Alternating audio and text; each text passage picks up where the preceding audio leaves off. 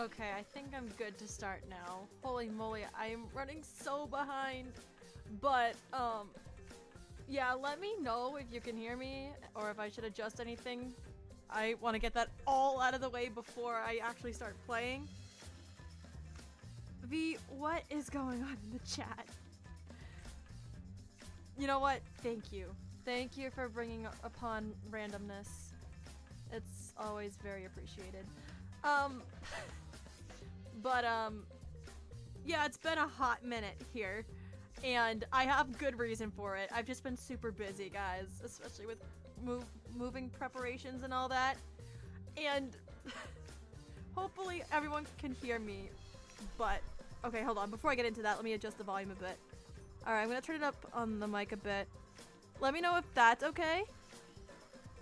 As for the game, let me fix that real quick. Bring that up just a little bit. Let me know if that sounds okay. I want to make sure everything can be heard just fine. If anything, I can also just do it during the stream too, but I want to try to get it all out of the way now. But, very jumbled up here. Anyway, what I was going to get into real quick. As I mentioned, I'm going to be preparing to move, and initially, I wasn't going to stream this until after I moved in, like, a couple weeks from now. But I keep getting spoiled, so I'm going to play it now just to avoid continuously getting spoiled. On my timeline, that's all I've been seeing. So I'm going to be trying to go into this as blind as possible, but I did get spoiled on stuff. Will not be getting into what that is until after I finish up here, but, I already know that this is going to be a dumpster fire in a good way. I'm just gonna start, guys. I'm not gonna drag this out anymore, but alright, here we go. Alright, chapter 2, Deadly. Why wasn't it Fu? What?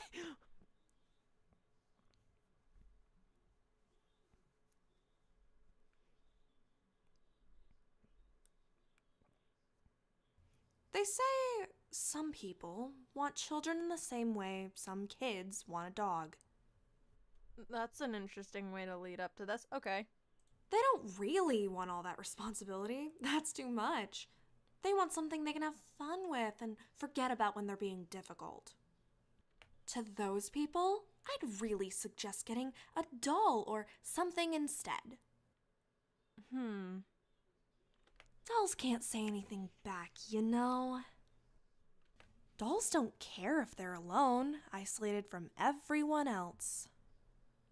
Dolls can't hold any accusation in their little button eyes.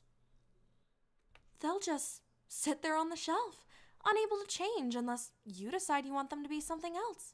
You can have complete control over them. And that's sad. They won't say anything you don't want them to say. They won't be anything you don't want them to be. They won't notice the suffering you perpetuated because life-saving procedures weren't covered on their insurance.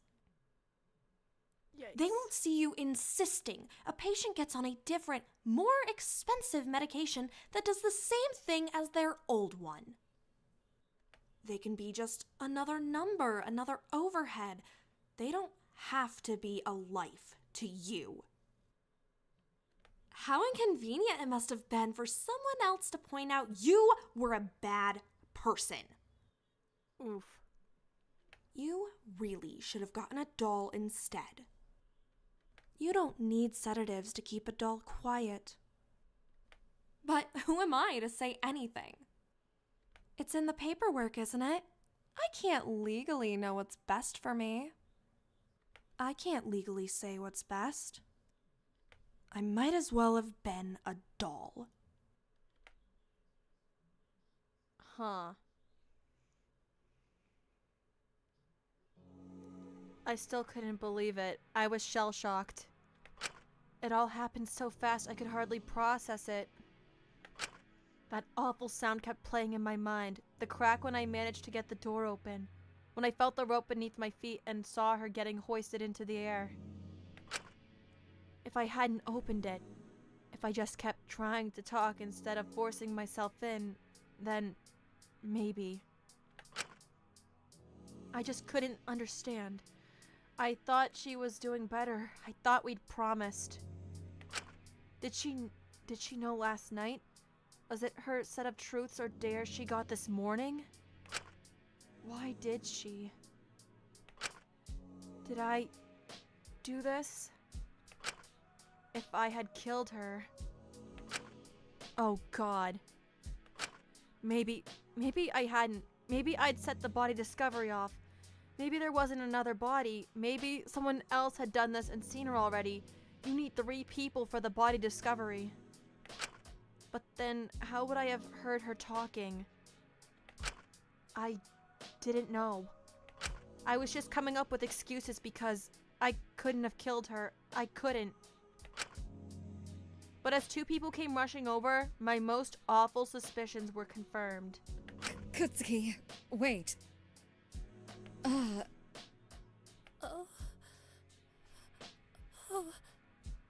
Yeesh.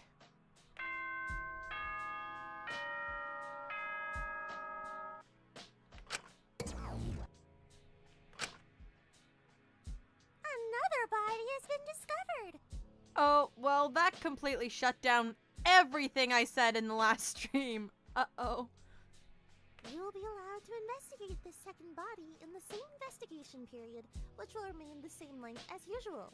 What the fuck? That's not cool. Good luck. Woo! Double the fun. How exciting.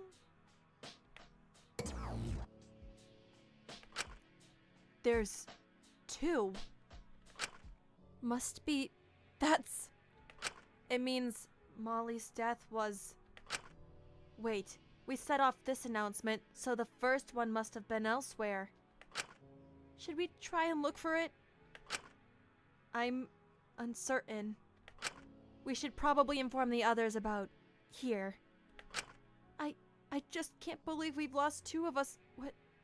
What happened? Kutsuki, how did you find her?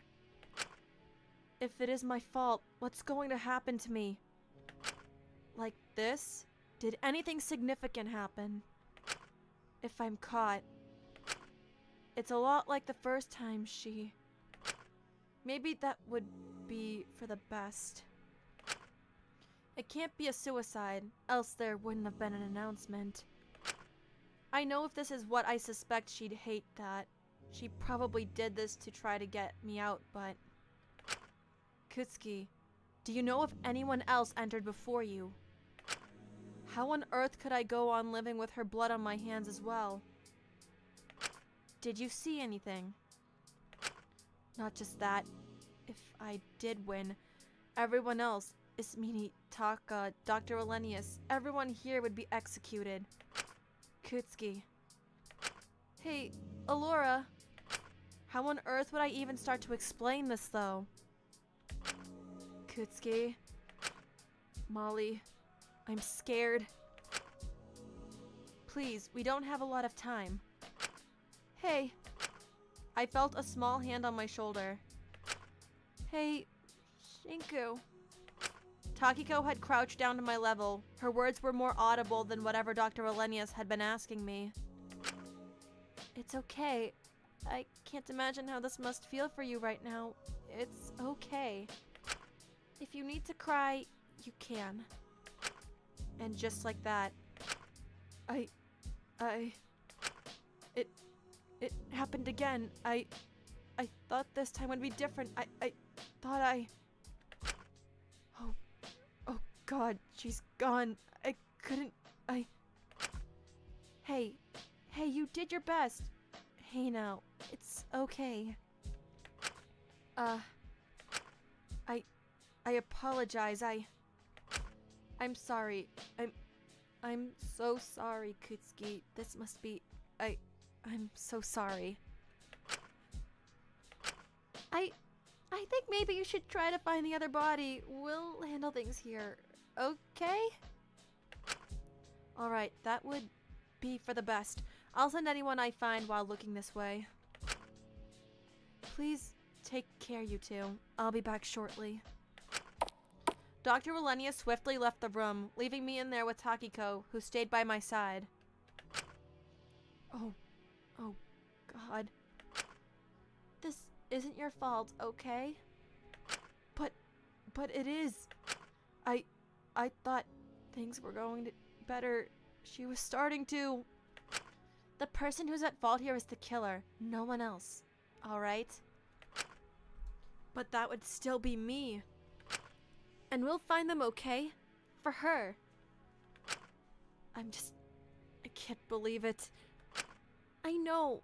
It's okay. Let it all out. Take as long as you need. I'm here for you. An awful thought crossed my mind as she said that.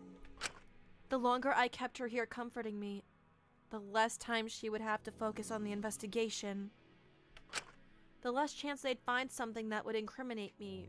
Maybe then. No, I couldn't think about that. I couldn't not tell people what happened. I couldn't risk them all dying. I knew that. I just had no idea how to explain this. I was scared. I didn't want to die. Do you think there's an afterlife, Takiko? I can't say. I just hope that no matter where people go after death, no matter where she is after death, that she's able to get some peace, that she's able to rest. I like the idea of that. God, I think we all need a rest. You could say that again, but all we can do is keep moving. It's all anyone can ever do.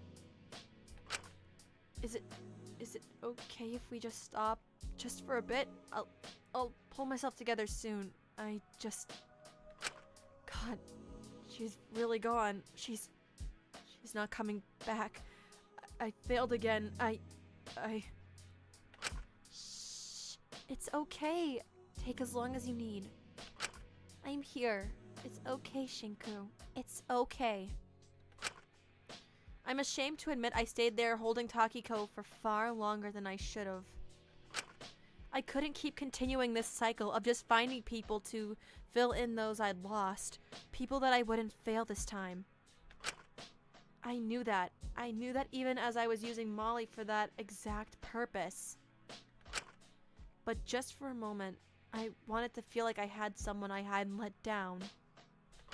For just a moment, I imagined it was you holding me and not the rental sister. Old habits really do die hard.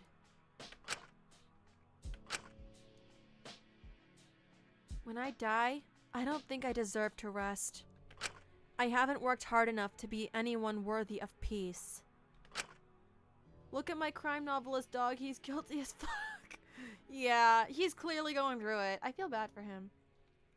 I was always told when I was a kid to keep my head down if I wanted to keep the peace.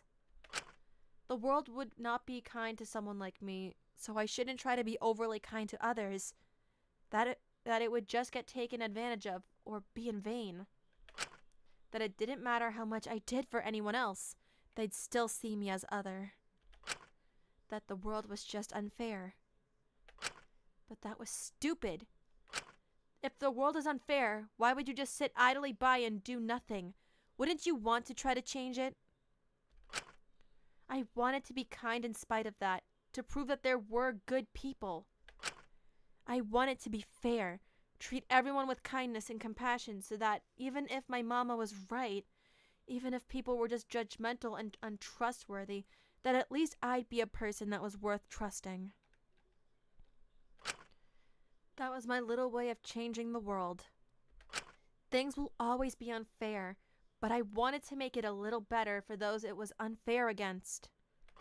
To me, being kind was the most revolutionary thing you could do. That's why when I saw him getting picked up at Hope's Peak, I couldn't just sit by and do nothing. That's why, no matter what others thought about him, I became Taka's friend regardless. Maybe at some point along the line it became more out of my own interest than looking out for him, but I never imagined he'd be gone. Oh no, Suga! They're not okay! Asu, I'm so sorry. Taka, he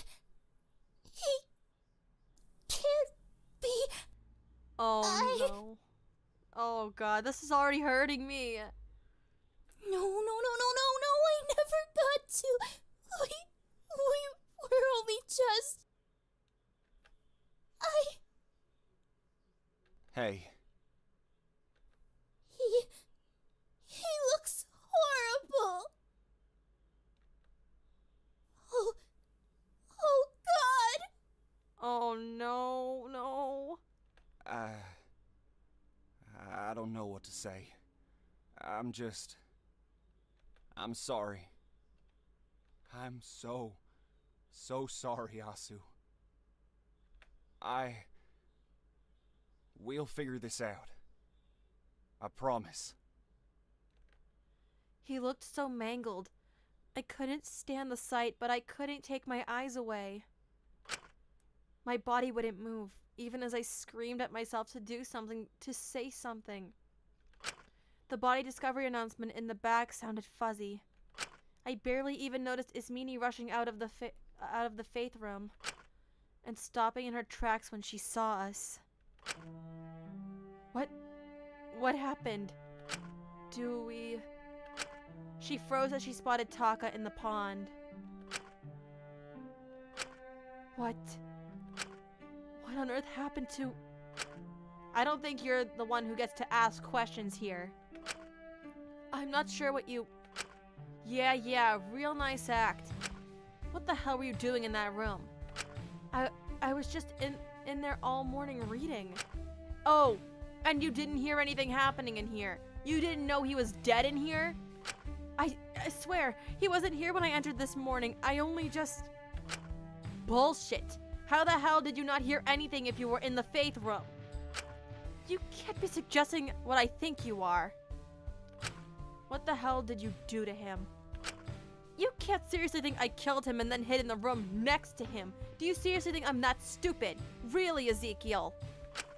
Well, you're apparently stupid enough to ignore someone getting murdered in the room next door, so I wouldn't put it past you, especially not with how you've already been about the corrupt prisoners. I promise you, I heard nothing. If I heard anything, then I would... Before Ismini could continue, another body discovery announcement sounded.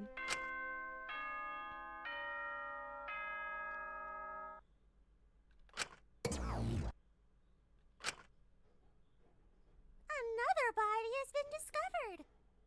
You will be allowed to investigate this second body in the same investigation period, which will remain the same length as usual.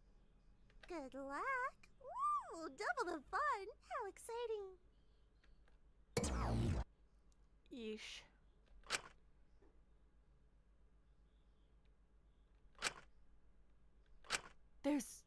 There's another. Jesus. 2? Who do you think the second is? Sorry, I know that's morbid, but... Oh god, I haven't seen Kiko this morning. I can't lose her too. I saw Lai this morning, but... I'll go try to find the second, just to put my mind at rest. Oh no, you don't. There's no way I'm letting you out of this room. You're far too suspicious. For goodness sake, Ezekiel, I didn't! Just as their bickering was about to start again, Lori entered the room, a little out of breath. Seeing us gathered, she only had one question. Is this where... Oh.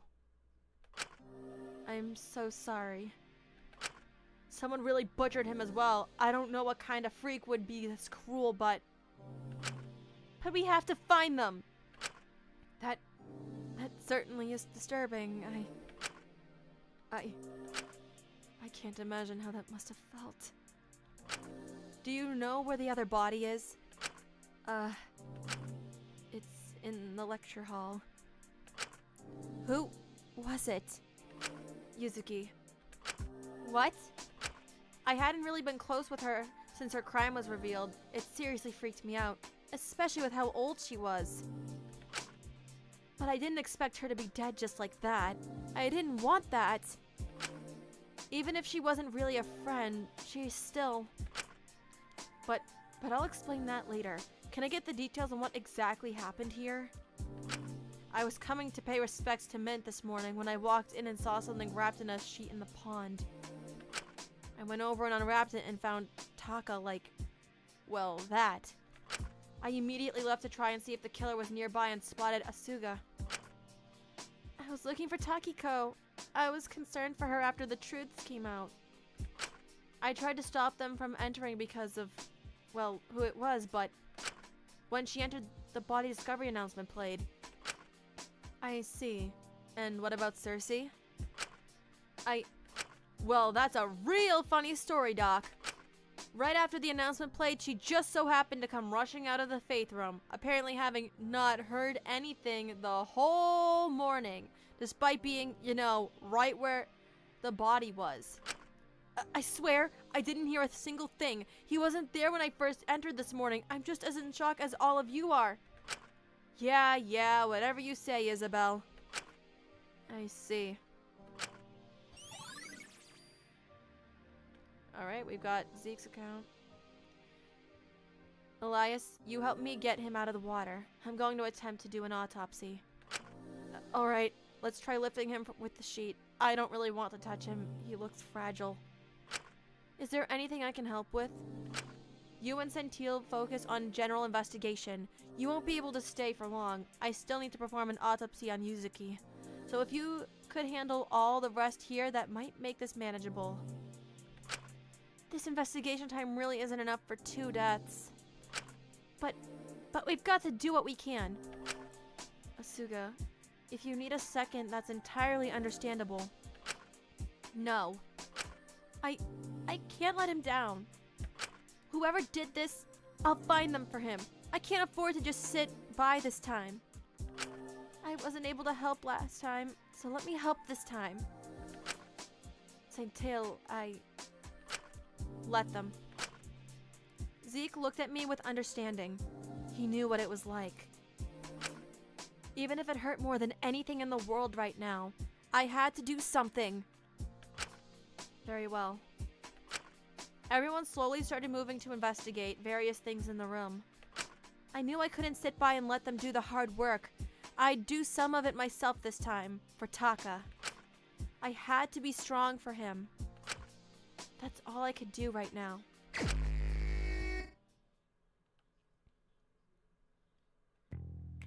Alright, I guess we should just start by talking to them. Sentil, you probably don't want to see this. It's really not a pretty sight. You were close to him too, weren't you? Not as close as you were. I hardly have the right to be as upset as I am. But you're still allowed to be upset, you know.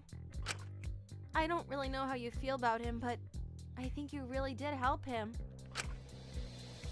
He seemed to really look up to you, always constantly running about, trying to do his best for you. I think when he was working for you, he really felt like he was doing something good, even if you were just giving him menial busy work.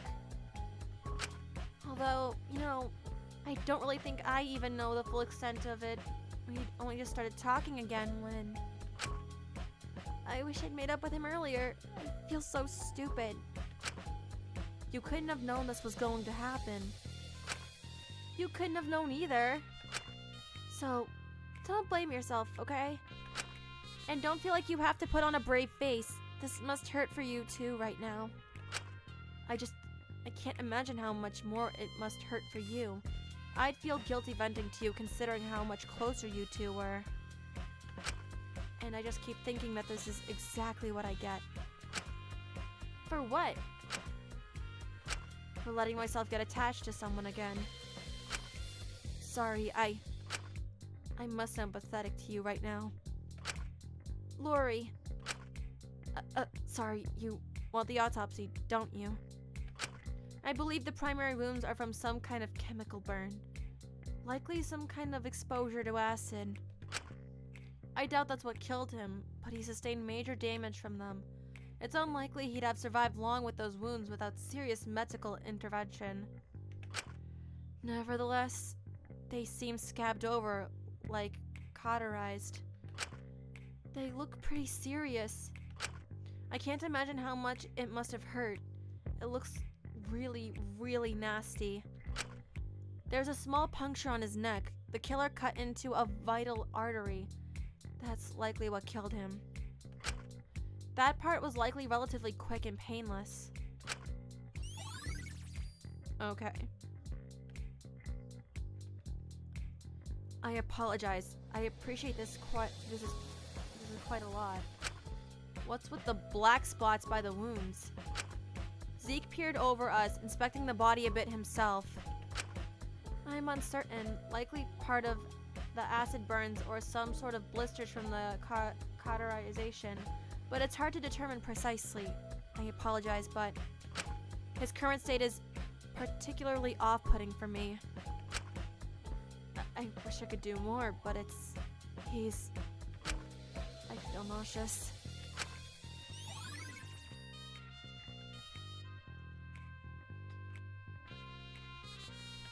Hey, it's okay. We've been over this. This is a lot for you as well, isn't it? Allora cautiously nodded. I noticed her hands shaking. My hope is we'll find another piece of evidence that we can link to the spots.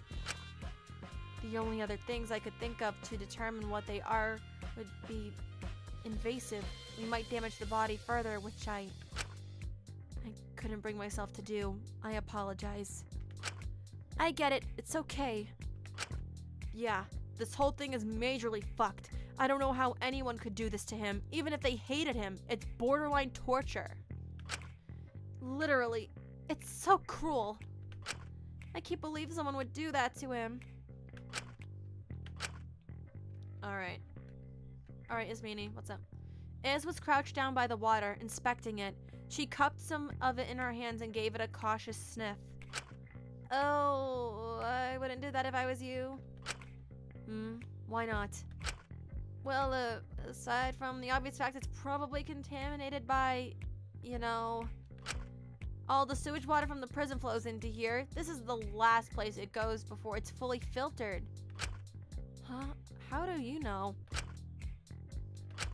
Taka told me. It's stuff Lori found.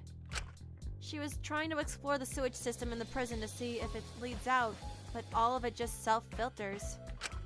I don't know how it really works, but there's all these fancy treatment plants within the prison sewage system itself, so it's all self-sustaining and stuff. Any sewage loops into here and out into a treatment plant, so it's probably a little icky. It's been a little treated at this point, but not massively. Well, that certainly explains the odor. Goodness. I'll have to go wash my hands. That's disgusting. Why were you looking in the water anyway? I just find it a little bizarre. It's completely clear. I was wondering if I could smell blood, but no. You'd expect there to be some sort of trace of blood in the water, given the severity of the wounds. Sorry. You likely don't want to hear this. No, it's fine. I'd rather be in the know. We've got to figure this out. It is kind of strange. Maybe it just got flushed away by the constant stream? Perhaps. I still think it's notable. Alright, the water. Well, I'll keep an eye out. Please be careful, alright? I will, don't you worry. Good. Yasmini shot me a gaze full of pity before she went to try to look at something else. I hated it. I didn't want them to feel like they had to tiptoe around me. I wanted to help this time. I couldn't live with myself if I just sat by and did nothing. Alright. I'll talk to Ezekiel again. I swear I've seen this before. I just can't place my finger on it. Zeke was looking at the sheet that he'd been wrapped in. It was pretty soggy and messy, but the seams make it look like some sort of bed sheet that could have been gotten from any of the cells. I guess we could check them. The infirmary and the 2 labs have beds in them too. It could be from those. I feel like it'd be a whole lot smarter to get them from those places instead of your cell. If it's from someone's cell, we could probably pretty easily pin down whose they are by seeing whose is missing. Well, I don't reckon they're real smart in the first place if they thought murdering someone was a good idea. So no matter who it is, we'll find them. Okay? I swear it. Yeah, of course. There's no way we're letting them get away with it. That's the spirit. Anyway, so we could probably nail down where this bedsheet is from by checking out. It was used to conceal his body. When I found him initially, he was wrapped in it. Not much else I can tell you, sorry.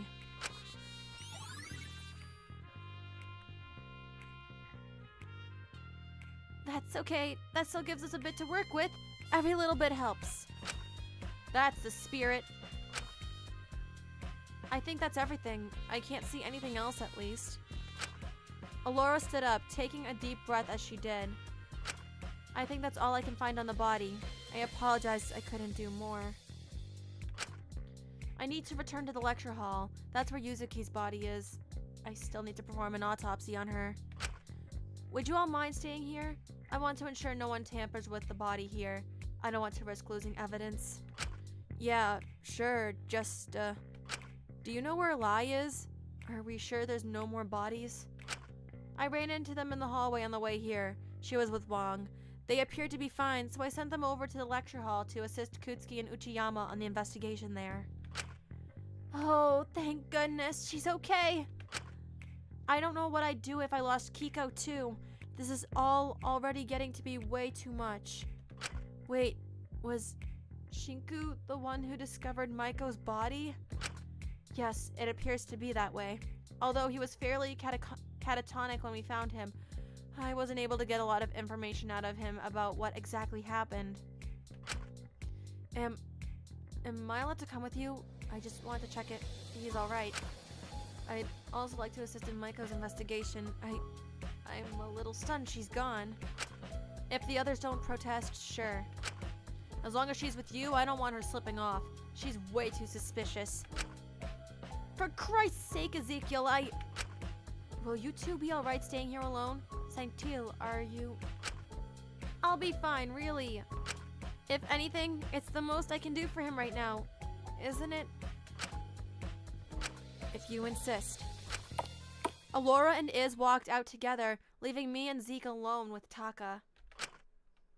Sugi, yep. Sounds about right. This awful feeling wouldn't go away, no matter how much I pushed it down. I wanted to be strong. I wanted to just suck it up and investigate, figure this out for him. I kept telling myself I needed to just hold on. When we were safe, I could let it all out, but... I felt a hand on my shoulder.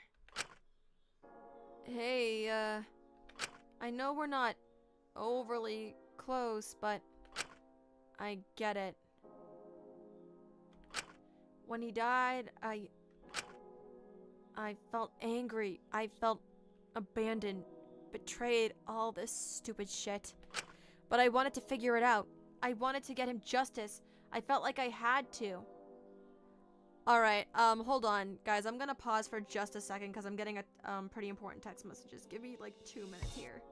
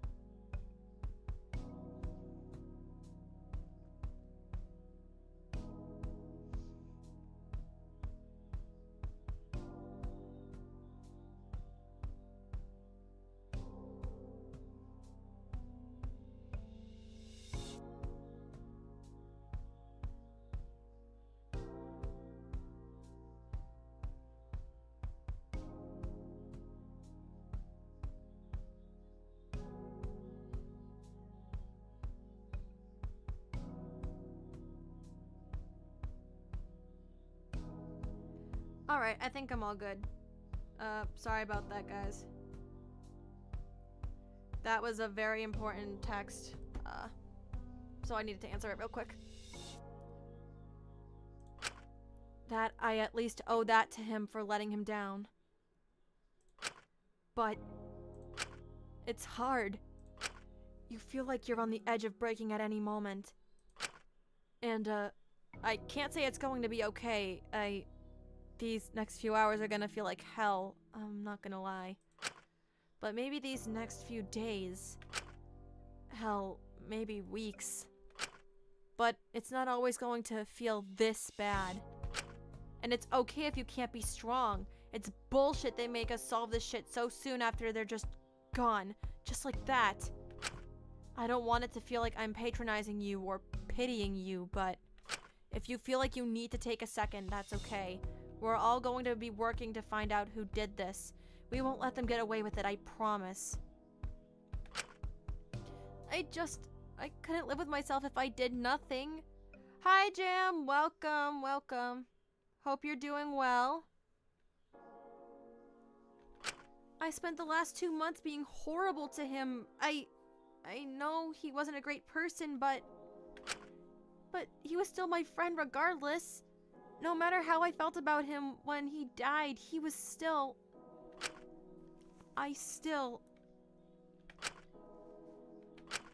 You don't gotta know how you felt about them. That shit is always gonna be messy. Hell, I still don't really know how I... Point is, this sucks and it's okay to admit that. I know you probably don't want to feel weak right now or feel like you're not doing enough to help find who did this to him, but... Just know whatever you're feeling, you're not alone. No matter how messy it is, I'll understand. And if you don't need to pause, if throwing yourself into this and getting him justice is what's gonna help you most right now, then I ain't gonna stop you either. I actually kinda like this dynamic right here. It's like, what's the word I'm looking for? Kind of like inspiring? I wanted to say wholesome, but this is far from wholesome. Gotta be honest, guys. Huh. I really didn't expect that sort of thing from him. Thank you, Zeke. I just don't want to let him down. I won't lie. It really, really, really hurts right now. There hasn't been a point in almost 3 years where he hasn't been part of my life. But I know I need to keep on moving. It's the only thing I can do. I need to do this for him. I'm sure you will. I had to find the strength in me to do this, in spite of how much I missed you. I had to find it for you. In the same way I found the strength to stick up for you and approach you. In the same way I found the strength to distance myself from you, even when it hurt after your crime came out. In the same way I always found strength. I would find out who did this for you. I wouldn't give up. I wouldn't be the kind of friend who just gave up on you this time. Takiko has something to do with this. What? That's so random. I don't know how long I spent on the floor distracting Takiko from the investigating.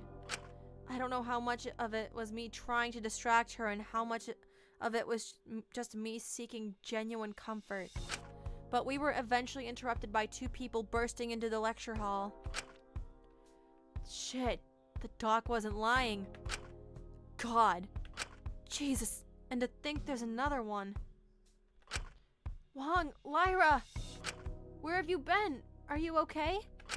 I was in the common room. I saw Fu rush out right after the first announcement. We decided to stick together. We ran into the doc in the halls and she told us about over here. Told us to come and help investigate. Do you know who the other one is? No clue. Allora was still looking for them. God, I hope Ismini is safe. I can't lose her too. Never mind that. What the hell happened? Are you two okay? It's a bit of a long story. Take it from the top. We need all the info we can get right now. Well, I woke up early to go check on Maiko after everything that happened with her yesterday. I wanted to see if she was feeling okay. But when I walked to this side of the prison, there was a total blackout. Everything was dark. Oh, yeah. I forgot about that. I knew there was an electrical box in Lab 1, so I went to quickly mess around with it, see if I could reset the breaker. But when I entered the lab, it was completely flooded. Huh? With what? Well, you know those big biotube things? Status tubes? I'm not entirely sure what the word for them is, but a few of them had been completely broken and all their fluid was all across the floor. It was really gross. Ew, did it smell? Yes, it was really bad.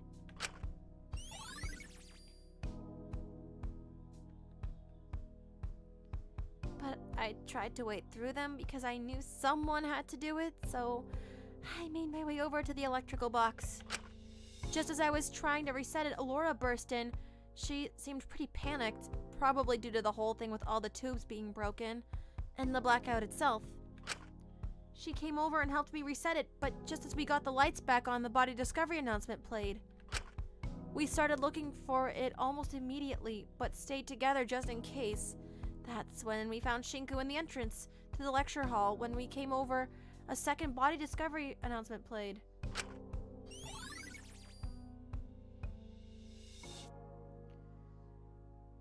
So Shinku initially discovered the body.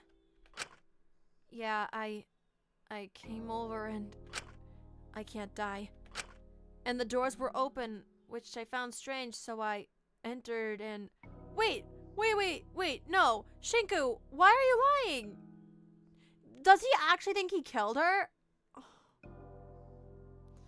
Is that why he's lying? Because he thinks that he actually killed her? Oh no. Dude, that's gonna make you look so sus.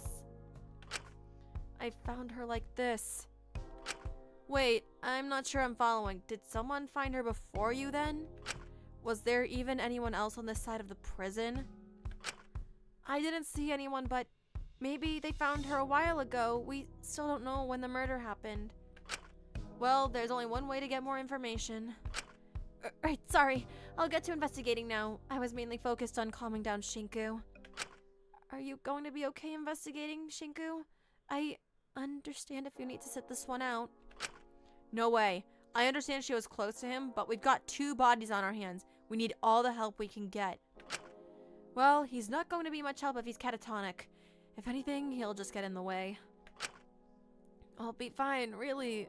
It wouldn't be fair on her to sit around and do nothing. I need to help too. If I'm able to monitor what they're investigating, then maybe I can guide suspicion away from me.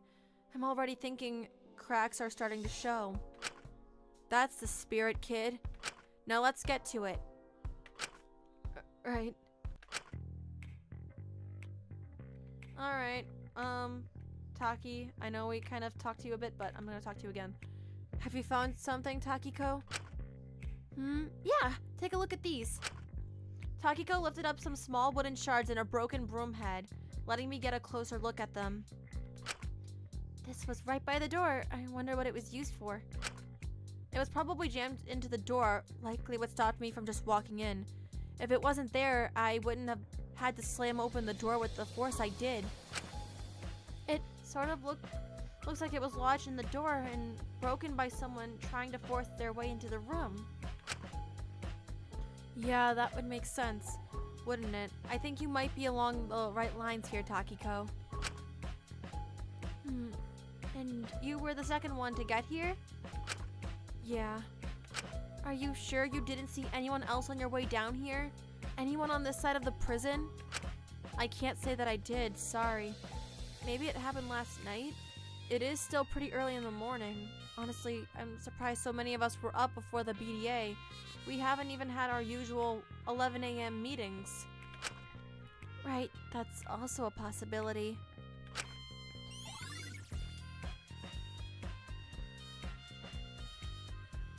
I'm starting to wonder if Molly set this all up to make me kill her. She likely wanted her suicide to have value. It's really looking that way. If that's the case, then it would only be respecting her final wishes to at least try not to die. Put up some kind of fight for her, as awful as it makes me feel. I just didn't want to think about it too hard. I'm going to keep looking around for more evidence. You do the same, okay? Right. Alright, Lyra, come here. Hi, Queen. Lyra was bent over. I can't read. My mic is in the way too, so, hold on, let me fix my mic. Hopefully this doesn't sound too bad, because I was genuinely having a hard time reading. Here we go. Lyra was bent over inspecting the various weights that were scattered around Molly's body. She picked one up, inspecting it. Looks to be from the gym. That explains some things. How so? Zeke's been complaining for a while about weights going missing. It's not been too bad because it's only really the low weight ones. But he's been complaining about it regardless. Seems the killer had been taking them. They must have been planning this for a bit. Or at least since yesterday. I see. I wasn't even aware we had this many weights. Well, I guess you don't really go to the gym all that much, do you? Okay, Lyra. Suppose not.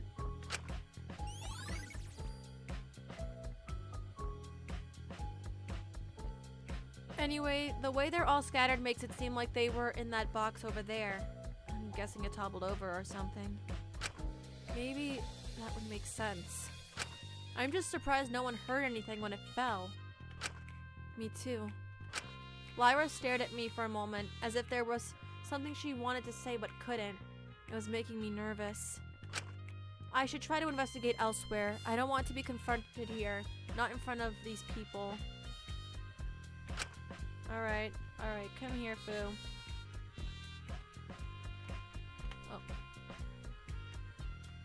Oh. Molly. Fu seemed to be inspecting the toppled over wooden box, lifted it up and inspected its sides. Be careful with that. We don't want to break any potential evidence. Yeah, I am. Don't you worry, kid. Just had to confirm something. That being? Fu pointed to the rope that had been attached to the box. The rope here is connected to the rope around her neck. It's one big contraption. I see. The wooden box is also a little battered. It could just be from the general state of decay. Everything in this hellhole seems to have... But, you know, better to be safe than sorry.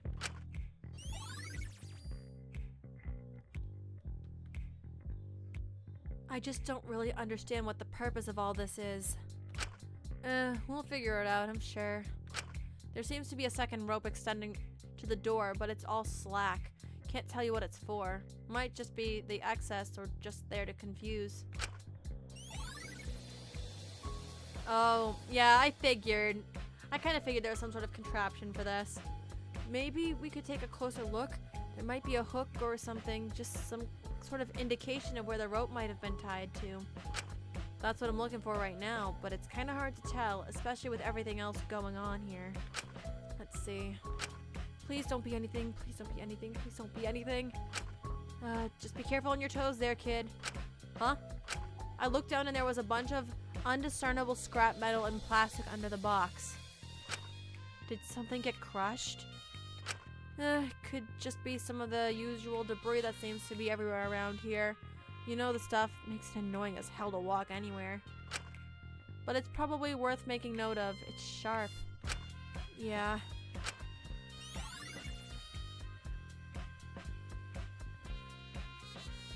I'll keep looking about. No doubt we'll find something to piece it all together. Hopefully. You better fight this time, kid. Huh? I kinda hated her, especially near the end, but I know you did care about her. Pinky, that is. But you never really stepped up when it counted. I kept what I knew about her truth from you because I thought maybe, I don't know, if you didn't know, you'd at least have something you cared enough about in your life to fight for. I wanted to force you to step up and make a stance, to do something. It's too late for that. Don't make excuses for yourself now. Fight this time. You owe her that much. Hell, you owe yourself that much. I'm not going to use her death to prove anything to myself. That would just be disrespectful. Whatever you say. I should leave him to investigate. This isn't going to help right now. I think that might be everything. Seriously? That's hardly anything. There has to be more. Maybe the body itself will give us more information. I doubt it. I feel like it's a pretty open and cut case. It's pretty clear what happened to her. Still, an autopsy might reveal something. I think an autopsy is a little bit out of our collective skill sets here. I could try and get the doc. She might be able to. Before Fu could finish his sentence, two people rushed into the room, clearly both a bit out of breath. Apologies, I came back as fast as I could. Shinku, are you... Ismini froze as she saw Molly's body. She's really... Allora, you're back! Who was the other body? Is Zeke okay? I saw him just this morning, but... Is Sugi safe? It was Taka. It's really not a pretty sight either. Oh. What? But he was just starting to do better. I know. That... he can't be... I don't particularly want to talk about it right now. Have you managed to find anything here? Bits and pieces. We just haven't been able to investigate the body yet. Alright, let's do it quickly. We don't have much time left. Dr. Olenius immediately sprang into action. It seemed she was distracting herself from her recent loss by focusing on the situation at hand. I wish I had the same level of conviction. My head was a mess. Can someone help me get Yuzuki down? It would make this easier. I can't really conduct any proper autopsy in her current position. I stayed quiet. I didn't think I'd be much help. Even if I was strong enough, I don't think I could handle it emotionally. I'll help. Let's just get this over with. I'll help as well. It's the least I can do. The three of them helped hoist Molly down, carefully not to damage the rope around her neck, not wanting to destroy any potential evidence. They got her down, and Dr. Olenius quickly got to examining the body. I know it was pointless, but... Is there any way of saving her? Reviving her? Please, just... Shinku... The announcement went off twice, and she's been hanging up like that for a while. Safe to say she's a goner. Seriously? Shinku. It's been a while, Shinku.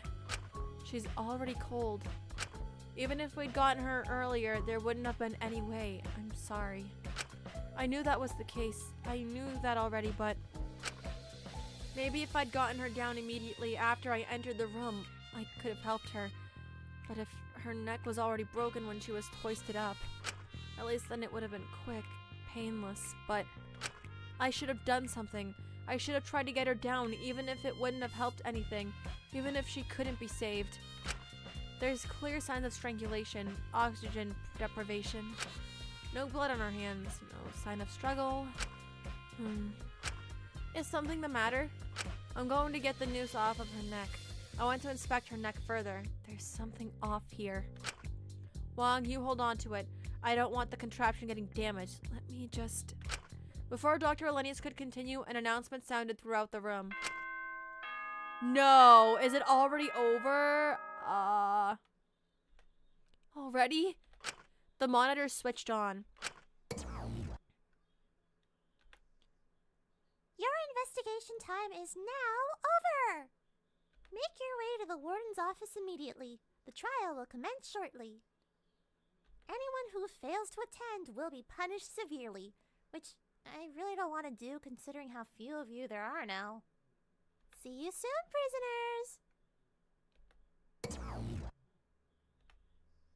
Well, that was quick. It really went by so fast, we didn't even get to... It's fine, we got a good enough idea. She likely died from the hanging. It's sad that they didn't finish that part. I mean, yeah, that's obvious. I just wish I could tell if her neck was broken or not. Does it really matter? No, but I think it would grant me peace of mind. If her neck snapped, it would have been a lot quicker and a lot less painful than if she was left to suffocate to death from hanging. Oh God. Her neck must have snapped. That's it. It must have been that. It had to be that. I think I heard a snapping sound. I must have... Wang, time and place. Right. We should probably get going. I don't want to keep the others waiting. Right, we should.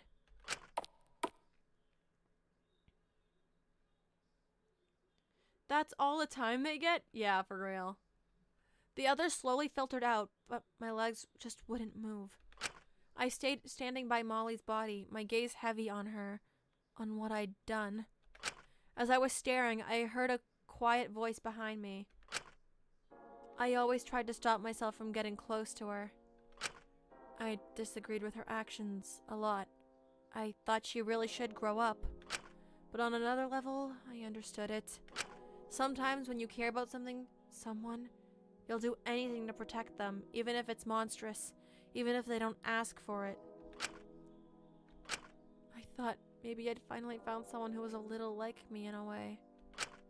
But I hardly thought I even had the right to talk to her after pushing her to attempt. I saw what you were doing, how you saw her as a second chance. I don't know if you used her to fill in for Dracul or someone else, but I always thought if I was in your shoes, I'd likely do the same. I should have seen her as her own person sooner. Maybe then. We need to stop getting hung up on on the maybe, Shinku. Both of us. I know. I'm scared. I feel like I failed her. I feel awful. She can't be gone, she can't.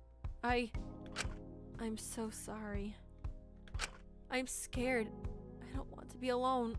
I don't want to lose anyone else. I can't take it. Shinku, hey.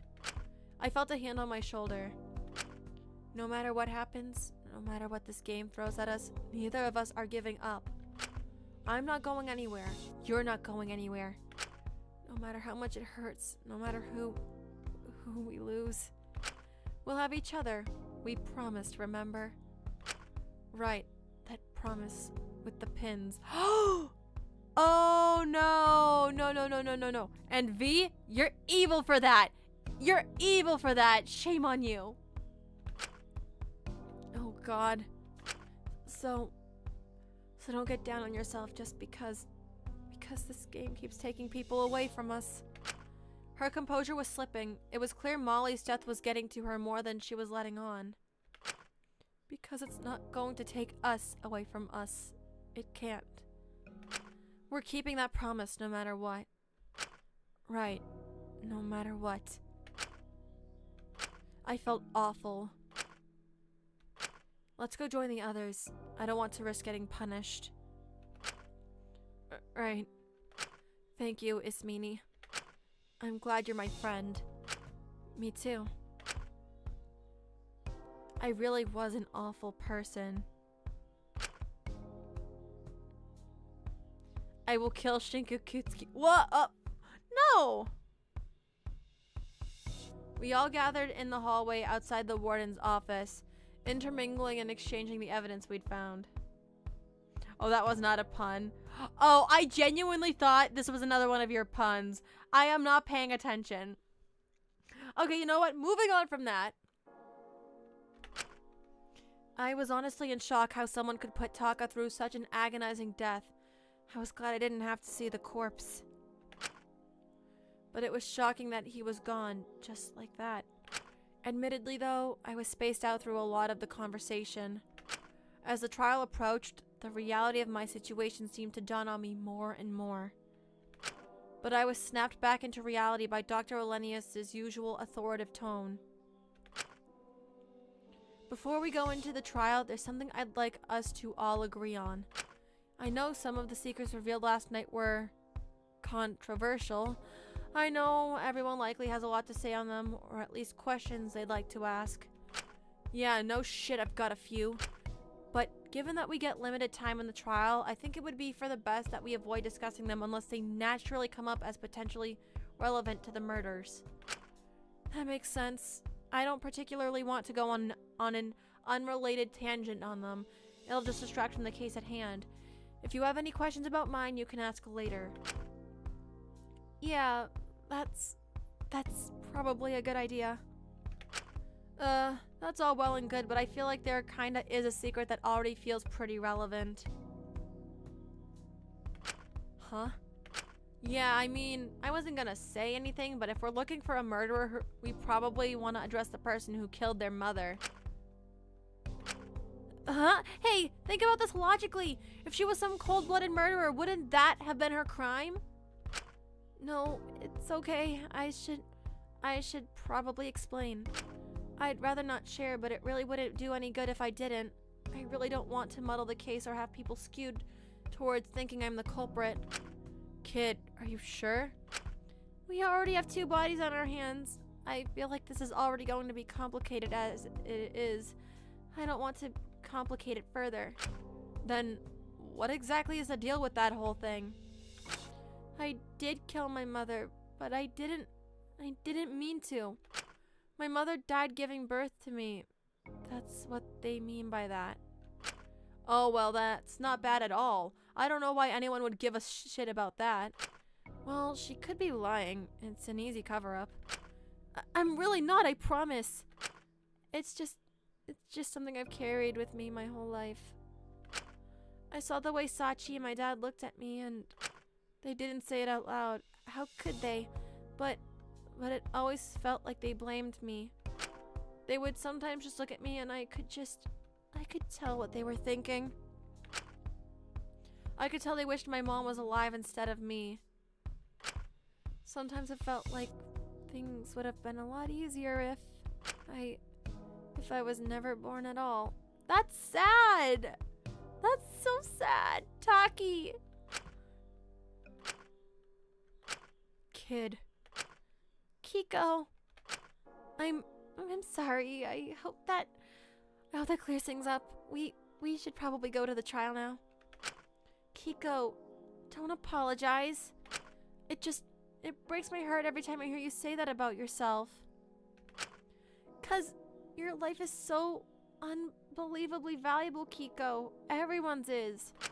No one should ever feel like they don't have a right to live. No one at all. Stop comforting me, please. Huh? It's not fair on you. Not at all. I'm so sorry, Sugi. You've just lost. I can't imagine what you're going through. I should be the one comforting you right now. I'm just being selfish. I shouldn't be getting emotional about this. I'm sorry. I'm so sorry all of this is happening. I'm sorry he's gone. Him and Molly it's a lot, isn't it? I really don't know how I'm keeping it all together, honestly. But we need to figure this out for both of them. I know that for sure. And even if it hurts a lot right now, even if I can't imagine a world without him, even if I'm only holding on by telling myself that by some miracle I'll see him again and he'll be okay. At least at the end of this all, we'll still have each other. If nothing else, that gives me strength. No matter what happens, this game hasn't taken everything. Yet. Sugi. I wasn't entirely sure to trust Takiko and what she said her secret meant, but seeing how close this all hit to home, it was becoming more believable. Still, I hardly had time to deliberate on it further before we were interrupted. Yes, all very touching and all that, but we do have a trial to get to, in case you forgot. Right, we should get to that. Very few words were exchanged between us as we entered the warden's office. Despite having only done it once before, it had started to become routine. Although, for some reason, I felt like I was slowly approaching my coffin this time. The air felt suffocating. I both wanted nothing more than to just go to that awful trial room and get it all over with. But the idea of even being in there made me nauseous. I wanted time to stand still. All I knew was I did not want to talk to her right now. But as expected. So I'm guessing we weren't the biggest fans of Truth or Dare then. Understatement of the fucking century. It was a bit better than the hostages, I'll give you that. Well, I believe we went over it earlier, but I'll say it again. As a murder has occurred, all dares today are rendered null. Whether you've done them or not, your truth today won't be revealed. Wait, so burning the pin was... So any dares we did today were all for nothing, yep. I already figured that's the case. That's crazy. Which sucks for you guys, since a bunch of you got up early to complete your dares. Oh, yikes. Well, I'm sure most of us didn't expect to suddenly find 2 bodies. Honestly, I didn't expect that either. Seriously, 2? Well, I'm not complaining. Seriously, I didn't expect something like this until at least our 3rd trial, but I guess it makes sense for our reduced scope for it to be earlier. But 2 murders? Goodness, you guys got excited. Yeah, a bit too excited if you ask me. Boo, fun sponge, lighten up. Double the bodies, double the views. Just to get things straight here, like, what exactly are the rules with that? Oh, well, if both were done by the same killer, usual rules apply. It's basically just the same as it would be if there was only one victim. The second victim is totally irrelevant. And if there are 2 killers? Only the first one will count. The second murder is null and void. Okay, so if there are 2 different killers, that would mean that whoever killed Taka would die or be executed or be the killer in this case. And I say that because I'm very, very certain that it was Taka that died first. There's no way that Molly died first. Completely? Yeah-huh. The killer of whoever died first is the person you need to find. They'll be the one who gets executed. They'll be who gets in... I can't read. So one of the 2 would have died for nothing, yeah. So great. That's 1 life down the drain for nothing. Oh, come the fuck on. You don't get to start acting disappointing about that when you're the one who shoved us in here in the first place and told us to kill each other. Yeah, well, I didn't think you'd be this eager. Oh, really now? I thought you believed we were all awful, terrible ultimates or whatever your ridiculous movement believes. I do, absolutely. You've done nothing but prove that point, but we've been stalling long enough. Let's get going into the elevator. Yeah, might as well. It's gonna be a long one, isn't it? Yeah. But we'll figure it out, I'm sure. Right, we did it before. We can definitely do it again. We have to.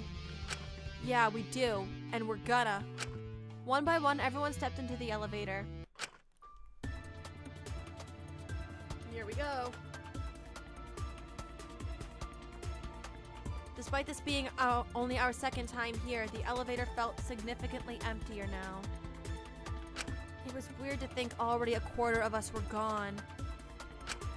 I remember last time I was here, Rakul stood right next to me. He seemed really nervous. Back then I thought it was just because of Mint's death, but now I realize why. But even so, he gave me a reassuring smile. I barely registered it. I was so focused on getting to the trial. If he was able to smile, even while knowing he was descending into his coffin, why couldn't I? Maybe I was just as much of a coward as he was.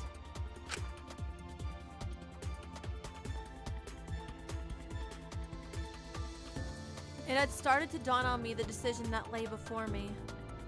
Molly, I killed you, didn't I? If I did, then I could fight tooth and nail to try to not be caught. Or quietly let myself fade into the back, feign ignorance. Maybe I'd be able to live with myself if I didn't think I was actively part of it. But if I did that, if I somehow won this trial, then everyone would die. My promise would be fully broken.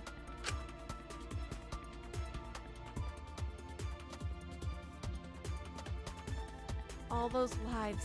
I couldn't do that, could I? But if I didn't, then in the case that Molly set this up, that she sacrificed herself, her life to get me out. Sorry, hold on. Then, wouldn't that be throwing away her life? I didn't know what to do. And this was all only if her death occurred first, which I was starting to believe was unlikely after what I heard about Taka's death.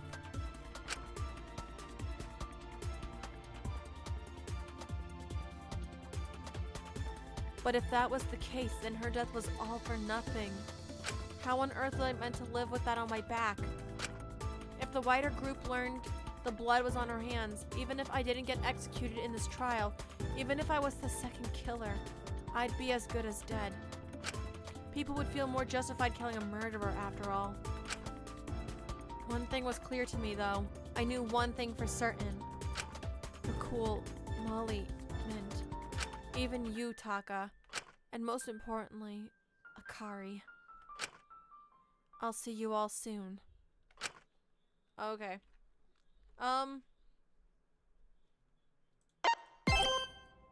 Please be Zeke, please, please, please. That's fucking crazy. Well, I won't bother you with the details. You know how this works. Before this starts, I'm gonna grab my drink and my snack because I feel like this is gonna be a long fucking trial, guys.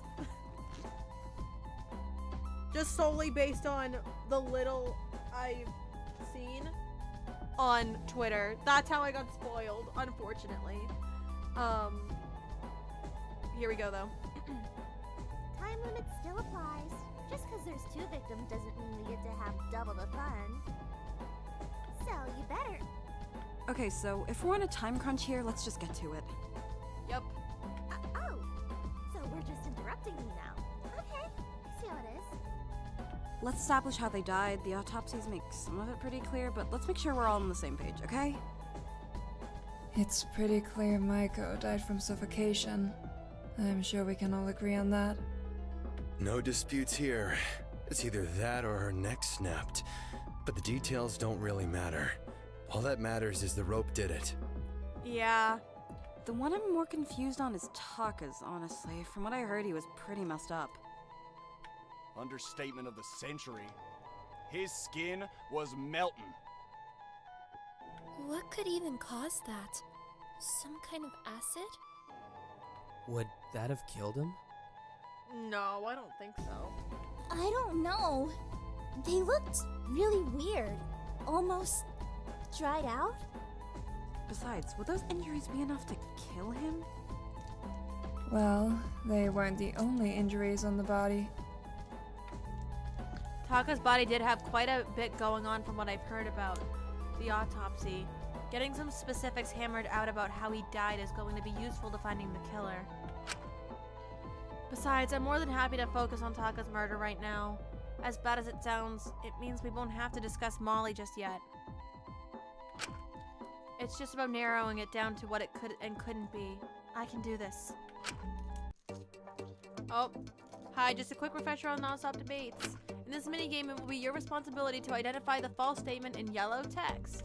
You have to make sure you refute it with a truth bullet that proves your point, though. To switch between truth bullets, press shift. Okay. If you spend too much time letting the debate go on around in circles, or if you refute the wrong statement, you'll start losing influence. If Shinku's influence reaches 0, then it's... Oh gosh, excuse me. Then it's game over. Anyway, good luck.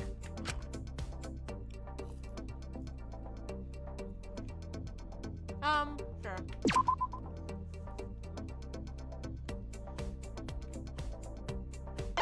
I feel like I know what this is, but I'm gonna skip through it a little bit.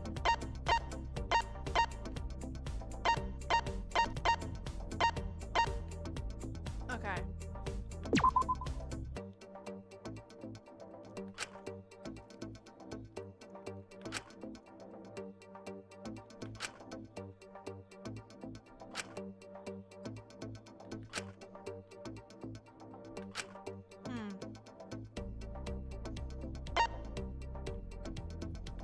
Just gonna read through all this real quick.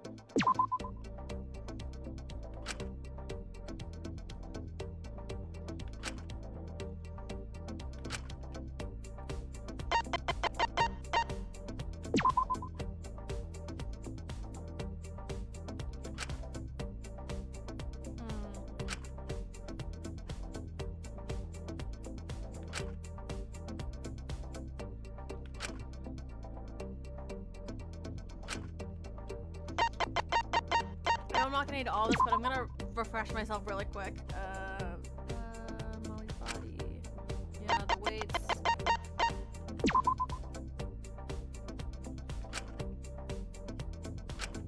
Okay, the broom.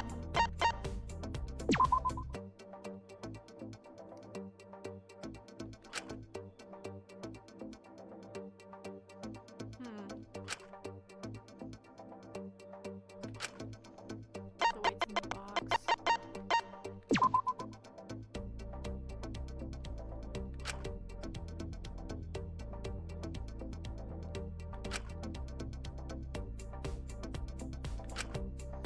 Okay.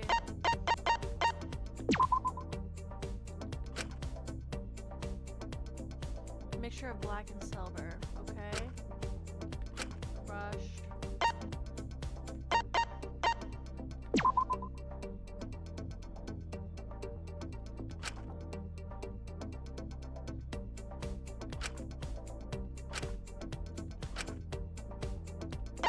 Okay, I think that's it. I don't know what it is, but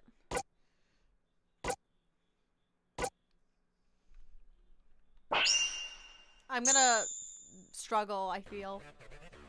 My autopsy showed he had various acid burns. Acid burns. I'm just gonna go to the next for now. At least that's what I assumed the deformatives were. Yeah, but they don't seem to be on any vital areas. He was probably in a lot of pain, but I don't think they killed him. I don't think so either. Is it possible the kid bled out?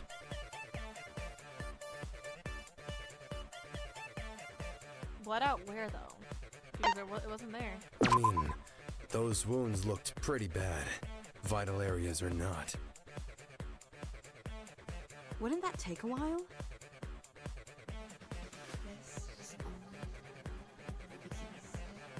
I guess it could work if his death was a while ago.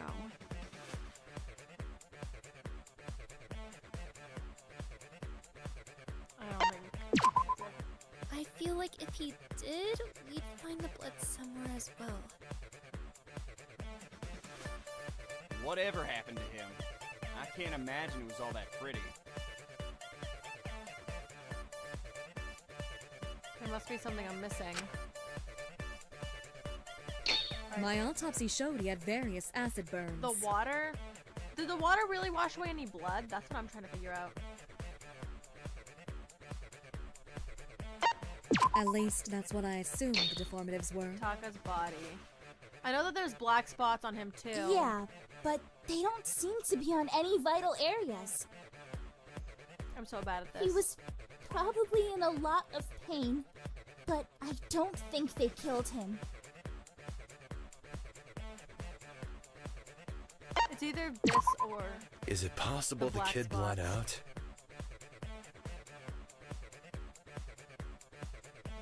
I don't think that's it. But the question is this truth bullet or not? I feel like this is one of the moments where like I'm just dumb.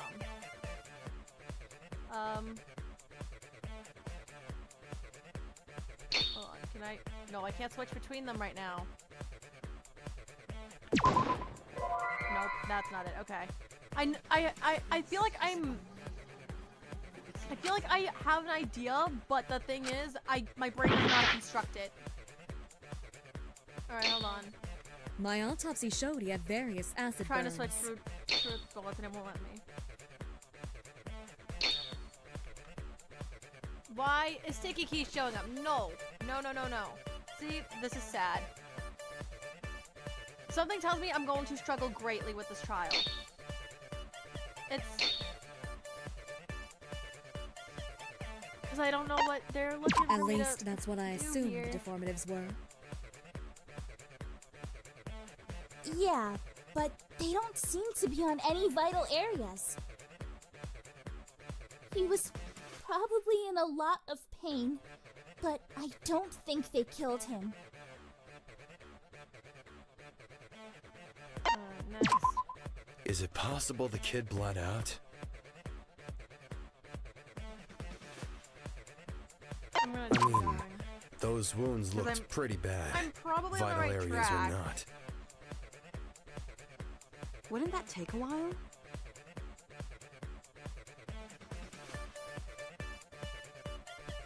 I guess it could work if his death was a while ago.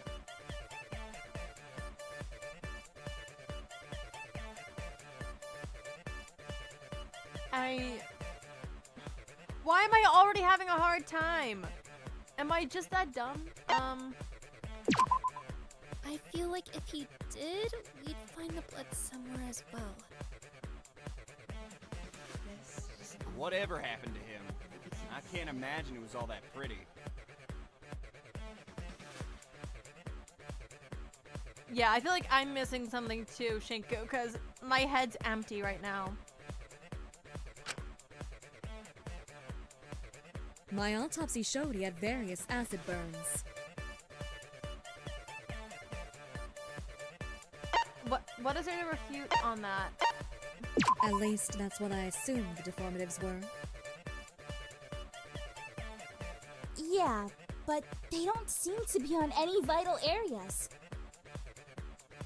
He was probably in a lot of pain, but I don't think they killed him. I don't think they killed him either, but that's the thing, because I'm out of time now. Sigh. Is it possible the kid bled out? Can't let this go on forever. I know, Shinku, I'm stupid. I'm not like you.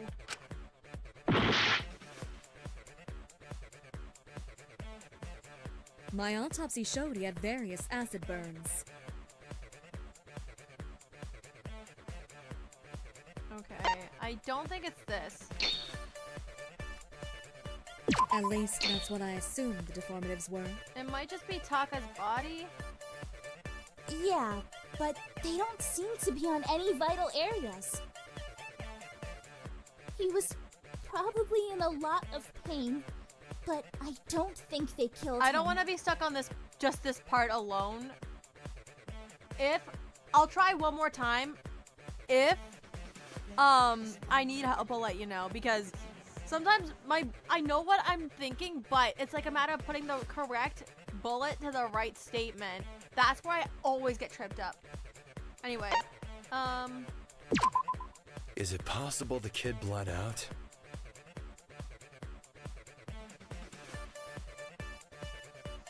I'm almost tempted. No, I mean, those wounds looked pretty bad. Vital areas or not. Wouldn't that take a while?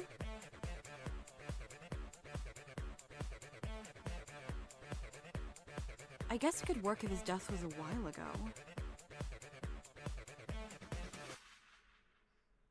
if his death was a while ago.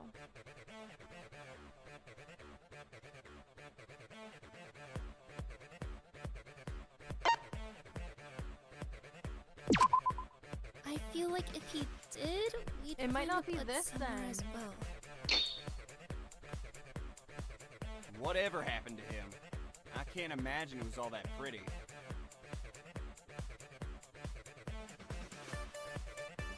Yeah, this is not. My brain doesn't. My wanna work. autopsy showed he had various acid burns. Is it the black spots or is it his body? That's what I'm trying to figure out. At least that's what I assumed the deformatives were. You know what, I'll just do that. but they don't seem to be on any vital areas. He was probably in a lot of pain, but I don't think they killed him. I'm pretty sure I did the black spots on what Fu said before. If my memory is working well. If not, then I'm just really dumb. I'm gonna try that because I think that it's something with that statement. I don't know. Is it possible the kid bled out?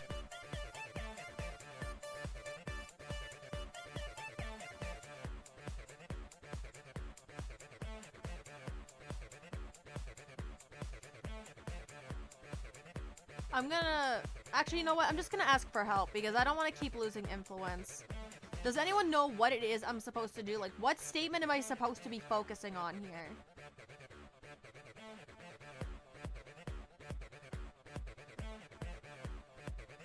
Because it's sometimes it's like the wording of stuff and like figuring out what bullet goes where.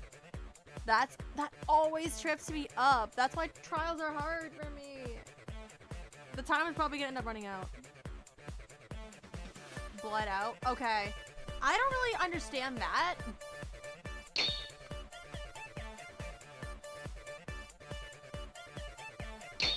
That seems like a lot of blood though then. There's no, that feels weird to me. Okay. But it won't let me switch to water now. I don't like that it just won't go through. The bullet for water isn't even coming up.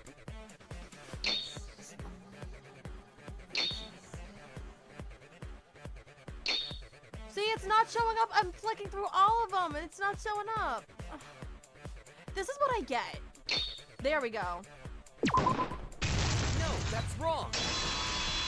That doesn't feel right to me. But maybe I'm just stupid.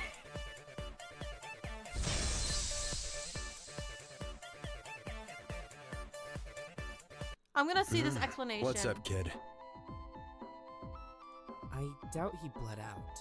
If he did, I feel as if there would be some sort of discoloration in the water, but it was completely clear. Okay, that's where the train of thought was, because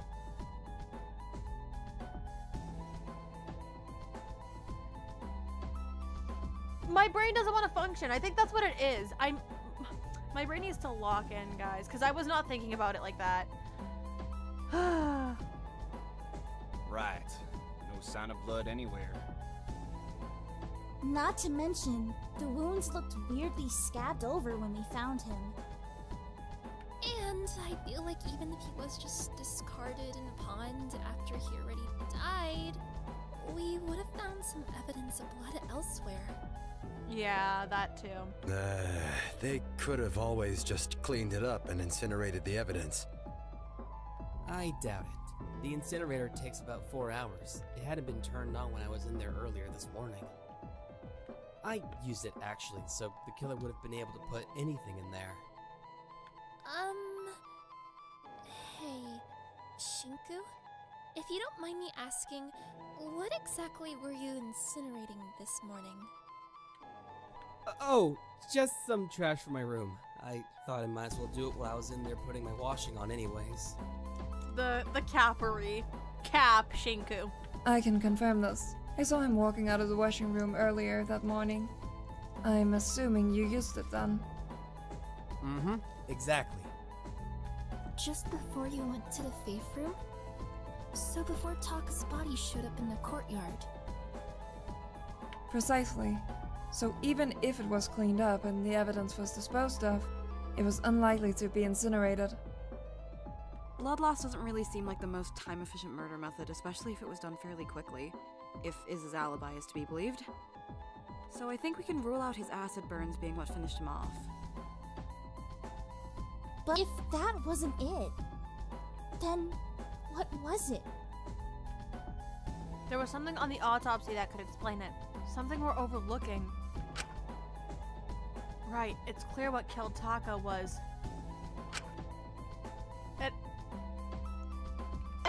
the neck puncture. I've got it! There was a small cut on his neck, wasn't there? It's likely that punctured some sort of artery in his neck and killed him. Fairly quickly at that. That makes sense that the time frame it happened in was all quick.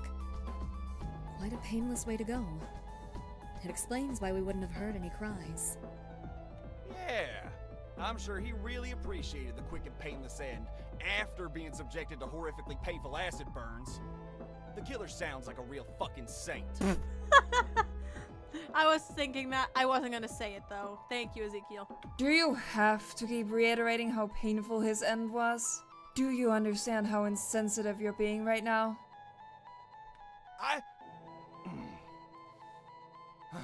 Right. Sorry. He brings up a good point, though. What was the point of the acid if they were just going to slit his neck? It feels like it's just overcomplicating things for nothing. Yeah. Seems to be making the murder way messier than it needs to be for little gain. Unless they were that intent on torturing the kid. Yeesh. I don't want to think about that. Did anyone here hate him that much? Even if people found him annoying, I'd find it hard to believe anyone would go that far. It's another level of cruel. Right? I can't understand why on earth someone would do that to him! Well, maybe they didn't mean to? Huh? Okay, I'm totally spitballing here, but what if it was an accident or something? Like, the acid was completely accidental and they panicked in the moment and put him out of his misery by slitting his throat. Maybe? But... Oh god, no. I don't know, part of that still feels weird. That would make sense, but I don't really know how you just accidentally spill acid on someone. It's unclear either way, but I don't think we'll really know until we hammer out more specifics of this case. Do we even know when he was killed? Well, if Ms. Minnie's account is correct, his body wasn't there when she went to the faith room this morning, so it must have happened after she entered. It could have happened earlier than that. Maybe his body was just moved in there afterwards? That might explain why she didn't hear anything going on in the courtyard. Oh, that's definitely true. Yeah, that's a possibility.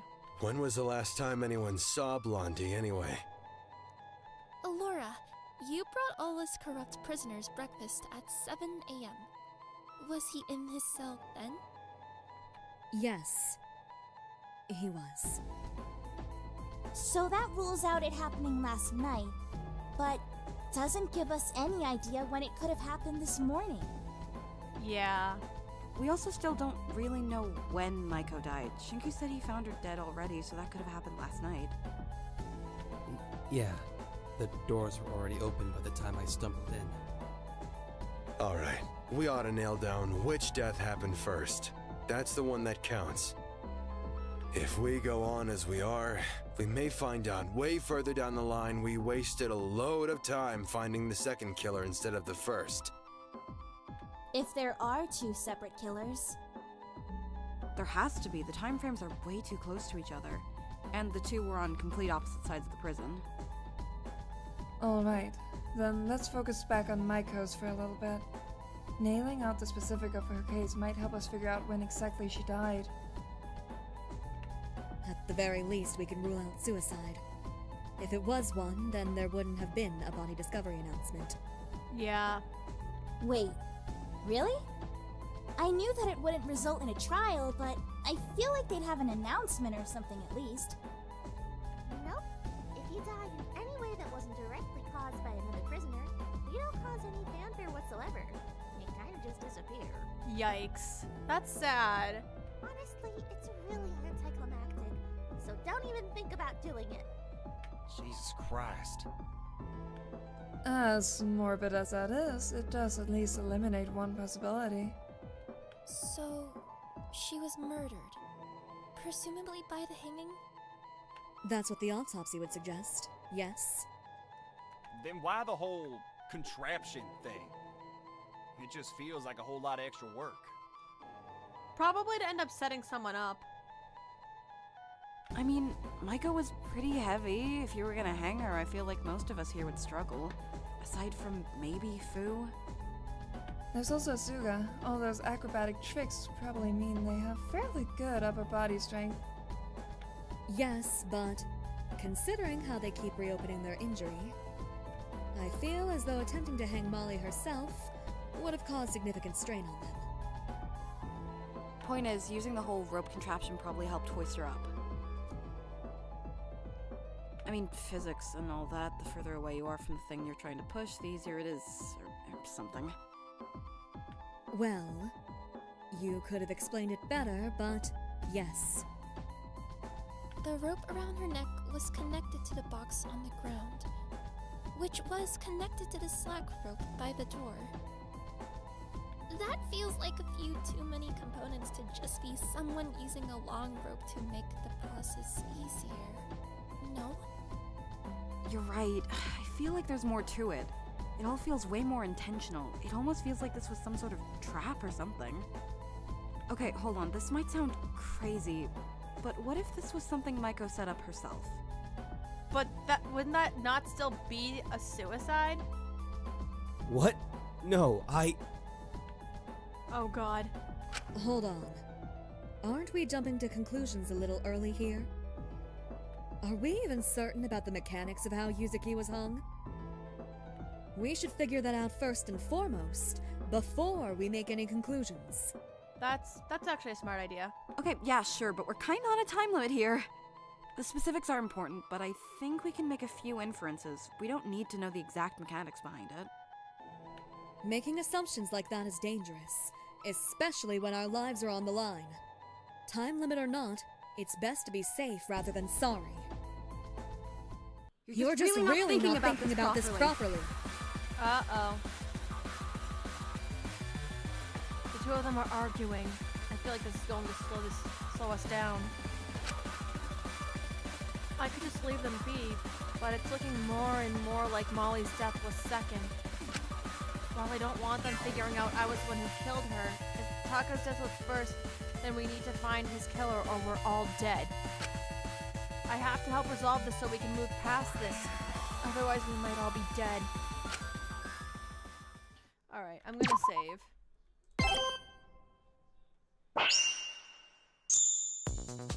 Alright, here we go. What the?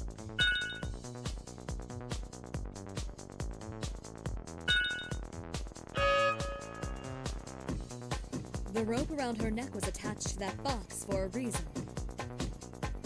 It's likely the weights within it were equal to or more than Yuzuki's weight. Yeah, probably.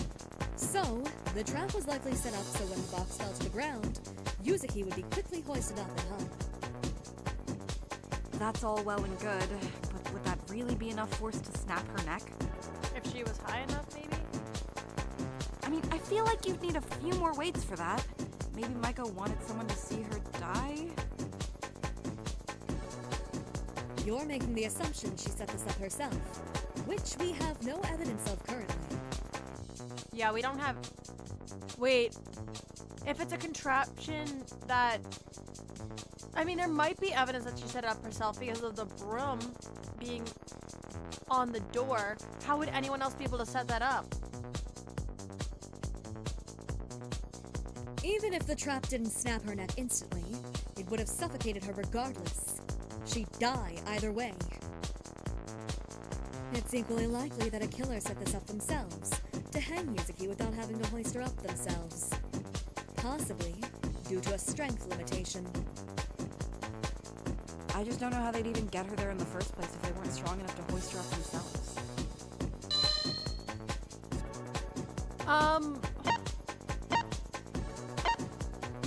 They both have good points here, but the thing with me is that with the broom, like, how would anyone else be able to fake that? Like, I can see why Lyra thinks it's probably, like, she set this up herself.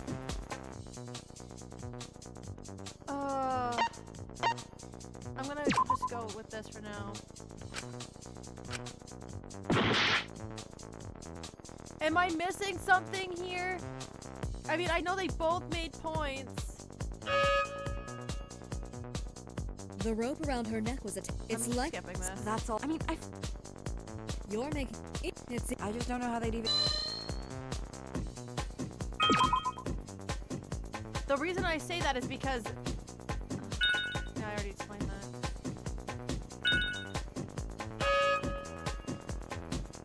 Okay, but there has to be a reason for the rope by the door, especially considering it's connected to the box. I'm not just focused on the rope, though. The broom, too. It was slack when we found it, but it might have originally been tied for something. If you ask me, it was likely set up so whoever entered the room first would trigger the rope by the door, and it would act like some sort of tripwire knocking down the box. Which indicates someone was trying to get someone to set it off and kill Maiko. There was no indication it was ever tied to everything. The rope was slack when we found it. It's equally likely the killer lacked the strength to push the box down themselves, and set up the rope to make it easier to pull it down. I really feel like you're making a lot of assumptions here, Chattel.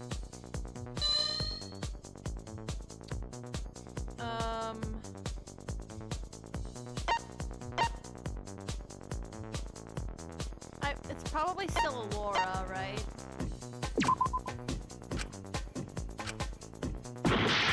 Why am I born dumb?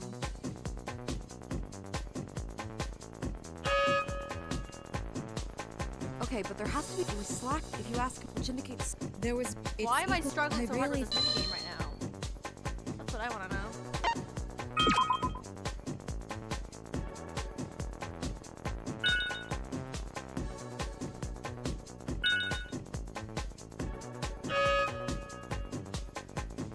I feel like they're catching on to me. I should be careful to try to divert suspicion here. It might be best to go with the option here that throws them off my tracks the best.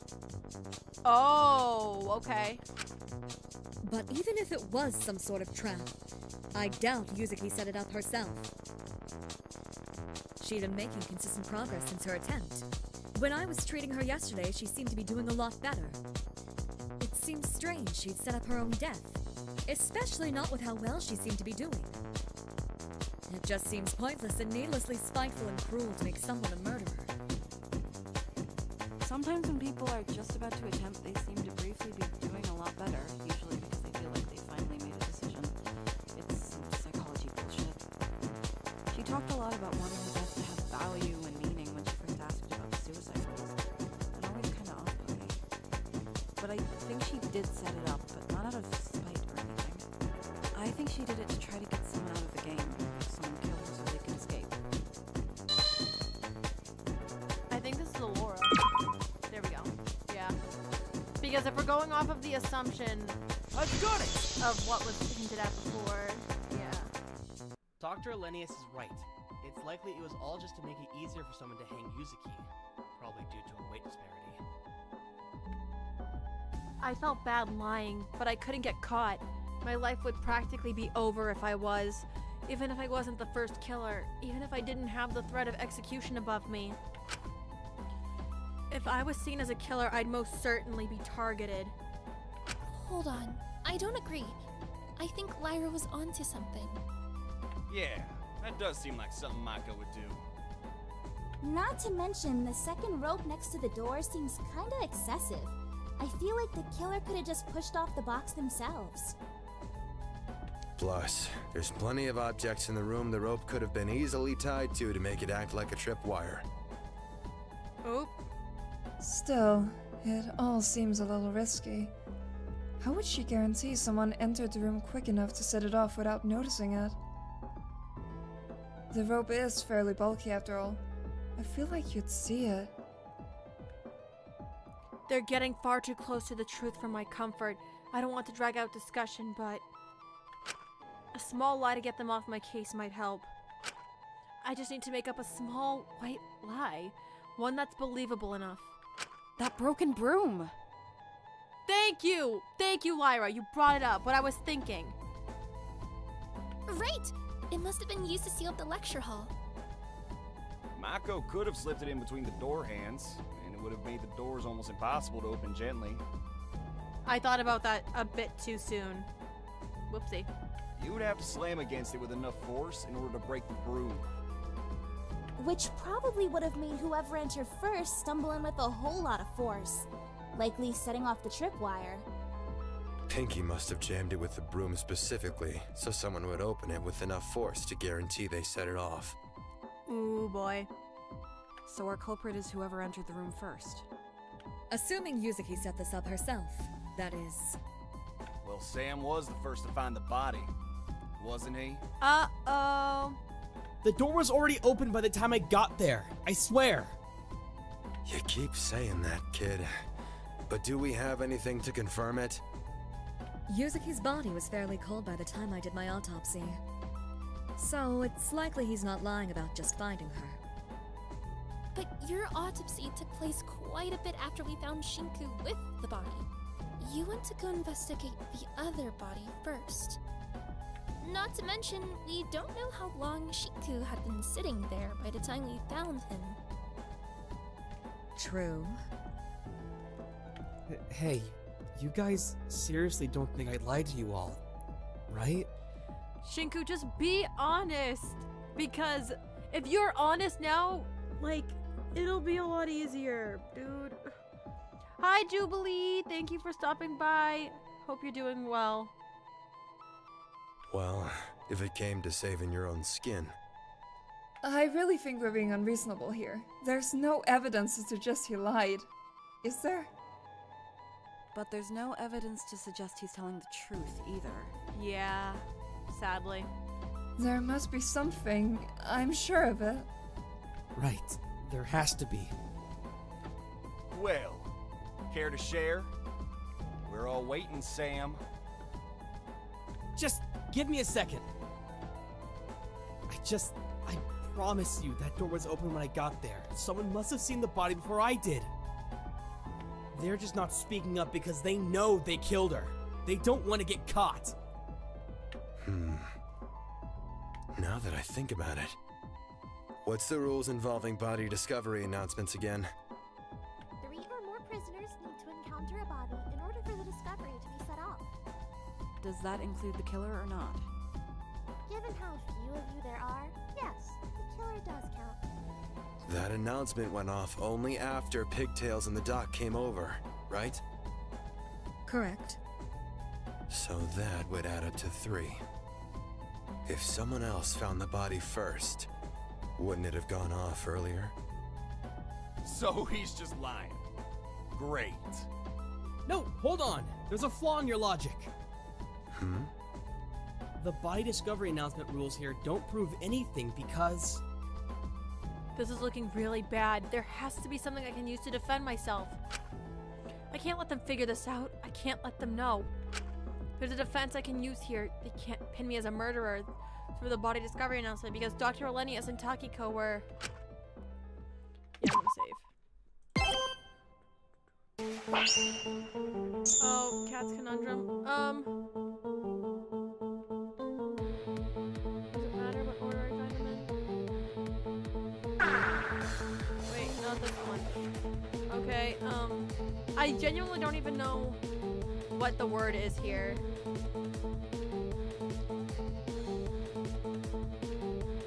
And I actually don't even know what the question is here.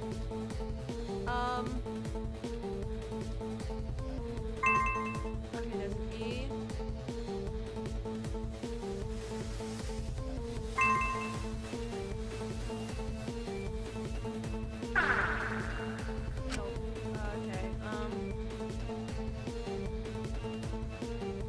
I don't know what I'm doing. And they only give you this amount of time? I think it's because I messed up.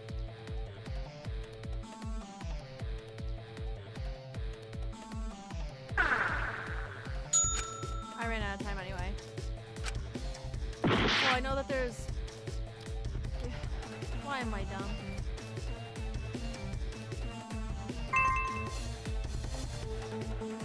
Go the other way.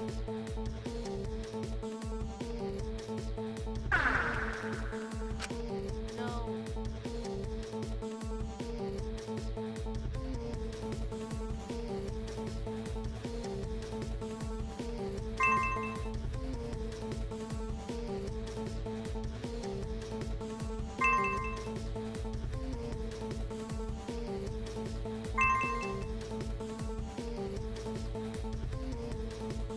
You don't lose influence on the wrong letters. Yeah.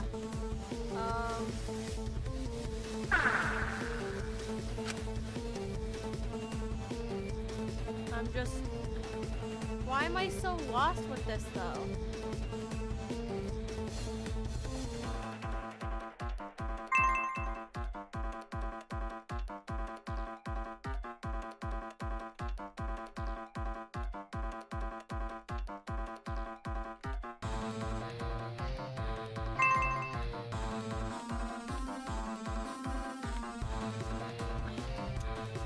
These dumb cats.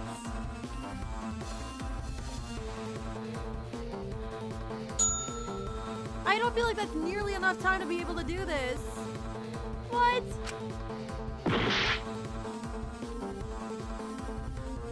Alright, you know what? Get out of there. Shoot. No! No! This is so devastating.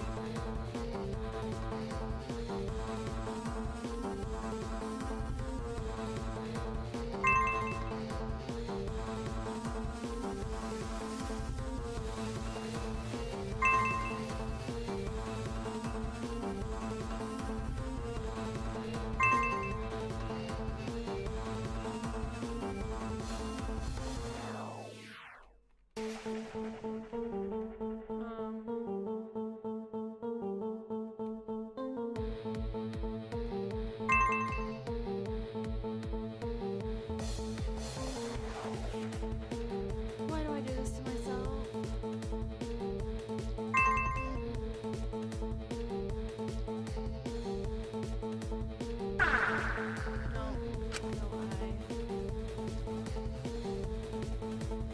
No, oh, wait. Alright, I think I figured it out now.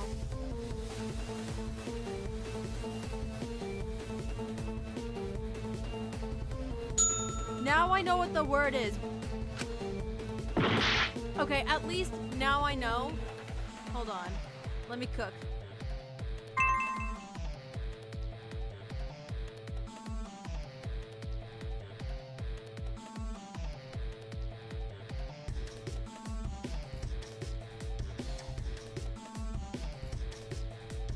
Stop! This stupid cat!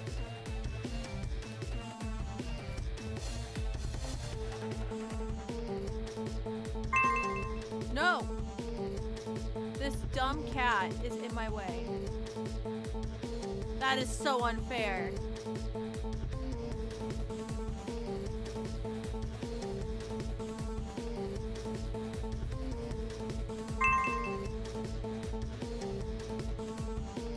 Please let me finish this time. That dumb cat left me held up. I might fail this game again.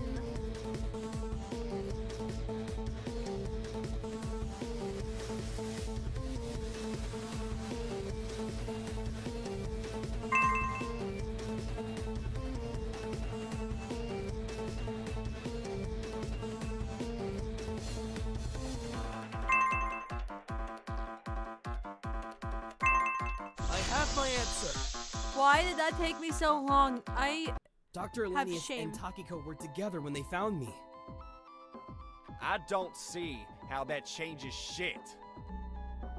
It's impossible to determine if only one of them or both of them set off the announcement. The fact they were together complicates things. Since they both came over at the same time, it could have just been one of them that set it off. If someone saw the body before me, that is. Which presumably did happen if the doors were already open by the time you arrived. Right. I guess he has that, but Hey, he's still lying. why were you going to the lecture hall anyway? I was about to say, that seems like a strange place to go. There isn't really much to do there. I was just going on a bit of a morning stroll. I was really just looking for things to do while I waited for my washing to be done. That's a little strange for your standards. Usually, you spend your mornings pretty cooped up in your own cell. Oh, Shinku, they're clocking your shit right now. Or checking in and helping Maiko, getting breakfast for her, or taking her to get a shower. Oh, even Ismini is. Oh boy. But she was in the infirmary last night, wasn't she? So maybe he was over there checking in on her in the infirmary, and when he couldn't find her in there, understandably panicked and started looking around for her. But why wouldn't he just say that then? But then why the fuck wouldn't he lead with that? Yeah, that's what I was just thinking. Wait, shit, yeah, why wouldn't he? Not to mention, he was getting awfully close to Pinky. If she was going to intentionally get anyone to kill her to get out, it would have been him. Wouldn't it? Hold on! How would she even have known I'd go in there? How could she guarantee someone else didn't stumble onto her first? maybe there was a note or something. Or maybe you discussed it. Oh god, he did get a note! If they discussed it, there would be no reason for the trap. It would likely be easier to do it directly. Besides, there's no way he'd agree to that. Not after I promise. He wouldn't. Sam breaking promises and taking the easy way out? What's new? Oh god, no. He wouldn't. Not like this. Not intentionally. Well, it seems like the best option to me. I'm kinda starting to believe Pigtail's note theory. Not to mention, it would be easy to get rid of after the fact. Or just keep on him. Oh! Does he still have it on him? Oh, if he does, he's so cooked. But there's no way to confirm that. I mean, we could check his pockets. Yeah, I was just thinking that. Seriously, I didn't. I just please listen. I promise I'm not lying. I didn't do this. Give me a moment to... Shut the hell up! Oh. Here we go. God, you and David have more in common than I thought. Saying the same flimsy arguments over and over, and wait for someone else to do the heavy lifting for you. It's clear you're lying. You're the only one who could have set off that trap. Ezekiel, I promise you that I didn't do this. Just give me a second to explain before you make your baseless accusation. Oh, blah, blah, blah. We've given you long enough. And you know what you gave us? Bullshit. Absolute bullshit. I don't need to give you any more time to come up with a better lie. You should just give up and admit it. Yeah, I'm gonna save. Would I like to review all the bullets? I'll briefly go through them. Zeke's account. That was like... I think I remember...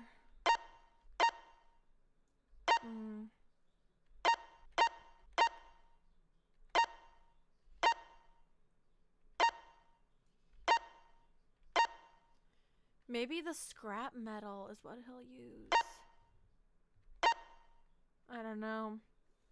We'll see.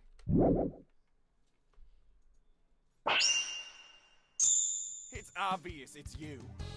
What were you even doing down there in the first place?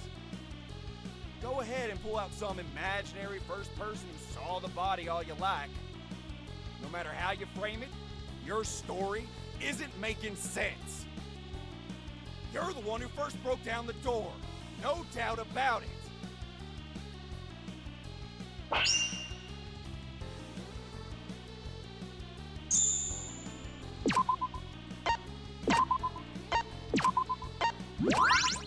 I had to Of course my story isn't lining up. My head is a mess right now. I just lost one of my few friends I had left here. This whole morning has been a blur. No one would have their story straight in a situation like this. You of all people should know what it's like. Oh gosh. Don't you dare bring him into this. You know what? Let's fucking talk about how close you two were. Wang said it before. If she was gonna help anyone get out of here, it would be you. You made her completely fucking dependent on you. Barely anyone else even talked to her. Hell, it wouldn't surprise me if you gave her the idea to do this in the first place.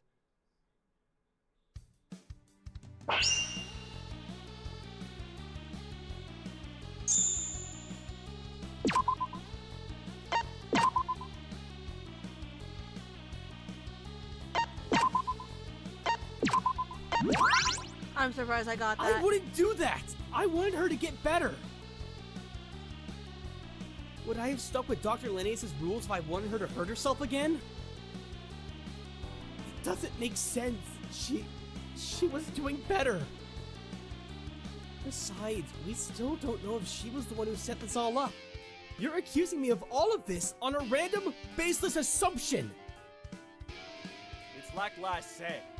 Maybe knowing she was finally gonna do it this time gave her some sick sort of peace of mind. Made her seem better. This had to have been set up by her. It's the only thing that makes sense. And you were the one who broke the door! She probably told you to get over there. Through a note or something else. If you weren't in a rush to try and get down there, wouldn't you have noticed the blackout? Done something about it? And where the hell would the first witness even have gone? Everyone, aside from Allora and Takiko, was on the other side of the prison.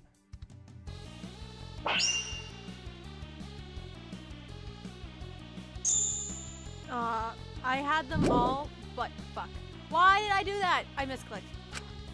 It's like Lai said. Alright, hold on. Maybe knowing she was I need to finally walk gonna in. do it this time gave her some sick sort of peace of mind. Made her didn't mean seem to do that. better. This had to have been set up by her. It's the only thing that makes sense. And you were the one who broke the door! She probably told you to get over there. Through a note or something else. If you weren't in a rush to try and get down there, wouldn't you have noticed the blackout? Done something about it? And where the hell would the first witness even have gone? Everyone, aside from Allora and Takiko, was on the other side of the prison.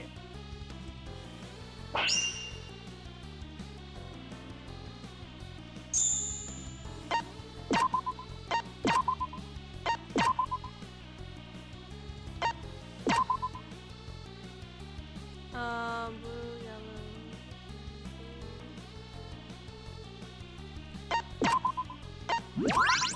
Finally, okay. How do we know she set all of this up? What even confirms that? The broken broom! I like how he just says, the fucking broom!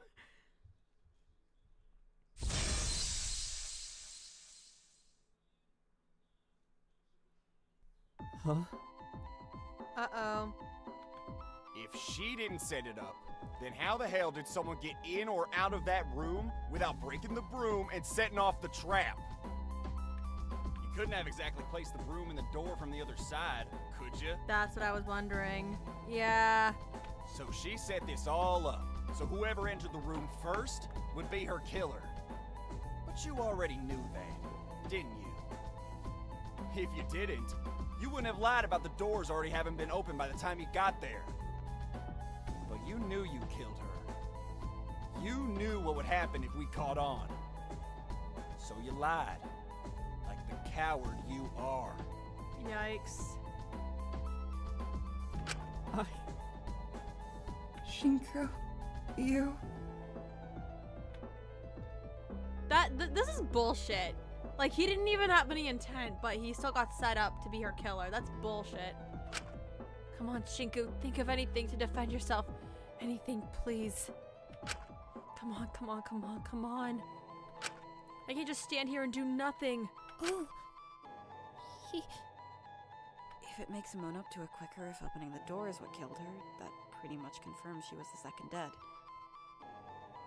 Iz said she saw him earlier that morning leaving the washing room, so he probably hadn't opened the door by then. It's likely she died only a little bit before me and Uchiyama arrived. He did seem pretty shocked then. Yeah. Yeah. He was totally catatonic. At the time, I thought it was just because he lost a friend, but if he killed her, then... No matter what happened, it's probably for the best that we focus on Blondie specifically, if it's looking like his death happened first. If we're right about Mai's, I believe only Kutsuki could properly confirm what happened at this stage. Shinku, you gotta be honest, dude. Yeah, great. We're not gonna be getting anything out of him. Shinku, did you... I'm so sorry. There's no way he could have known, though. Oh God.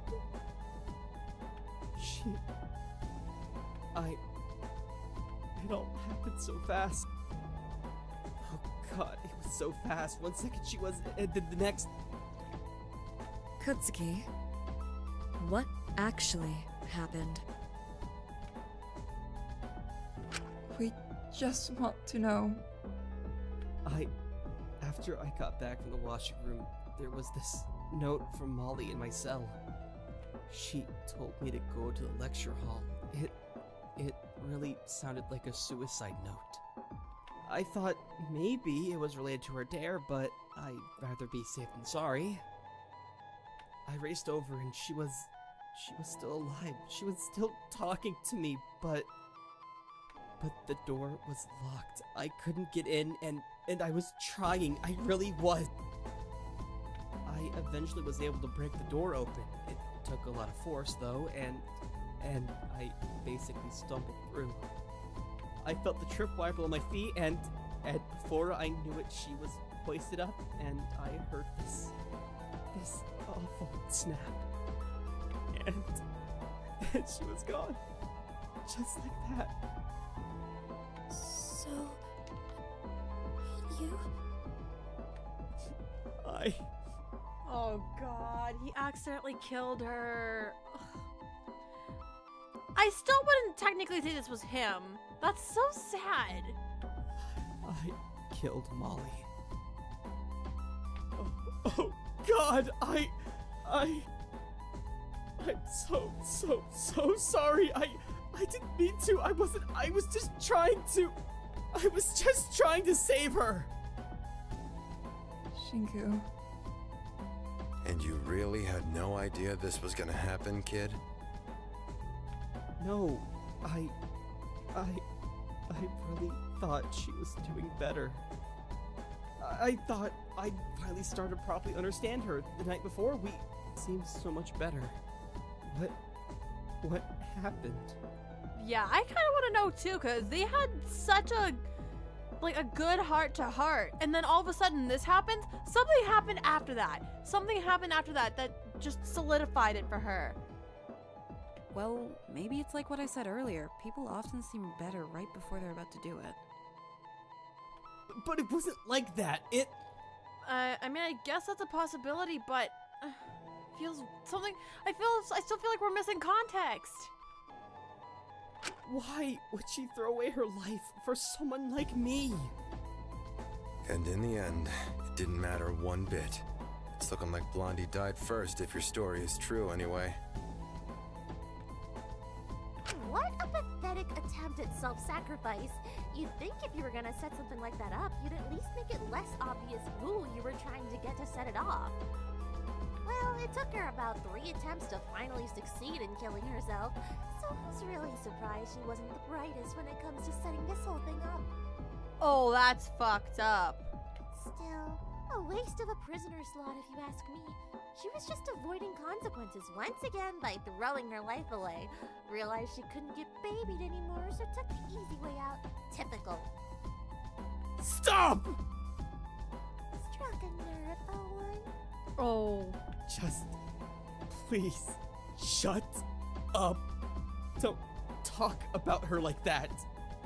Shinku? Hey! Just stop. Just. As awful as it is to say, it is looking like she died second, so we should probably focus on Taka right now. We can talk about this later, Shinku. Okay? She's really gone. It was all for nothing. She threw away her life for someone like me, only for it to mean absolutely nothing. That's just typical, isn't it? I'm sorry, Molly. I'm so sorry.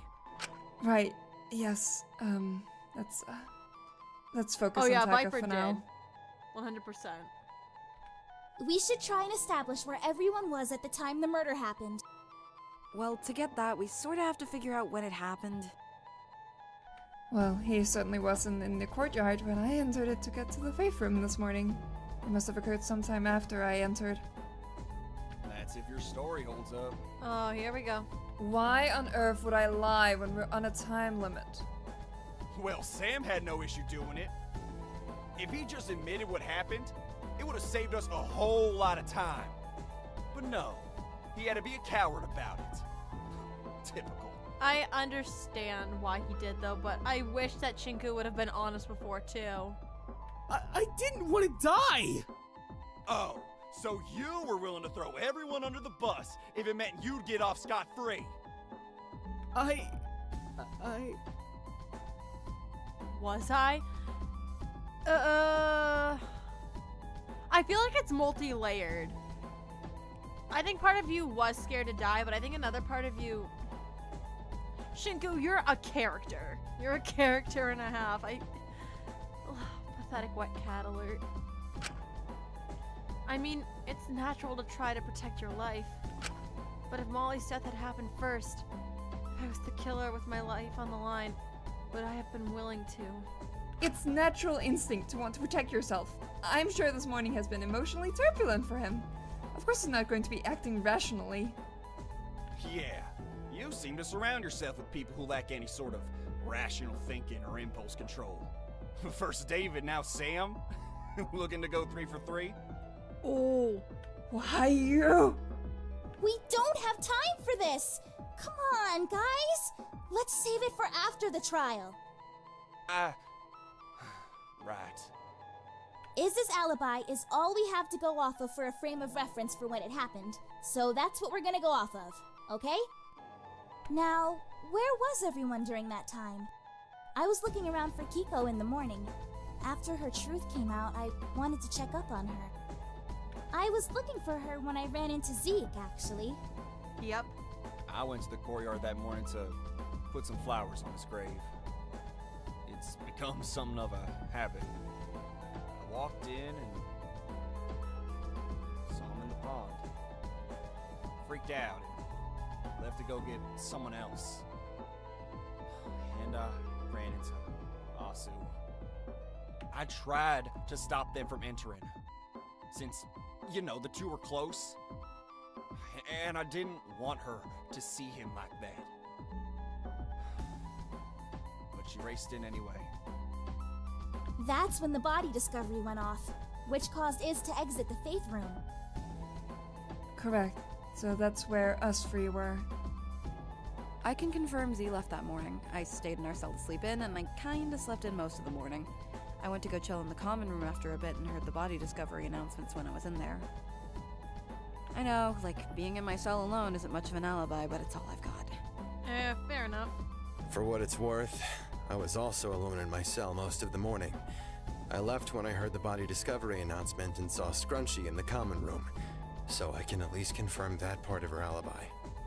We kinda stuck together after that, throughout the investigation. We left into the hallway, which is where we ran into the doc who sent us to the lecture hall. Well, that gives them a slight bit more credibility, at least. Yeah. But that's still sometime in the morning where they're both unaccounted for. Take it or leave it, it's what happened. I think I went over it before, but I was on the east side of the prison. I was going to go check on Maiko after yesterday. But because of the blackout, I went to Lab 1 to try to reset the fuse box.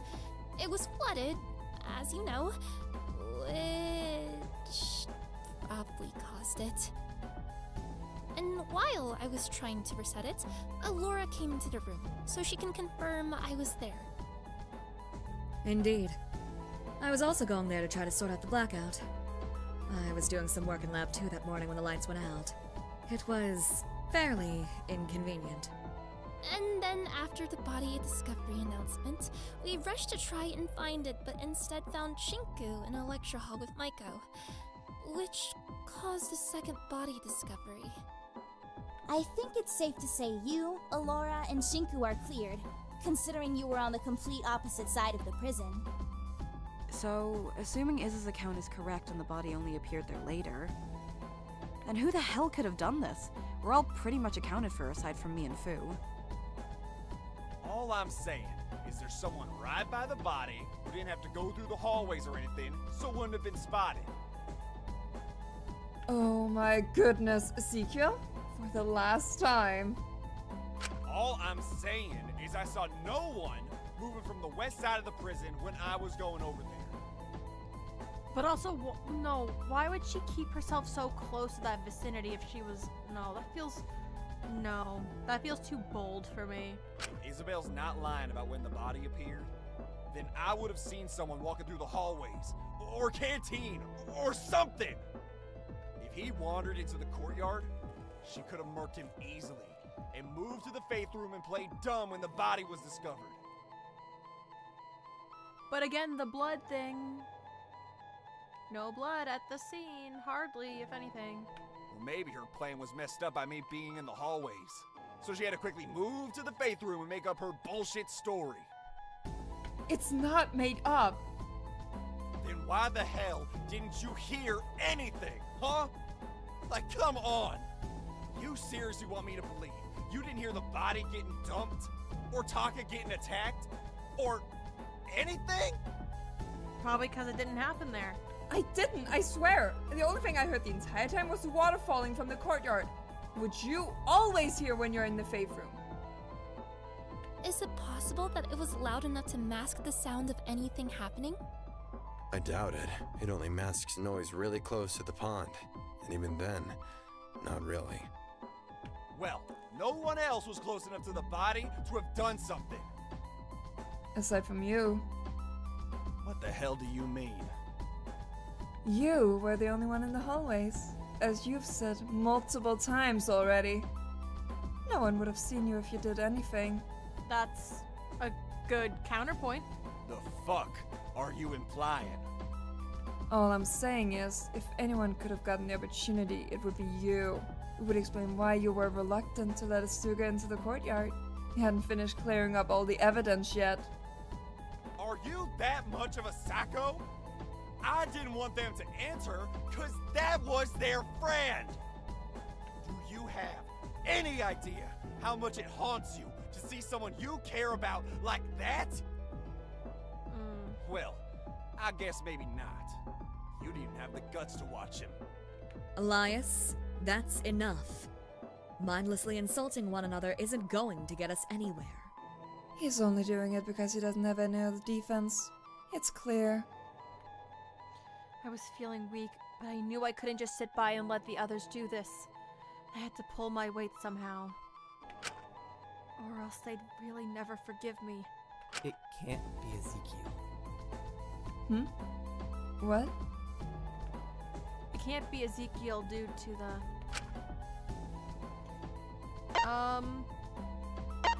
Isn't it the BDA rules? I've got it. It's the BDA rules.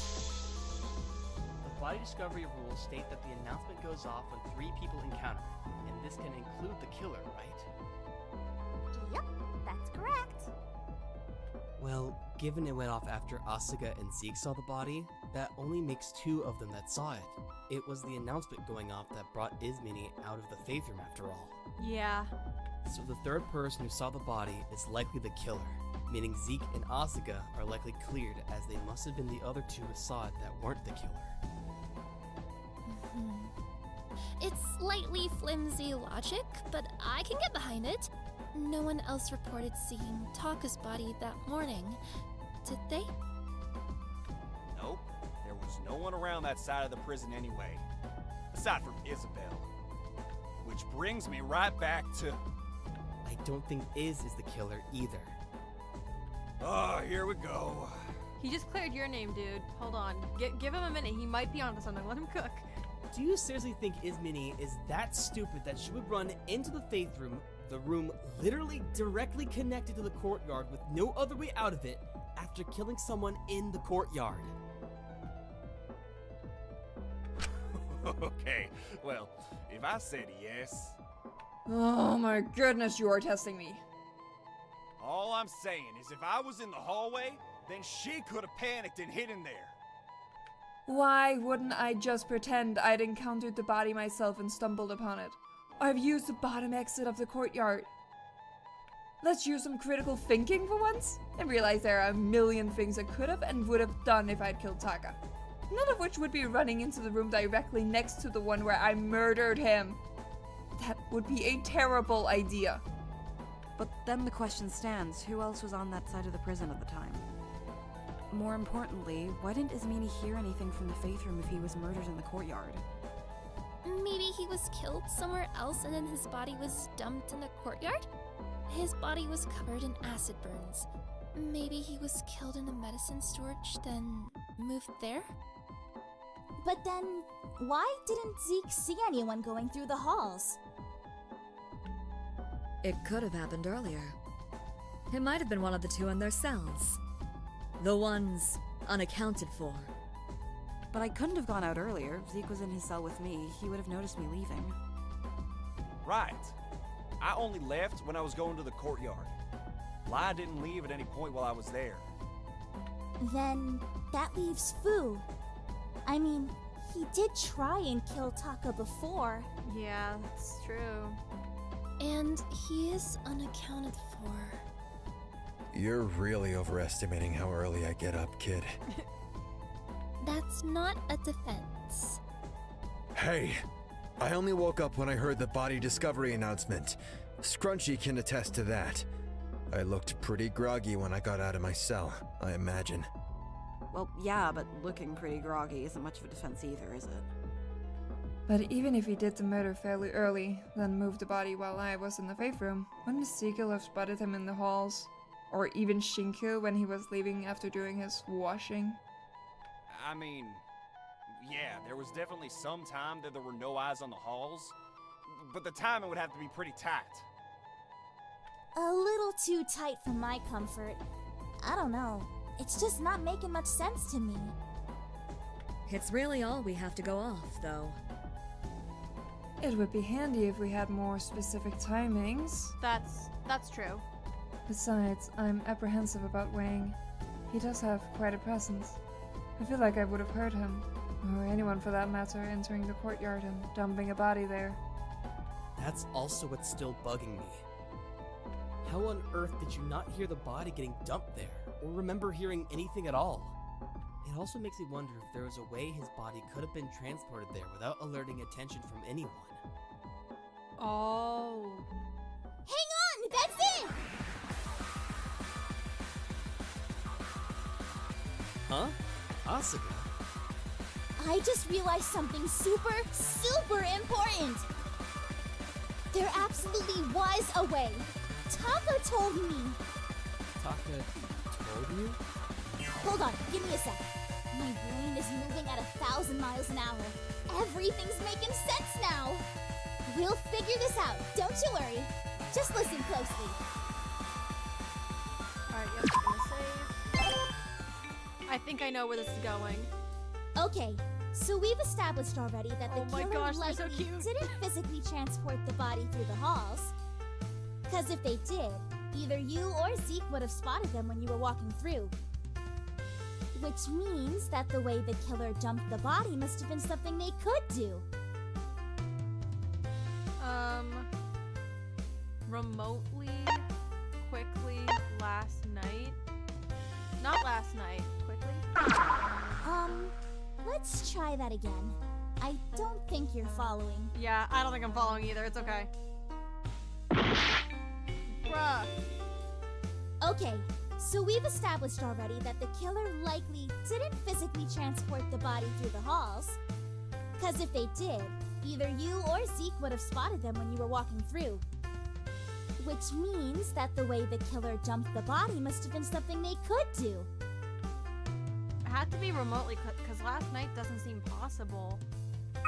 Yup, you've got it!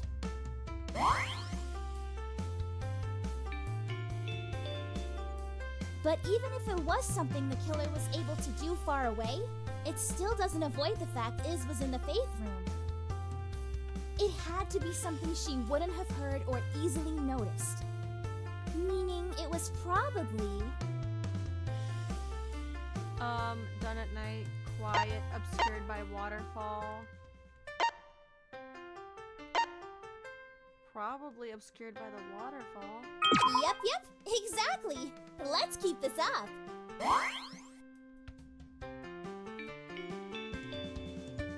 Right, and according to Taka, all the prison sewage systems are self-sustaining. Apparently, Allora tried to see if she could find an escape through them, but They just loop in on themselves. And there's a small waste treatment plant in the prison itself. That's what he told me anyway. He was pretty excited about all of Allora's plans and ideas, even when they didn't work out. Anyway, considering all the water in the prison is reused, it's not out of the question that the sewage system is linked to... Shower room. The flooding? Shinku, please, think! Come on! I'm trying! I'm using my brain! Don't blame Shinku! Okay. Nah, Shinku, that's my bad. I'm sorry for making you look dumb because I'm stupid. No, I'm gonna try that again.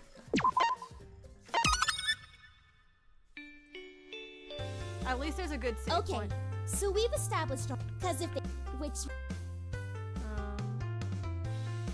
Yep! Okay, at least I don't have to worry about this too much. But it meaning... Yep.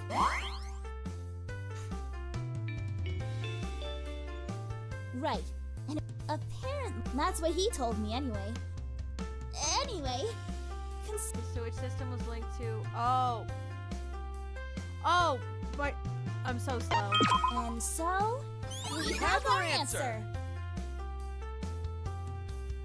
The waterways.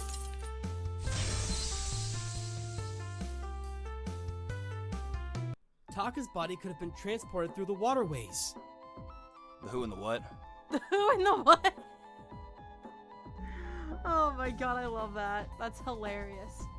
The waterways! The ones used for sewage and stuff. Allora managed to map them out. They circle all around the prison, and all wastewater is treated within the prison itself. That is correct. Shit. They really wanted to make this place cut off from everything else, huh? Yep. That's what has made it particularly hard to find an exit. The obvious answers are all dead ends. They're pretty wide though, right? I remember Taka telling me that both you and him explored them and were able to walk through them and stuff. Right. Although they're really not the most pleasant. I wouldn't recommend it. But are there any exposed areas where the body could have been dumped? I mean, obviously it would link to places like the shower block, but all the drains there are far too small. Yep. There's gotta be other exposed areas somehow. Well, I mean, if Allora and Taka were able to get in, there has to be.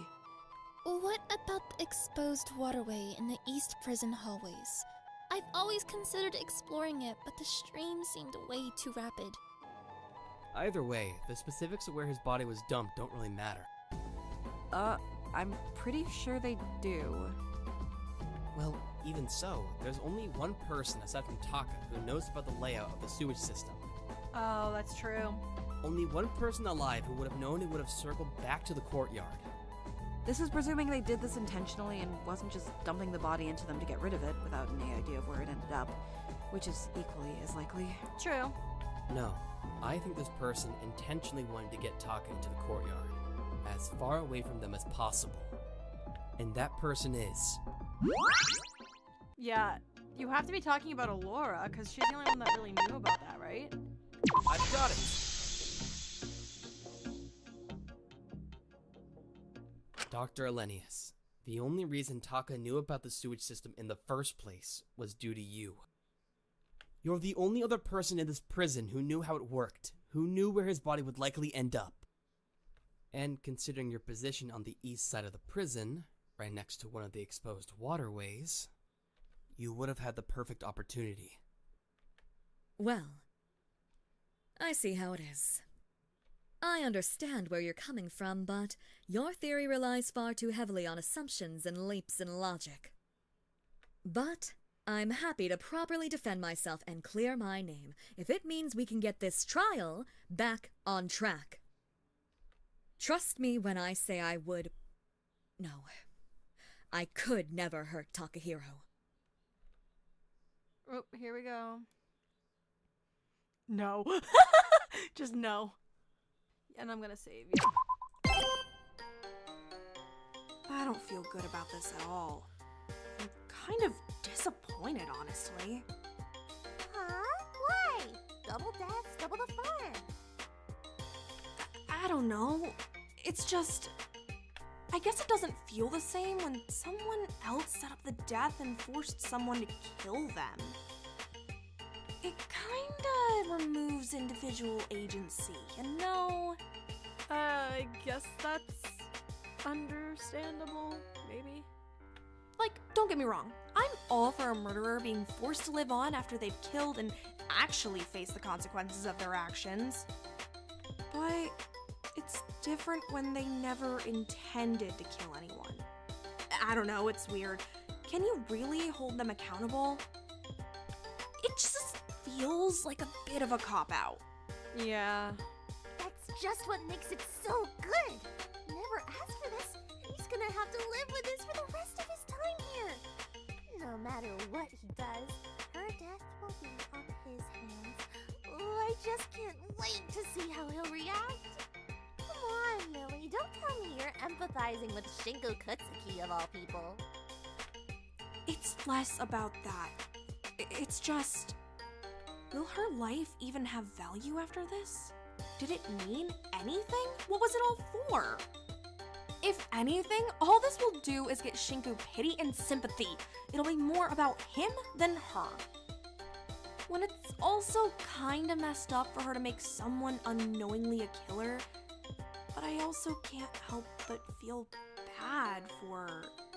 Don't feel bad for them. They're ultimates. You hate ultimates. This is so fascinating. I know. You don't need to remind me of all people. I guess I just prefer when things are more simple, when it's just black or white, right or wrong. When it's messy like this, there's not really a right answer. Who cares if there's a right answer or if there's a wrong answer? All that matters is what it leads to. The end result is just what you get. You have to live with it. And if it's entertaining, that's good enough for me. You should be happy there's a trial with 2 victims. Those always get viewership to spike up massively. Hi, new viewers. If you haven't, you should totally check out the non-murdery bits as well. Yeah, they're sort of lame, but it's good for getting the context. That's crazy. But also, yeah. I guess plugging ourselves is better than plugging our sponsors.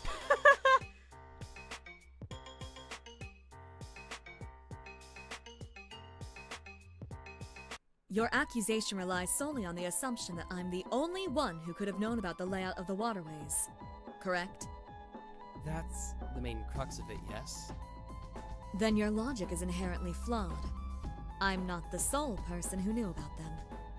Wang stole the blueprints I'd made mapping out the sewage system, maintenance routes, and ventilation system during one of the days of Truth or Dare. Right. I remember those blueprints being stolen. But can we confirm that's what they were? I can. I had a quick look at them when I picked them up. I didn't get, like, an in-depth look, but I can confirm it definitely was what Allora is saying it is. And considering Wang has attempted to kill Takahiro before, I believe he's the more likely option. Especially considering, out of the 2 prisoners almost entirely unaccounted for, Wang doesn't have an alibi for the early morning like Chattel has. Right. He could have easily slipped out and done it all that morning.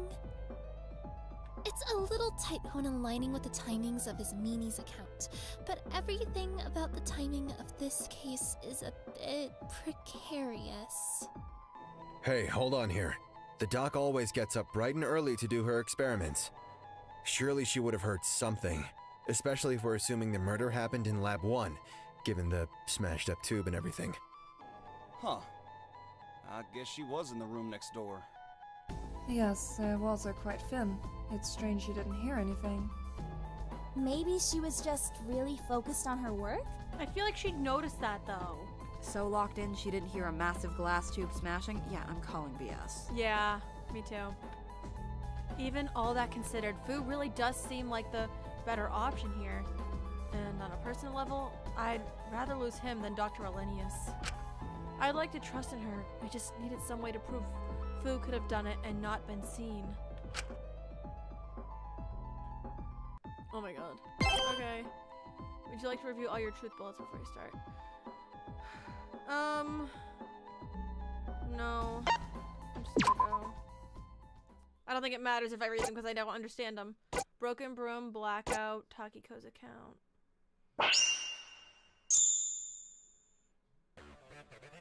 If I was on that side of the lab, wouldn't I have been spotted? I mean, come on. I only stabbed him once. I wouldn't do it again. Yeah, sure. If you did it at the crack of dawn, then no one would have been around to spot it. But Allora was on that side of the prison working, wasn't she? Why didn't she hear anything?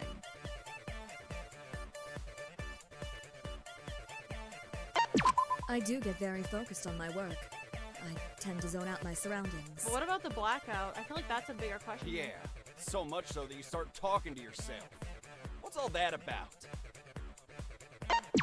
I hardly think that's relevant to the case at hand. Even if Allora was focused on work, wouldn't me or Shinku have spotted Wong leaving? Even if he was able to slip out quickly, we'd have seen him in the hallways, right? No, I don't think so. No, that's wrong. Thankfully, I got one on first try. I'm getting better, guys, I promise. The blackout. He's so excited! The blackout! Oh, right! I get it now! The hallways were completely pitch black. I hardly noticed it at the time since I was in a bit of a rush to get to lecture hall, but if Fu was leaving or slipping out, he absolutely would have had the opportunity to. Especially if the blackout meant he could more easily conceal himself, or was less likely to be spotted. Precisely. I don't know. I feel like even when it's dark, you can still kinda feel people are near, if that makes sense. Even if you can't see anything, you can still definitely hear something. Well, to be fair, Allora and Takako were likely stressed due to the blackout and focused on resolving that. And Shinku? Well, I don't need to tell you why he might have been a little focused on something else. Yeah. Yeah, but how the hell would Wang have planned any of this? He had no clue Molly was gonna kick the bucket. I'm just confused why I didn't see anything if it's Fu. What do you mean? Well, after Z left to go to the courtyard, I hung about in the common room. I had to do some shit for my dare that involved other people, so I was kinda just hanging in there to see who would step in to rope them into it. Seemed like the place with most foot traffic. I never saw Fu step into the common room. I only saw him leave his cell when the announcement went off. Oh, so that's his alibi then. And if we're assuming that around the time Zeke left is just a little bit after Taka's body got dumped, wouldn't I have seen Fu if he was coming back from the east side of the prison? That's true. Okay, well, I'm glad we're mentioning that now, but perhaps next time you have evidence that completely clears someone, you could bring it up before we have a whole debate about it? Sorry, being on a lesser dose is messing up my head a bit. I've got a killer headache. Point is, I'm cleared. That's the end-all be-all of it. I owe you one, Scrunchy. If those headaches keep up, let me know. I might have something to help you. What the fuck? We're not trading one addiction for another. It's a terrible idea. But that makes our prime suspect. Well, Well, is that all you have to say? Uh-oh. I'm trying to think of a reasonable argument. Rest assured, I didn't. Well, who else was even on that side of the prison? Takiko? I mean, she hated Taka. Is it that out of the question that she'd... I didn't! I couldn't do that to Sugi! No way! Right. There's no way she could have done it. Besides, she wouldn't have the strength to carry Taka to the sewage system. I mean, it depends on which room the murder took place in. If it was close enough, even Takako could have dragged him. But given how severe the kid's injuries were, wouldn't there be a big mess? Yeah, probably. Now that you mention it, why are we so convinced that Takahiro died on that side of the prison? There's various other points in the prison where he could have been dumped out into the sewage system. The one on the east side of the prison is just the most easily accessible. But the only two people who would be aware of those access points would be you and Fu. And we've already cleared the latter. I understand you're emotional. Trust me, I understand. Do you? Cause for someone who apparently cared about him, you've seemed detached this whole trial. Because I want to get to the bottom of this and make sure we all get out safely. If I let myself get overly emotional, then I wouldn't be the most rational. It's the exact reason why I tried not to get overly attached to anyone here. Her mask is slipping though. Right now, the best thing we can do for Takahiro, is find his killer and ensure we don't all die. Well, if you ask me, we're looking right at her. Please, Elias, Dr. Elenius, I want to believe you, okay? You've done so much for all of us. I want to trust you here. It's just, right now, you have to understand how this is all looking. Trust me, Kutsuki. I understand. I'm not upset at any of you for accusing me. Everything does point in my direction. But if you have anything that can prove your innocence, we'll hear you out, okay? I understand it might take you a second. It's hard losing someone you care about so suddenly. Kutsuki. Oh, touching. The two killers are in it together. What the fuck? That's crazy. I didn't... He didn't do anything on purpose. All right, Allora. Keep it together. Deep breath in. Deep breath out. Okay. Circling back to what Wang said earlier. The one about the wounds being so intense they'd leave a mess. He raises a good point. While we're operating on the assumption that the murder happened on the east side of the prison, there's no visible bloodstains. Wounds of Takahiro's caliber would have left a significant mess. Blood loss from acid burns is incredibly severe. It would have been near impossible to clear that up in the short time frame we're assuming the murder occurred in. So why didn't we spot any? I mean, did we get to investigate every room on that side of the prison? Time was pretty tight. Taki, did you ever get to the infirmary? No, unfortunately not. And I'm guessing no one checked the library. Or the showers. It would be pretty easy to wash blood away there. So the only rooms we can account for are the lecture hall and the two labs. That's if Takahiro was murdered on that side of the prison to begin with. Once again, there are various other ways to access the waterways. You say this, but I thought we already established the murder happened in Lab 1. Wang briefly mentioned it, but I wasn't sure if we'd confirmed that. I mean, there must have been something that happened in here. Why else was the tube smashed? Yeah, that's what I wanted to know. Someone must have been in there at some point to trigger the blackout. I assume the blackout was just caused by all the fluid that leaked out of the broken tube. But then why was the tube broken in the first place? Wait, I get it now. The tube was used to probably distract. No! That seems like such a good distraction though with everything going on. Hide the blood? Oh, maybe. I've got it. That doesn't seem like a good option. The tube was filled with some kind of fluid, right? That's why Lab 1 was completely flooded. It all leaked out when the tube was broken. If the tube was broken soon after Taka was killed, the tube could have floated away all the blood, or diluted it at least to make it less obvious. I feel like flooding an entire room is far more obvious than just leaving a bloodstain. A lot of this plan seems really inconvenient, honestly. Acid is such a messy way to kill someone. But even if you did kill someone in that way, you'd still see the blood in the water. It would be discolored. But I don't think you'd be able to see the discoloration if there was a blackout. Yeah. Yeah, you could hardly see anything. So the flooding provided an explanation for the blackout and hid the blood? Sounds about right to me. But if you ask me, she probably caused the blackout herself. Why on earth would I do that?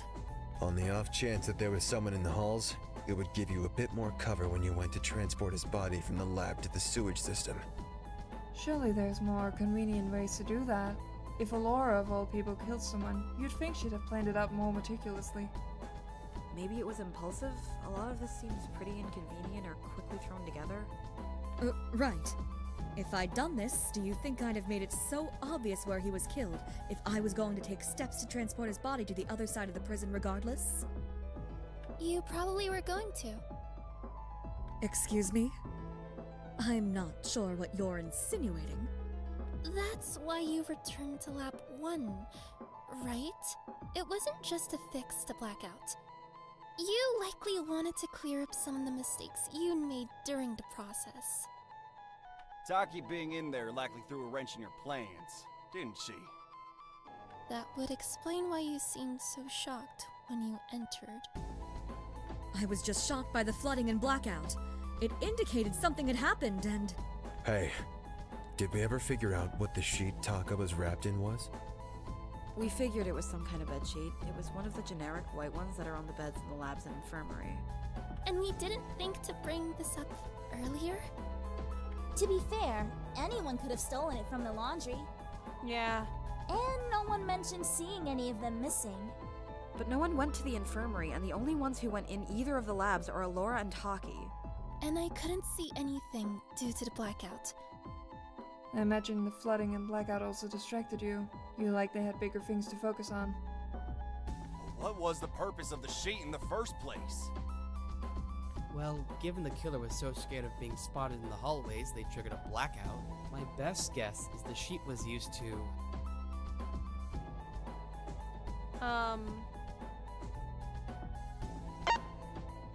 Probably concealing him. Because how would it make it easier? I've got it!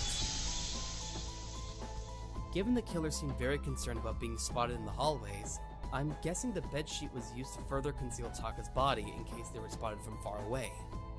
That makes sense. This all just feels way too sloppy for Allora. Yeah, that's kind of how I feel. I feel like we're still missing a lot. Well, if it was overly precise and meticulous, we'd all assume it was her, wouldn't we? Yeah! Reverse psychology and all that shit! Oh my god, Ezekiel. Okay. That's not what... Then what is it? Cause everything's pointing to you. I want to be reasonable here, but you can't deny it. Who else could it possibly be? I don't know. I hadn't... Yeah, go on. We caught your ass pretty early, so I'd say you got a solid 30 minutes to an hour to try to bullshit your way out of this. Ah, the classic Isabel special. Too bad Shinku murked Molly. No one to push the blame onto this time. Is now really the time? Yeah, it's not the time. As much as I hate to say it, Dr. Elenius, it's you, isn't it? You really? No, it's not like that. You see, well, I... Give it a rest, kid. You're running out of arguments. Wait! But if she dies, then our one chance out of here. No, I just... Wouldn't be all that much of a loss. If she hasn't come up with something already, we're not getting out. I'll give her credit. She tried her best. Those blueprints were pretty thorough, but it all looped right back into the prison. No way out. If I kept working to find every possible exit was a dead end, I'd crack under the pressure eventually. This was just because she cracked under pressure? Taka died because she... No, it's not!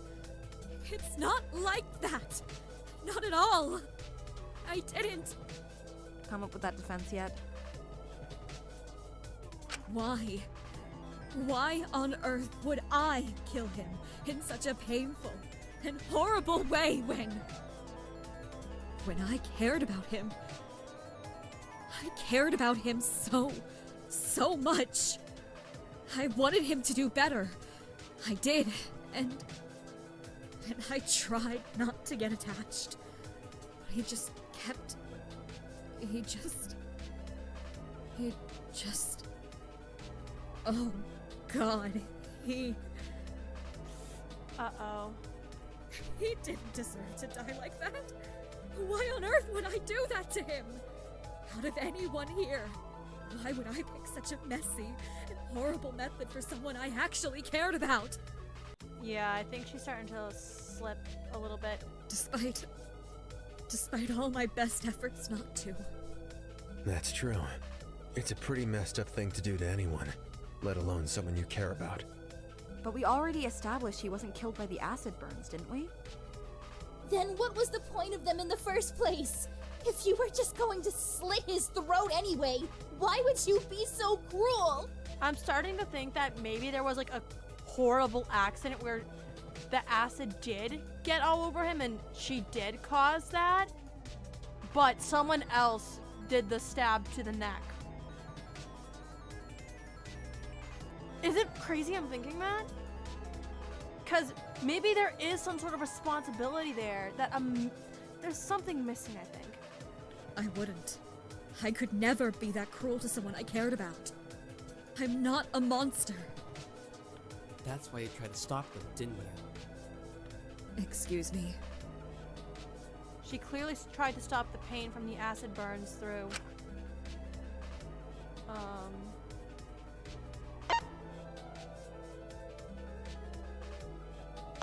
cauterizing them? Oh. I've got it! You cauterized the acid burn soon after he sustained them, didn't you? It was likely a rush job, but that would explain why the pond water was clear. There was no sign of blood in it. Yeah, so I think someone else did the finishing blow. I think something must have happened. Something horrible must have happened. Like, accident or not. And, oh god, that's crazy. The wound also has all the key signs of chemical cauterization, with all those weird black spots and shit. And how would you know that exactly? It's a long story. I don't think it's worth getting into here. But I feel like if I knew that, then the ultimate biochemist would definitely know. So it seemed weird to me she didn't say anything about it despite doing the autopsy. I'm really glad you have all this really useful evidence and only choose to pull it out this late into the trial. You really know how to keep us on our toes. Okay, I'm feeling a lot of negativity coming from you, and you know, it's getting kinda... So, she just didn't mention the wounds were clearly chemically cauterized because she thought none of us would know the signs? Probably because she also knew none of us likely knew what you had to use to chemically cauterize something aside from her. So if it was clear the acid burns were cauterized that way, it could easily link back to her. But that still doesn't answer the question of why on earth you'd even use acid in the first place. That's just cruel. What is even the point of cauterizing them if you were just going to kill him anyway? That makes me feel like even more so that she's not the killer here. Why would she try to cauterize them? That doesn't make fucking sense. If she really, really wanted him... Oh, God damn it. If you want my 2 cents, it was probably to put him out of his misery. What? Why she used the acid in the first place is beyond me, but it's clear she regretted it almost as soon as she did it. Did a sloppy chemical cauterization job. Then, you know, maybe figured to herself, wow, if everyone finds out I did this to Taka, then I'm as good as dead. So thought she might as well take the ticket out of here while she still had it. Or maybe she just got impulsive and snapped on the kid due to all the pressure of her work, when she realized there really wasn't a way out of here. No, that's not... Point is, no matter what the circumstances were, it doesn't really matter. She still did it, and he's still dead. And she's going to be gone soon. Wait, but that means our one way out... Is that seriously all you care about, kid? No, don't yell at him. I should have tried harder. I should have done more. I'm sorry. Taka, I'm so... Allora? What happened? What really happened? What did you do to him? Saintil, I... You're not gonna get anything out of her.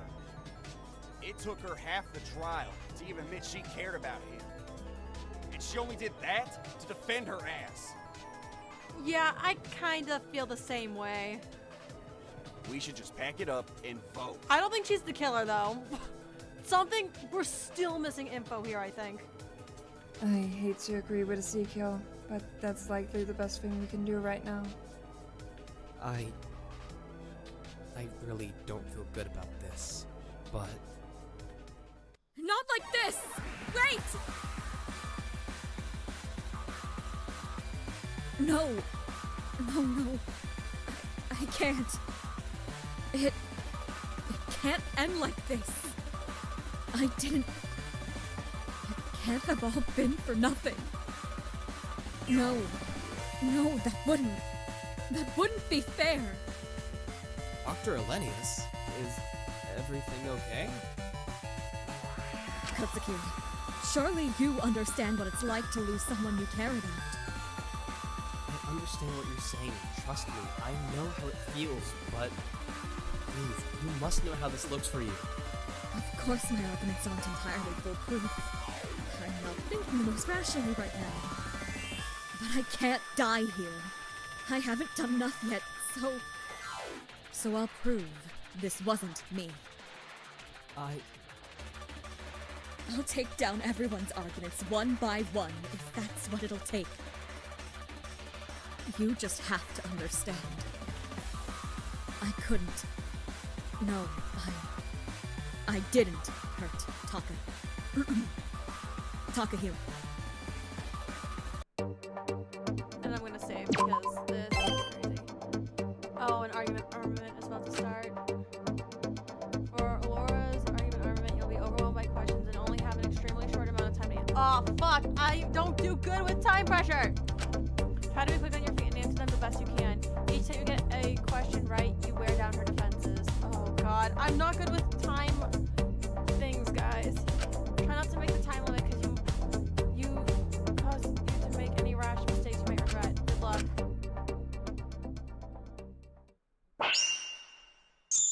Please, Katsuki. I can still get us all out of here. We'll find the actual killer. Don't you worry. I just need more time. Please, be patient with me. There has to be a way out of here. Oh, okay. You know I wouldn't stoop to something so rash. Please. Even if it was my only option, I couldn't murder someone. Especially not. Regardless, the whole thing was incredibly poorly done. Using the test tube to clean the lab is such a poor choice. Not to mention the method used to kill him. Do you really think I'd choose something like that? I couldn't. Head empty. To him. Oh, There has wait, to be is a it way 11 out of and here. 4? Wait, I head empty, guys. You know I wouldn't stoop to something so rash. Please. I can't even remember the equation. I'm dumb. Even if it was my only option, I couldn't murder someone. Especially not. Yeah, I know that doesn't make sense because I didn't see the freaking question. Alright, hold on. Regardless. I'm gonna redo this. Hold up. Because I was genuinely confused for a second.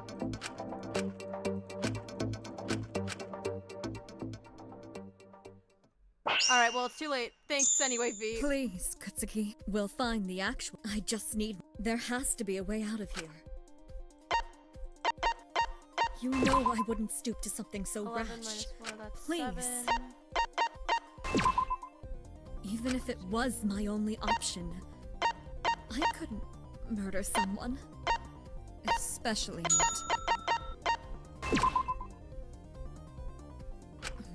Regardless, the whole thing was incredibly poorly done. Using the test tube to clean the lab is such a poor choice.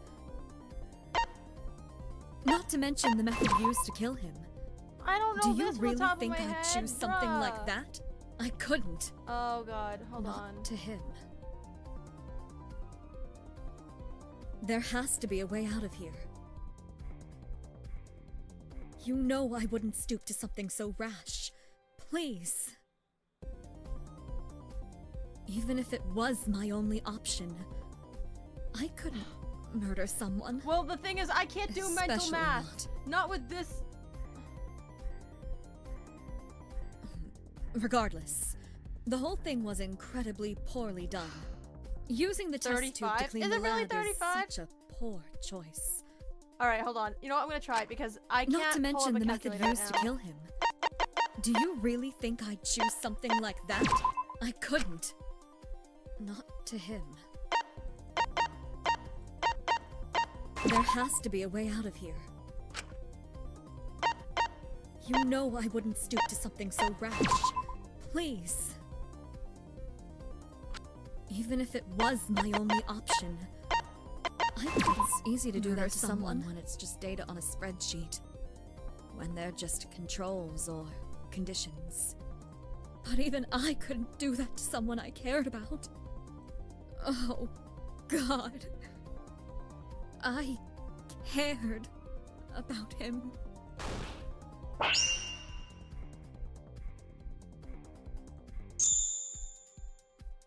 I can't let this go on forever.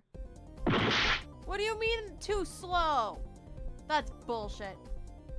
That's so unfair.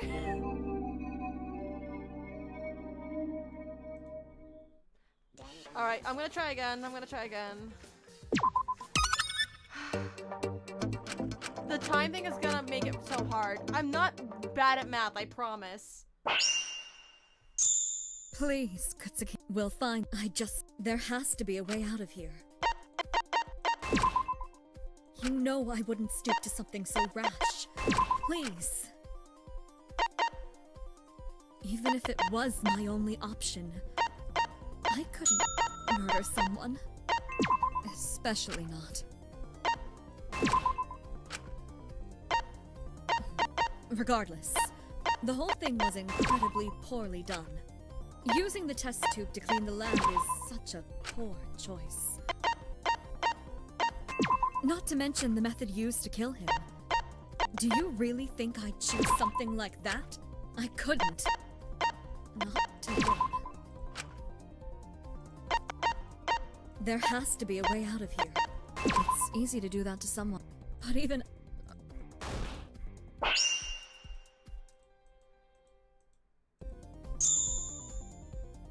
What do you mean being too slow?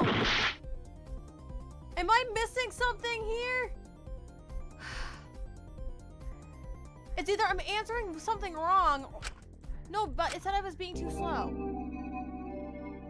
What am I doing wrong? Am I just that bad at this? Oh boy. This is embarrassing, because I'm not bad at math. Am I like actually fucking something up? Please, Kutsuki. We'll find. I just need more time. Please, be patient with me. There has to be a way out of here. You know I wouldn't stoop to something so rash. Please. Even if it was my only option, I couldn't murder someone. Especially not. Regardless, the whole thing was incredibly poorly done. Using the test tube to clean the lab is such a poor choice. Not to mention the method used to kill him. Do you really think I'd choose something like that? I couldn't. It's easy to do that to someone when it's just data on a spreadsheet. When they're just controls or conditions. But even... If this is genuinely a bug, I'm gonna be so sad. You have... It's... I told myself to emotionally detach myself. How was the bleeding stopped? I didn't want to get close to someone. What room did Taka die in? Lab 1, right? What killed Taka? Throat puncture. I knew it would just throw me off if How did someone his body died. get to the courtyard? I knew I'd Systems. become Who died useless. first? In this instance, Taka. And I Wait, couldn't be useless. wait, what the You fuck does all Min have to needed do me. with this? This is such I bullshit. was really the only hope of getting Like, out. I'm actually upset. No. I tried. I really did. It's the mini timer above the questions. Okay. Anyway, I failed that like 4 times. What the fuck does Min have to do with this? Like, genuinely, why? Am I like... I need a minute, guys. I need to breathe and be genuinely ready to lock the fuck in. Cause what even was that? Or was I just reading the question wrong? Cause knowing me, I would not be surprised.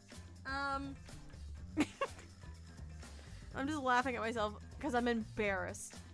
It's meant to be a trick answer. Well, that's bullshit.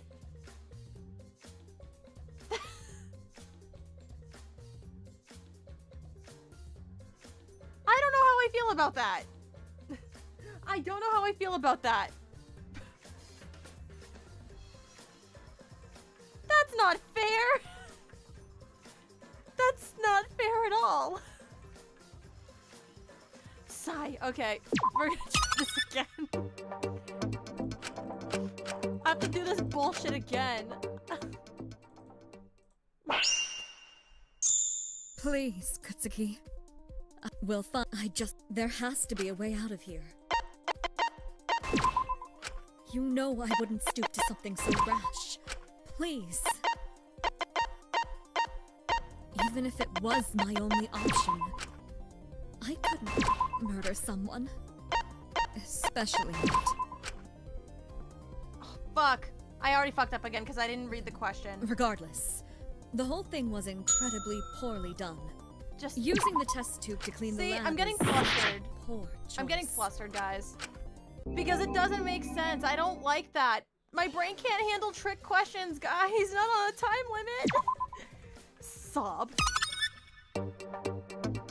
If anyone's getting annoyed, I am sorry. I'm genuinely embarrassed. My brain can't handle this. It's too fast-paced. Please, there has to be a way out of here. You know I wouldn't stoop to something so rash. Please. Even if it was my only option, I couldn't murder someone. Especially not. Regardless, the whole thing was incredibly poorly done. Using the test tube to clean the lab is such a poor choice. Not to mention the method used to kill him.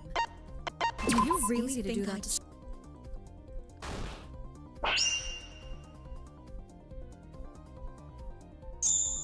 You have... I told myself to emotionally detach myself. I didn't want to get close to someone.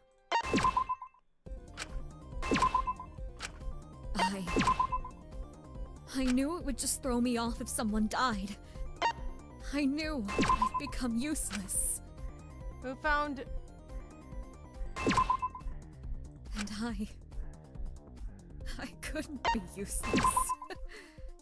You all needed me. But when things were looking dire, when it seemed like I exhausted the last option, it was him who would look at me with wide eyes and ask us what we were trying next. He was so convinced there was another option. He never even considered we'd run out. I couldn't let him down. I couldn't let any of you down. Oh no. If I fail now, I'm gonna freak out. There's nothing to say. I just have to keep on going. I can't let it be for nothing. I can't have the fact he's gone be for nothing. I just can't.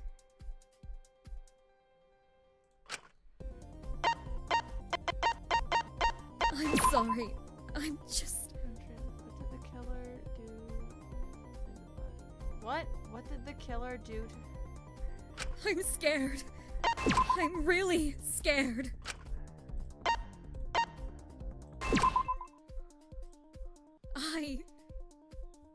I don't want to die, Kutsuki. Why am I... I didn't want him to die either. Wait.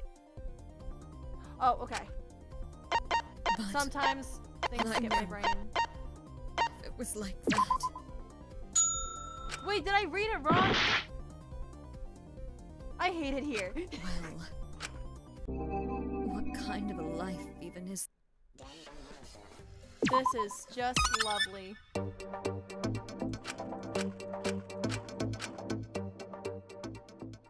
I am going to try my best here.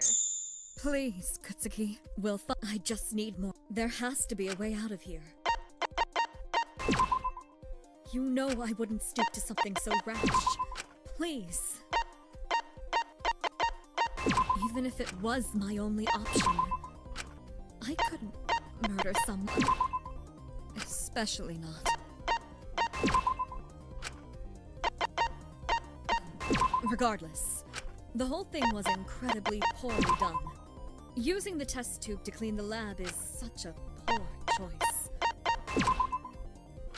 Not to mention the method used to kill him. Do you really easy to think do that I'd to choose someone when something it's like just that data on a spreadsheet? When they're just control. But it...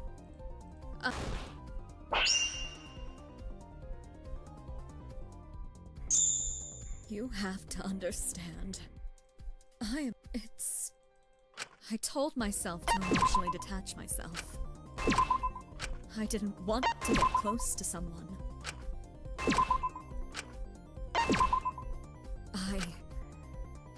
I knew it would just throw me off if someone died. I knew I'd become useless.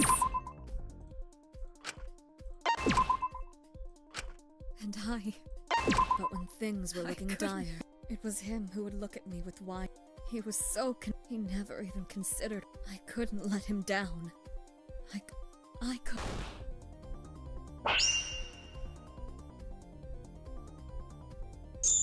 There's nothing to say.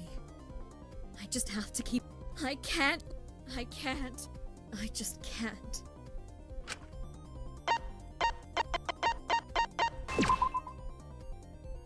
I'm sorry. I'm just...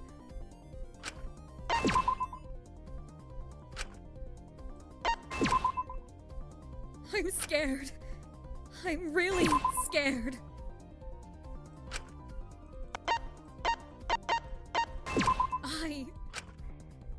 I don't want to die, Kutsuki.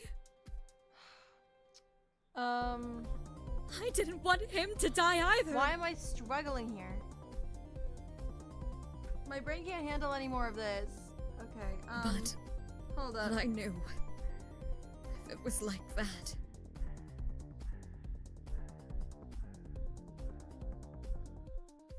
Well, what Head kind of a empty. life even is that? I think my brain's I had made my enough. choice. I don't care what that says about me. Who am I kidding? Okay, I That think I wasn't got it. my choice to make. I just can't.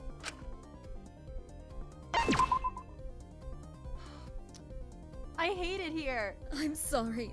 I'm just... Because my brain...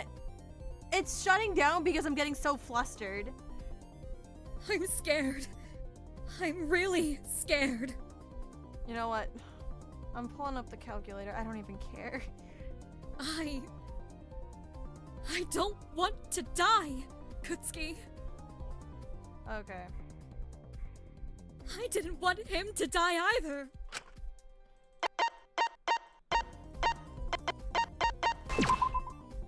But I knew if it was like that, I can give you as many excuses as I'd like.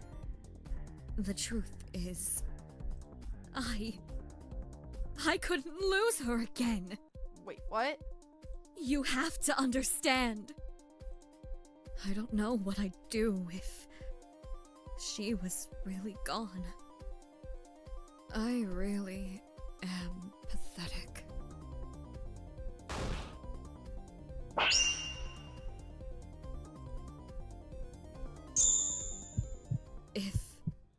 If I was really the one behind this,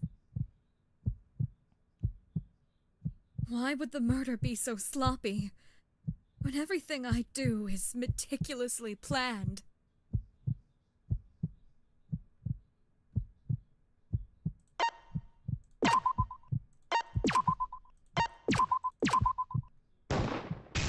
That's what I thought. That is exactly what I thought. I'm so mad at myself. Why did it take me that long? I'm so sorry, guys. Like, I don't like to rage at this stuff, but I was getting so frustrated with myself because I do not do well with memorization and time limit stuff. Okay, I'm just glad I made it through that, but I was genuinely getting upset. But yeah, Allora, what the fuck happened? What happened? That's why it was so sloppy and impulsive, wasn't it? It was an accident. I'm so sorry. I really, truly am sorry.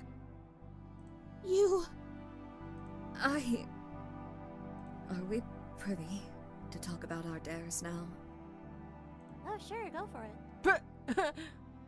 I had a dare about disfiguring someone with acid. I'd initially intended to do it to myself. I didn't want to rope anyone else into it. But he interrupted me. Taka, that is. But how on earth did he... Was he trying to stop you? Or...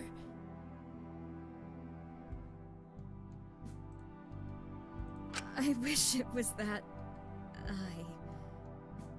I fear it's more pathetic. Allora? It was self-defense. Yeah, sure. He was trying to destroy my earpiece. Oh, okay. I freaked out in the moment, and one thing led to another, and all the acid spilled all over him.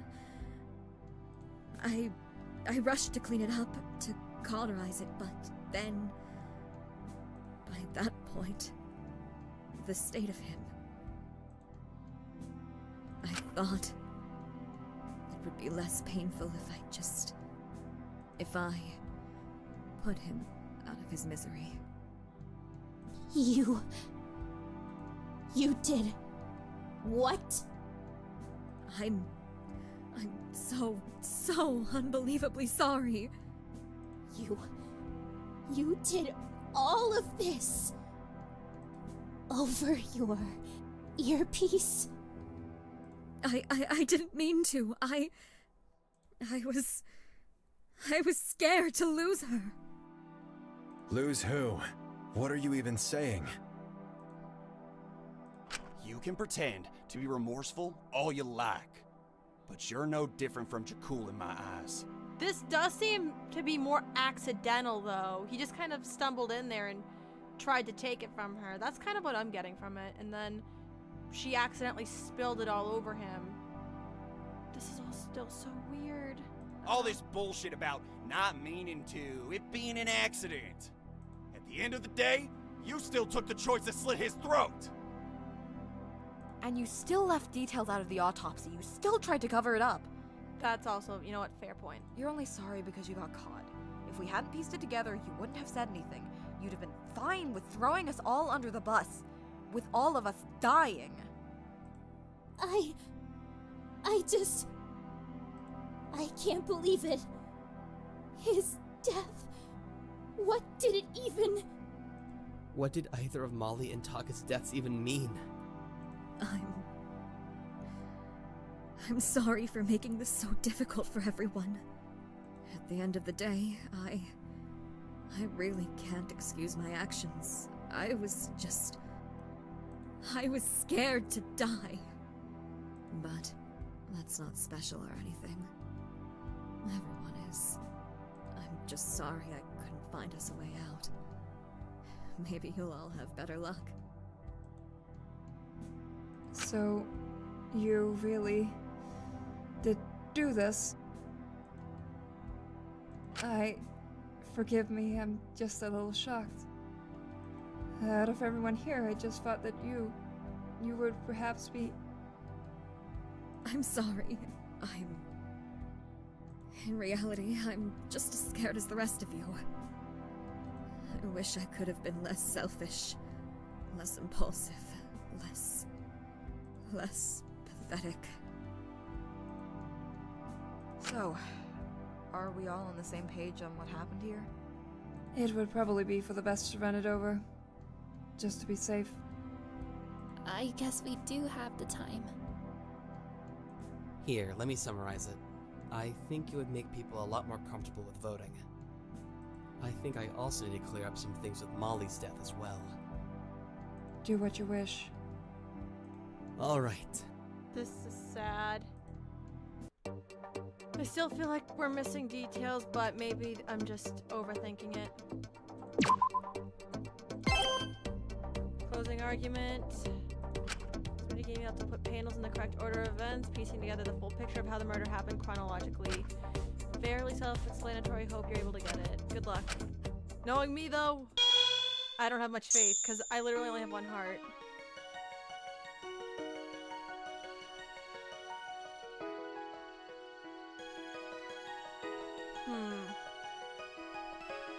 It's just a matter of figuring out what was first.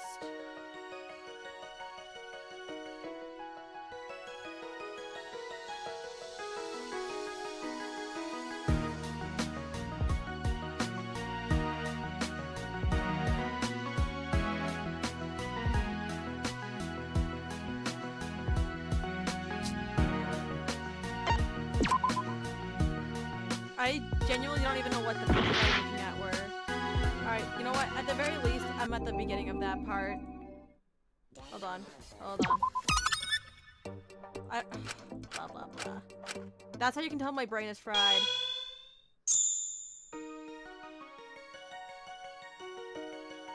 Unless... Wait.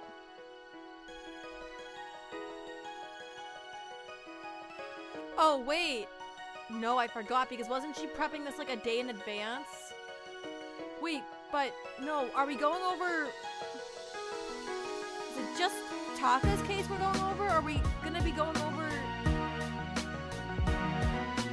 It depends on which one we're doing first. Why do I do this?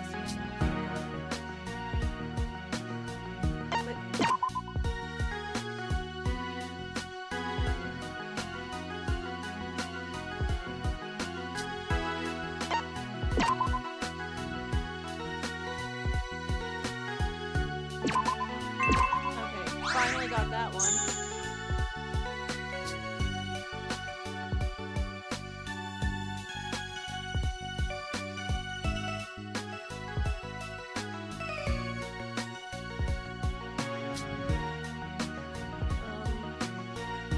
Oh god.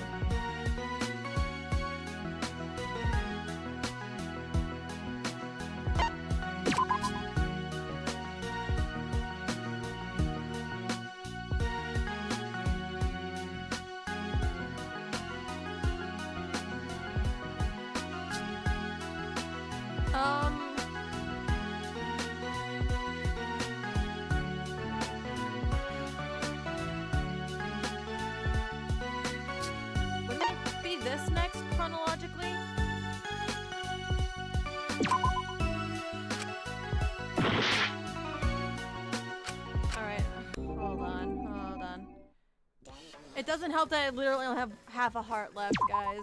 Bear with me.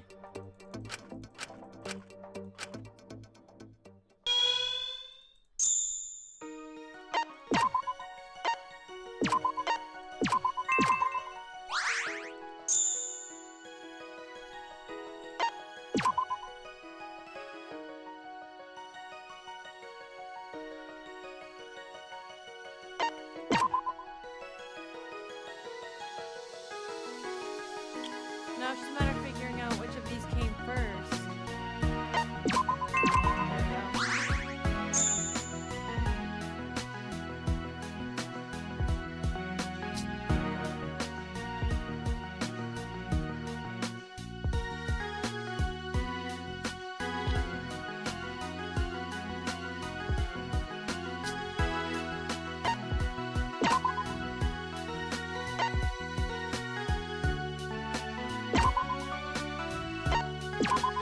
Let me unravel this case for you.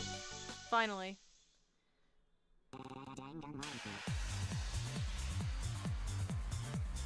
This case started last night when Molly decided she was going to take her own life.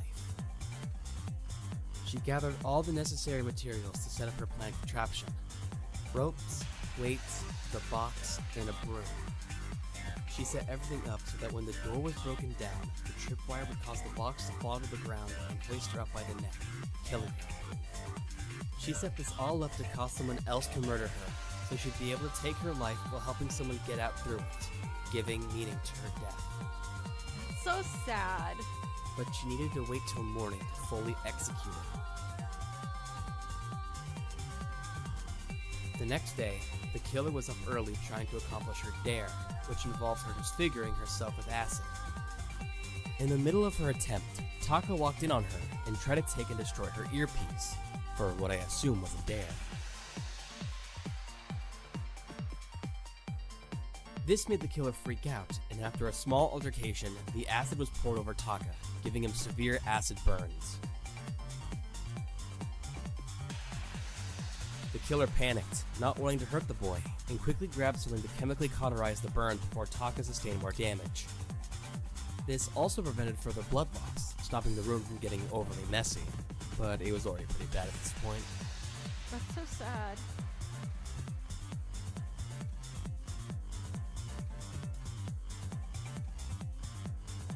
Although, seeing the state he was in, the killer decided that it was better to put Taka out of his misery, and decided to kill him in that moment by puncturing an artery in his neck. The killer proceeded to break one of the test tubes to cause flooding in the lab, in an attempt to cover up the blood on the floor. The decision was impulsive and sloppy, further evidence that the killer didn't have the time to think this through properly. After this, the killer wrapped Taka in one of the bed sheets from the bed in the lab to conceal his body. They then tampered with the fuse box to cause a blackout, hoping these two measures would help prevent them from being seen as they transported Taka's body. Meanwhile, I ran into Izmini in the West Prison hallway when I was coming back from the washing room. After we departed from one another, Izmini moved through the courtyard to get into the faith room. At this stage, Taka's body was not in the pond.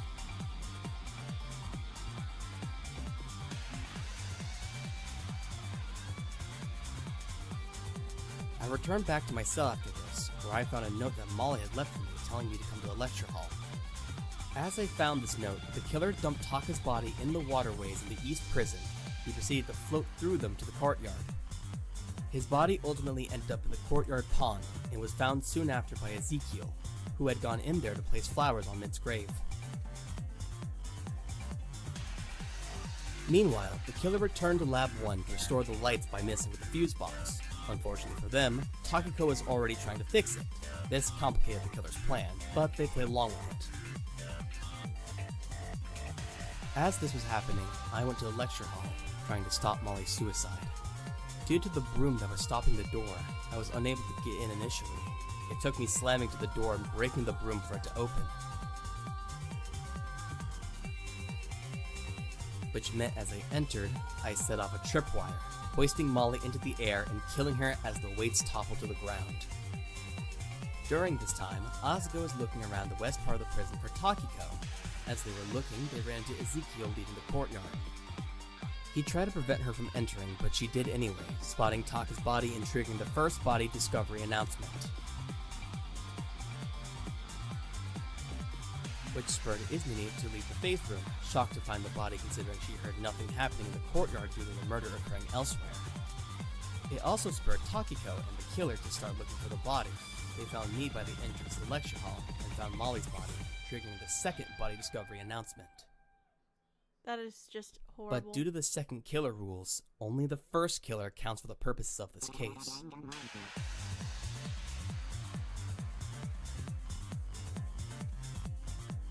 The killer of Taka Takahiro, and the one who will face punishment at the end of this trial, is you, Allora Elenius, the ultimate biochemist.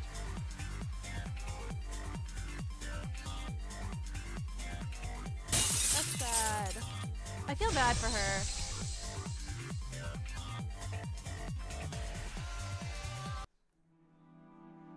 Well, this is it, isn't it? That's all you have to say? What else is there to say that hasn't already been said? This just feels like so much loss for nothing. 2 unwilling killers? Talk about boring! The first time? Fine, sure, it can be cute if you execute it well. The second time? Boo! Give me something to hold people accountable for! Can you just shut up for once? I don't care if it's entertaining or not. It's what happened. And we're the ones who are going to have to live with it. At least you are. I apologize for not being collaborative, for concealing the truth. I don't know if I'd actually have been able to live with myself if I won. But I thought if I didn't, then Taka's death would have been for nothing. He should be alive right now, Allora. So, what? We're just gonna have to live with Sam being a killer? He didn't do it on purpose, bruh. Seems that way. No offense. I'd rather take the doc over him, but hey, that's just how the cookie crumbles. Trust me, I'm envious of her right now. At least she won't have to live with it on her conscience. Kutsuki, I don't want to. Let's just vote already. Wow, that felt kinda short for 2 bodies. You guys have really gotta start coming up with more convoluted plans. You know, a majority of people only tune in for the trial streams and not much else. That's crazy. If you keep having simple cases like this, we're gonna get a bad rep! Well, anyway, that concludes the trial, huh? Hope next time is a bit longer. Save. All that over her earpiece. I felt empty. This all felt hollow. I feel like I was only saved by the fact we had Taka's murder to focus on. When this was all over, when there was no hope of escape any other way, when Dr. Elenius was gone, there would only be one way out of here. And if you were going to take it, you'd feel less bad about killing a murderer, wouldn't you? I'm awful. I'm making this about me again. Molly, I just wish you were here right now. You shouldn't have thrown away your life for someone as pathetic as me. I could talk all I wanted about wanting to live life with you, about there being a future.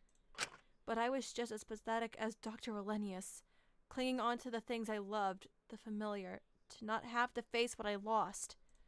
Even if Taka hadn't died, even if I had gotten out, you couldn't call what I do living. I'd be right back to doing the same thing I was before. I'd be right back to being cooped up again. I know it sounds hollow, but I truly, really am sorry. That doesn't change a thing, you know. But I wish things hadn't ended up like this. Before we vote, I'd just like to ask something for peace of mind. That should be fine. We've still got a bunch of time left, haven't we? Allora, those acid burns, those injuries, were they survivable? It would have taken a lot of fairly intensive care. I don't even know if we had the correct resources in the prison to sustain him until we could get him corrective plastic surgery, or the exact extent of his injuries, but... Allora, were they survivable? Potentially, yes. The acid wasn't on him for long. So yes, I know. I made that choice for him. But you have to understand. His career relied heavily on his appearance, on how he looked. Okay, now you're losing me, Allora. If he managed to get out like that, he wouldn't have been able to go back to that. And what else did he have? That industry made him. It raised him. It was all he knew. That's only if I could have saved him and treated him properly, which would be intensive and not even guaranteed to work. I can't even imagine how painful it would be for him either. So yes, I made the choice to end his life. I thought it was for the best. What on earth gave you the right to choose that for him? Why do you always think you know best? Why didn't you even ask him what he wanted? You didn't have the right to decide that for him. You know you didn't. And all this over what? Your earpiece? Are you serious? What's so special about it anyway? It's not important. You killed someone over it. I'd say whatever it is, it's probably pretty fucking important to you at least. You owe us that at the very least. We deserve to know what you did it all for. I couldn't. You can't. You wouldn't understand. If I'm going to die, at least let me keep my last scrap of dignity. You can't even... Zeke, Fu. On it. Huh? Wait. Before Dr. Elenius could react, Ezekiel moved forward and grabbed one of her arms. Fu caught on pretty quickly and grabbed her other arm, holding her back. When she was restrained, Lyra quickly moved forward and grabbed her earpiece, despite Dr. Elenius' continued resistance. Wait! You can't! Don't you think this is going a little too far? I am kind of curious though too, not gonna lie. Don't you think we deserve answers? She's been all too comfortable keeping stuff to herself for far too long. I never meant to. I was just trying to make sure the cat wouldn't catch on. Don't! Now let's see. What exactly is this?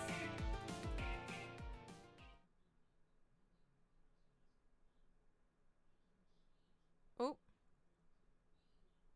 Lyra popped the earpiece in her ear. Immediately, her reaction seemed to shift. What the hell? What is it? A woman. But it sounds weirdly robotic, like one of those AI voices. What? Allora, what the hell is this? And why did you kill Taka over it?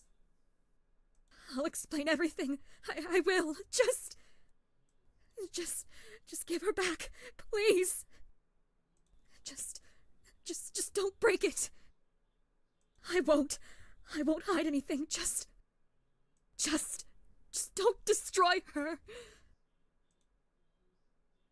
Well, Suya, it's your call. Huh? I feel like out of everyone here, you've got the right to decide whether we should hear her out or not. She's going to die soon anyway. I know it's a lot right now, but even if you don't feel like hearing her out now, you might regret it later. I want to hear it. I want to hear the truth. Yeah, I want to know too. Well, you're the boss. Lyra took out the earpiece and tossed it over to Dr. Elenius, who Fu and Zeke let go of. She immediately scrambled to pick it up. I hadn't seen that level of desperation from Dr. Elenius before. She was like a scared child clinging to that earpiece, in contrast to how professional and well put together she usually was. Now she looked incredibly small. Thank you. Well, Doc, looks like you've got a whole bunch of explaining to do. I don't even know where to start. Who is that woman? Lilith. Oh. Your hostage? She was my patient for several years, and the first real friend I had my age.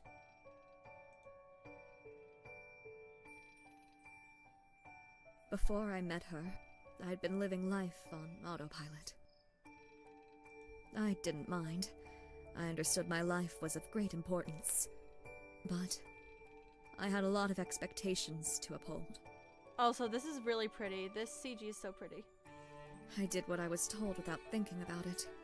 I detached myself from my work because, well, it's easier to make sacrifices if you don't get attached. But Lilith was different. She was my age, and she treated me as though we were equals. I was used to being othered, seen as too old for my age, isolated based on my perceived maturity. I was fine with it. It gave me time to focus on my work. But she didn't care about any of that. She was just glad to be able to talk to someone her own age, too. It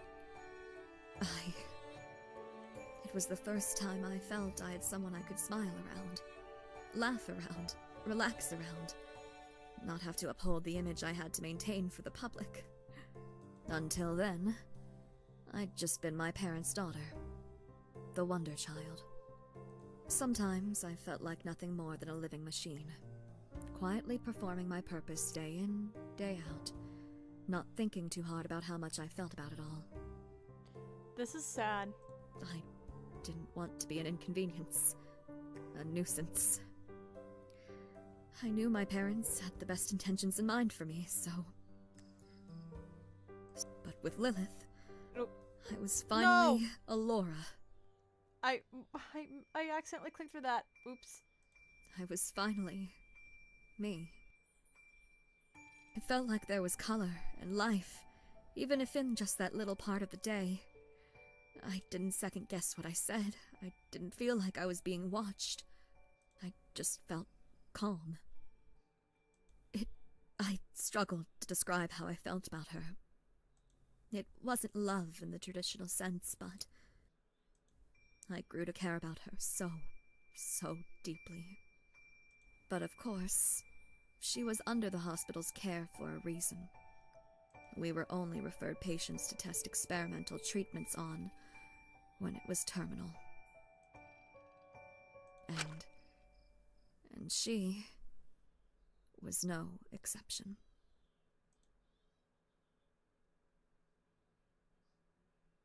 I thought everything would be the same as before. I thought I could just move on how I did before. But I couldn't. I was devastated. I couldn't drink. I couldn't eat. I couldn't do anything. I felt such heavy, strong, guttural grief. And I felt guilty for feeling that way. I felt childish. Everyone was depending on me.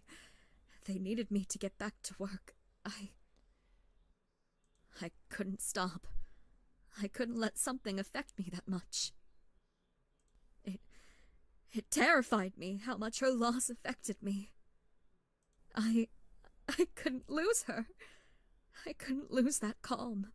I couldn't lose that color. This is... putting it into this perspective, it's so much sadder. I know. I know the sensible, mature thing to do would just be to move on. To process my grief normally, but I'm awful with loss. The idea I'd never see her again was... So I did something far more pathetic. Far worse.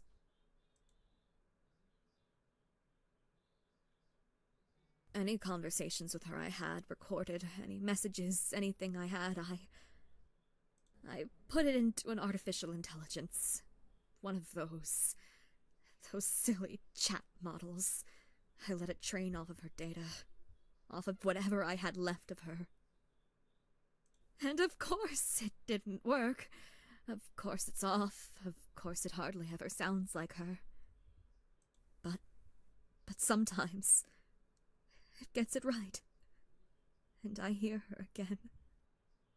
And as pathetic as that is, I need that.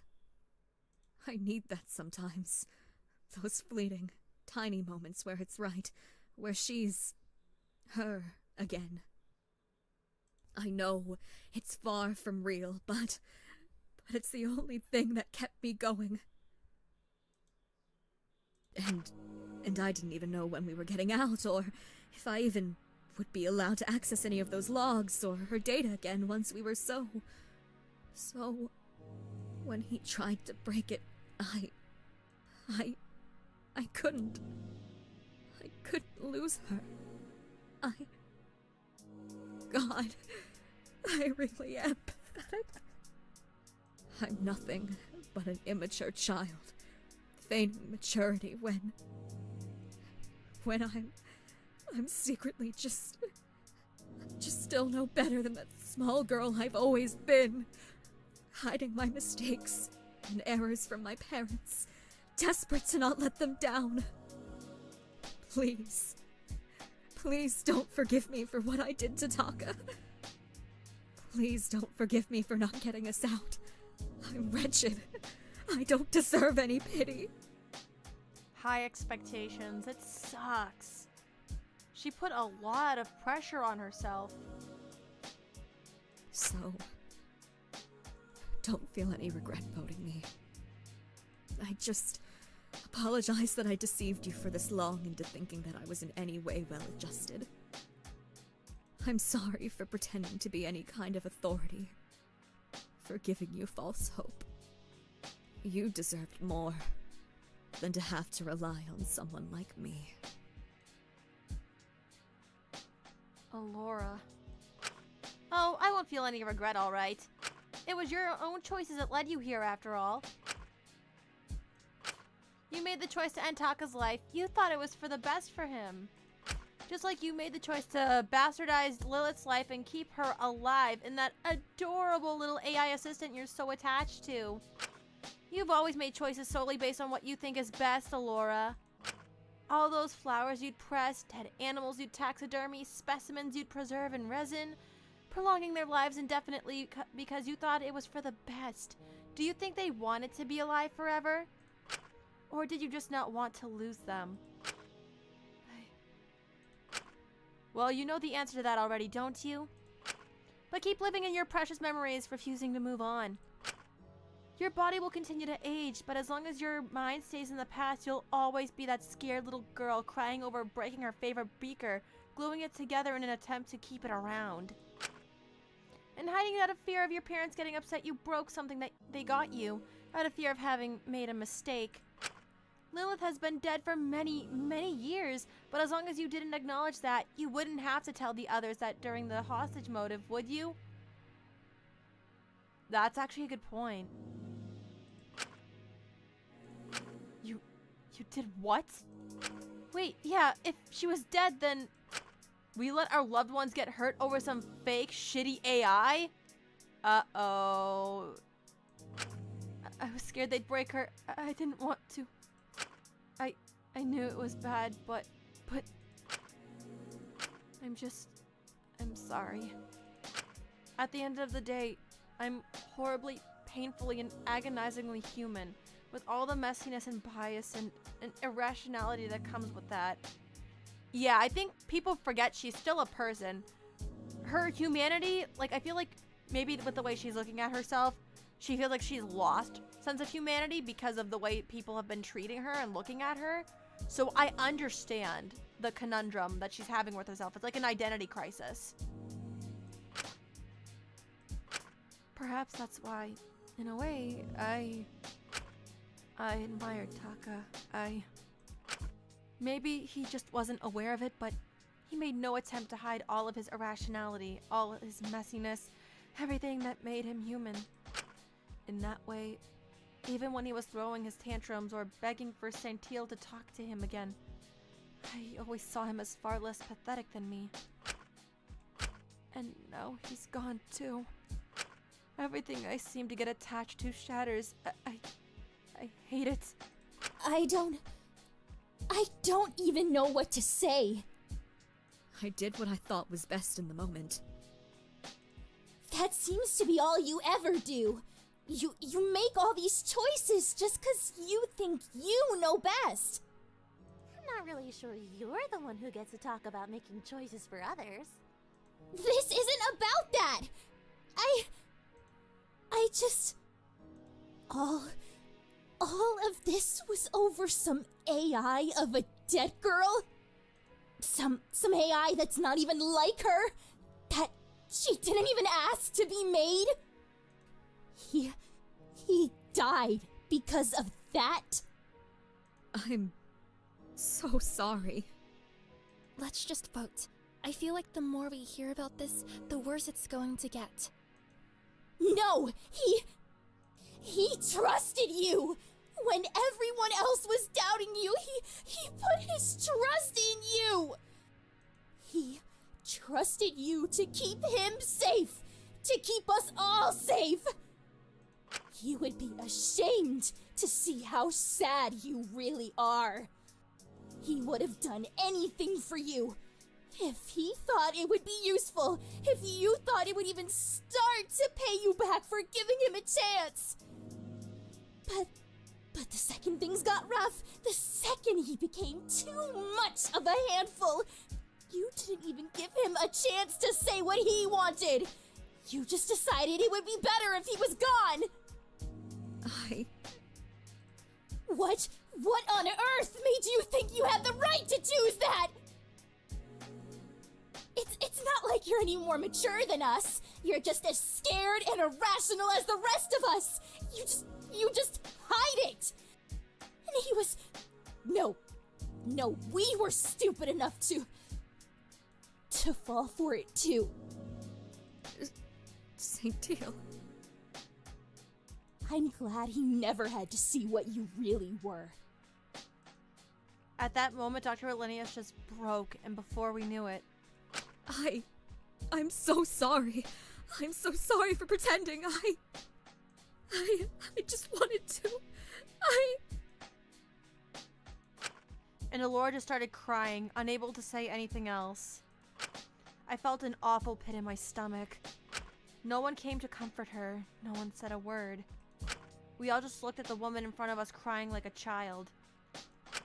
I felt awful. I didn't want her to feel like this. Even after what she did to Taka, at the end of the day, it was still something of an accident, just like Molly. She never wanted to kill him. In that sense, I felt a lot of pity towards her. And my reputation was already down the drain now. I'd killed Molly, so I didn't care what anyone would say. Hey, it's okay. It's okay. You can cry. Katsuki. It's not your fault. It's okay.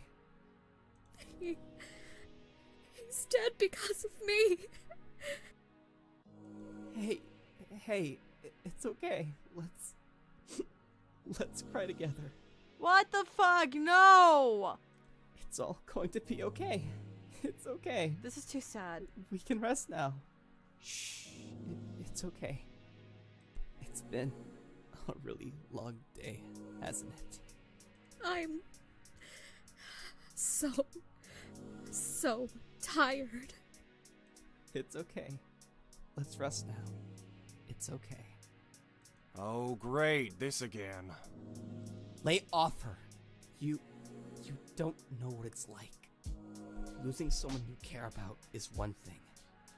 Knowing that you're responsible is another thing. Oh God, it's a whole other thing. I still remember. She was She was talking just before I managed to get the door open, saying so many awful things about herself. In my next life, I hope I'm reborn as someone who's easier to love. Didn't she know that she already was loved? I wish she knew how loved she really was. I don't know what more I could have done to show her that. I feel awful. No one deserves to die feeling so unloved. Sorry. I'm making this all about me again. I'm so selfish. Hold on. I'm sorry, kid. What did she say? Oh? About wanting to be reborn as someone who's easier to love? Oh? Hey, did she say anything else? Oh, wait! I don't remember all of it, but how there was something wrong with her. How it's always been about when and not if. How she didn't want her death to be for nothing. Everything feeling temporary. We can't vote. Oh? What? If we vote now, we're all going to die. Oh. What? Fu, sit down, you're not cooking. Ugh. I don't understand. I killed Taka. This isn't about him. I think we're very, very wrong about Pinky's death. Oh, Fu, okay. What? Boy, Cat, how much longer do we have left for discussion? Just under an hour. Perfect. Fu, what's going... I'll explain in a moment. Now's not exactly the time to be mysterious. We're kind of on a time crunch here. Yes, I got health back. Alright, I'll cut to the chase. I've heard Pinky say all that stuff before. Oh, yeah, she was venting to anyone who would listen to her. I'm sure everyone has heard that sort of stuff from her. No, I mean those exact words. You... So, what? She was rehearsing her suicide? I think it's more than that.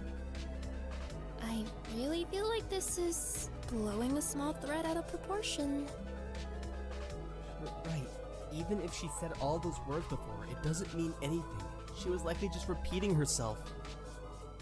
Let me give you some advice. Oh. I can prove she wasn't, kid. Oh boy, I've got some explaining to do. Oh well, I know when to cut my losses. And if I've got to tank my gains to save my skin, that's just business. That's crazy. What are you... Let me walk you through this, kid. I'm gonna save. Oh my god! Alright, kid. Let me just preface this by saying it's gonna sound bad. Give me a second. This is perfect. Whew, okay. But you know, if you expect anything else me at this point, you're just fooling yourself. So, you've probably noticed from all the drinks and small talk. But back when I was locked in my cell, when you were all guarding me, I had a little side hustle going on. You caught on to what that was, right, kid? What was I trying to do? Get us to open up. I think that was it. Right? Bingo. Right on the money, kid.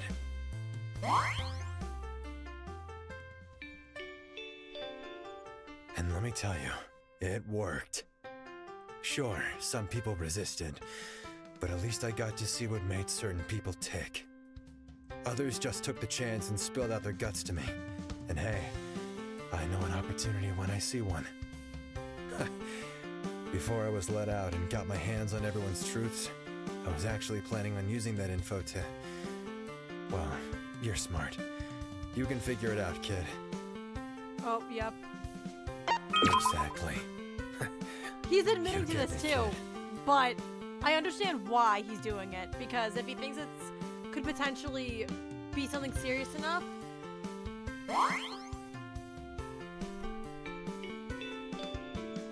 But of course, blackmail doesn't exactly work if I just know.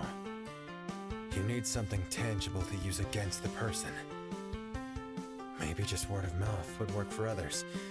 But given my little, incident with Blondie a while ago, I'm not exactly the most trustworthy person in the prison. Of course, the perfect opportunity landed right in front of me. Sure, I may not have used them for what they were intended for, but a true businessman knows how to innovate. I just didn't expect the cat to hand out such a useful tool on a silver platter. What? You remember what the cat brought us all, right?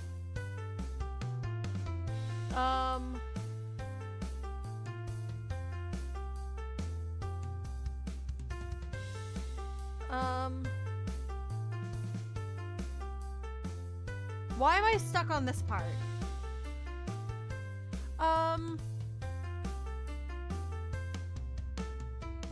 I know that there were like truths, right? Were they the truths?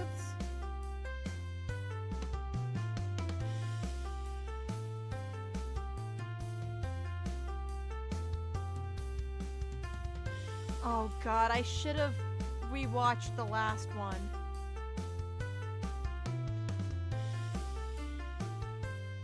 Wait, no, because didn't Mononeko bring like tapes for people to record stuff with? Oh, am I onto something with that? Because I know that Shinku was approached. Honestly,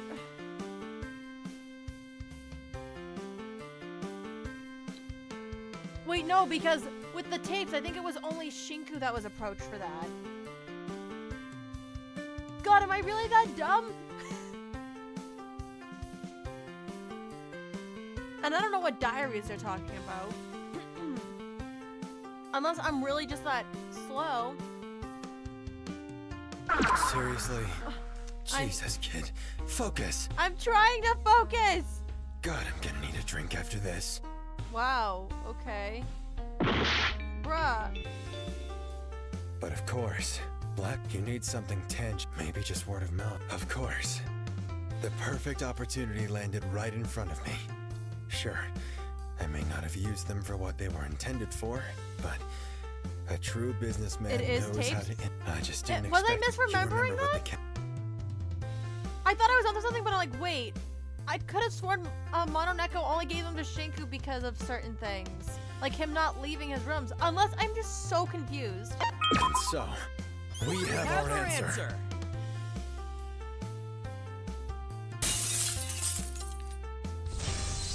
I just gaslit myself.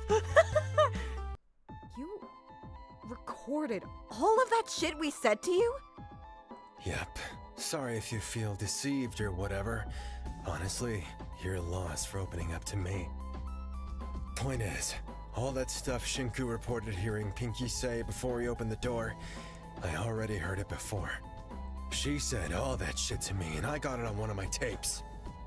I'm guessing someone secretly noticed I'd started recording people when they were chatting to me and stole one of the tapes, using it at the scene of the crime.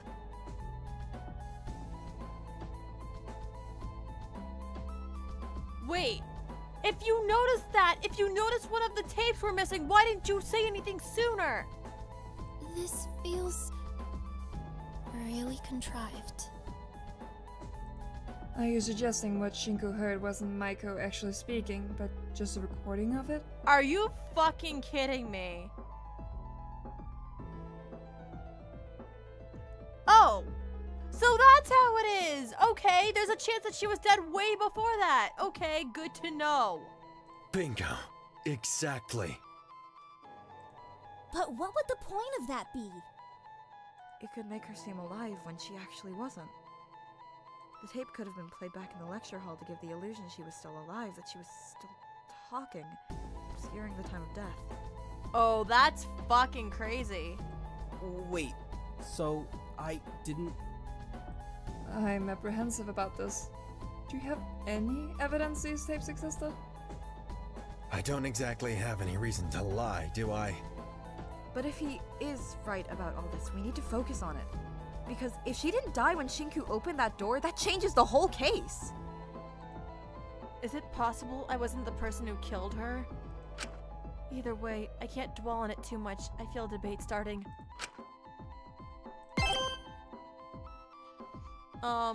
I'll briefly run through them. Zeke's account. I don't think anything about Taka's death is really gonna matter, so I'm gonna skip most of this. Blackout. Broken tube. No. Takiko's account. Weights. Wooden box. Scrap metal. Molly's body. Well, we didn't get enough time to check the body, so for all we know, we're missing a bunch of shit there. Scrap metal hasn't been used yet. The rope contraption, I think most of this was used already, but what do I know? Alright, I'm hoping that I don't crash and burn miserably. If I do, I am sorry, guys.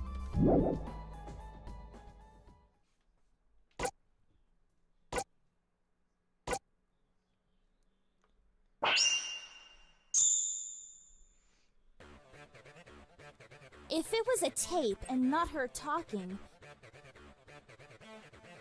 wouldn't Shinku have noticed it was a recording? Probably not. I mean, I feel like you could tell the difference in the audio. He was in quite a panic. I doubt he was thinking entirely clearly. Perhaps the walls obscured it?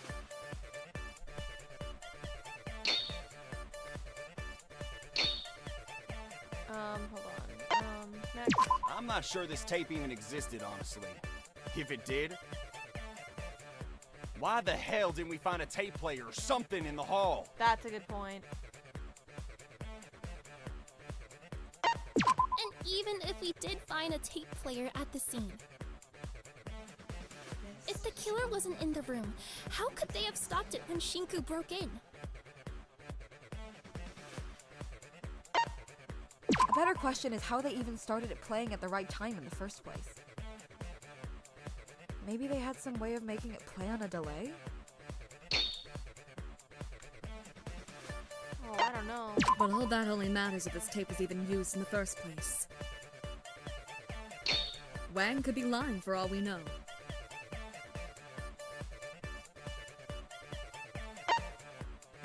To protect Shinku? Dream on, kid. Thanks.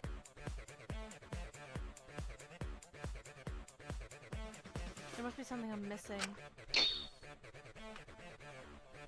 If it was a tape and not her talking,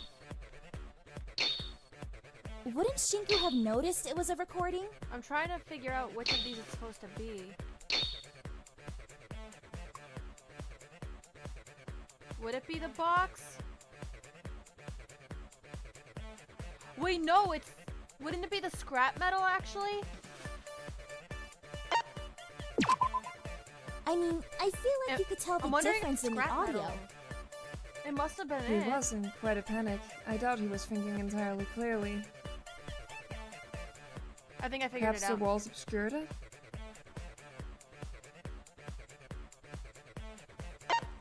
I'm not sure this tape even existed, honestly.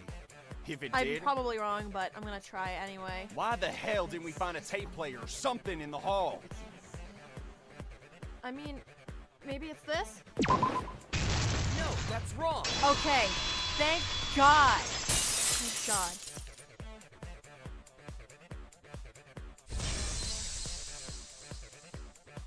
The box must have broken it. Oh, that's fucking What? smart. What are you even saying, Sam? Never mind.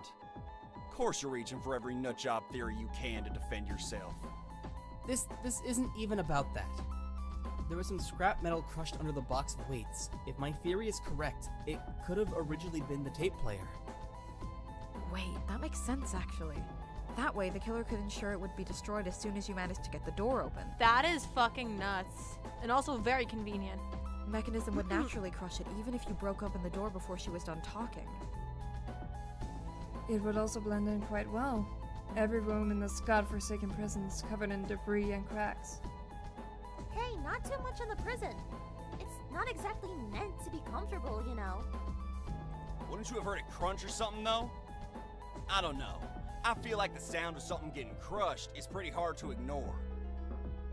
I was, quite frankly, more focused on the fact that Molly was dying in front of me. Wah. It's always excuses with you, isn't it? I think that's a good excuse, though. Do you hear yourself? Ever? Maybe in the moment, especially if Shinku was distressed, the breaking of the tape recorder could have been confused for the snapping of the neck? Oh, that's a good idea. Or it could have been covered up by the sound of the broom snapping when Shinku was eventually able to break in. Whatever it was, if the tape was there, she was probably dead before Shinku even opened that door. The tape playing just made it seem like she was alive. But if she didn't die from the contraption, when did she die? If she died before Blondie, then that changes the whole trajectory of the case. The body was cold when I performed my autopsy on it. I thought it was just because I left to investigate Taka's body before hers. But that does explain how cold she was. Most of us have alibis in the morning, though. So unless someone got up really early, I'm not sure when anyone would have gotten the chance. Right, especially when it came to setting everything up in the lecture hall. I feel like someone would have noticed this morning. So it was most likely done setting it up?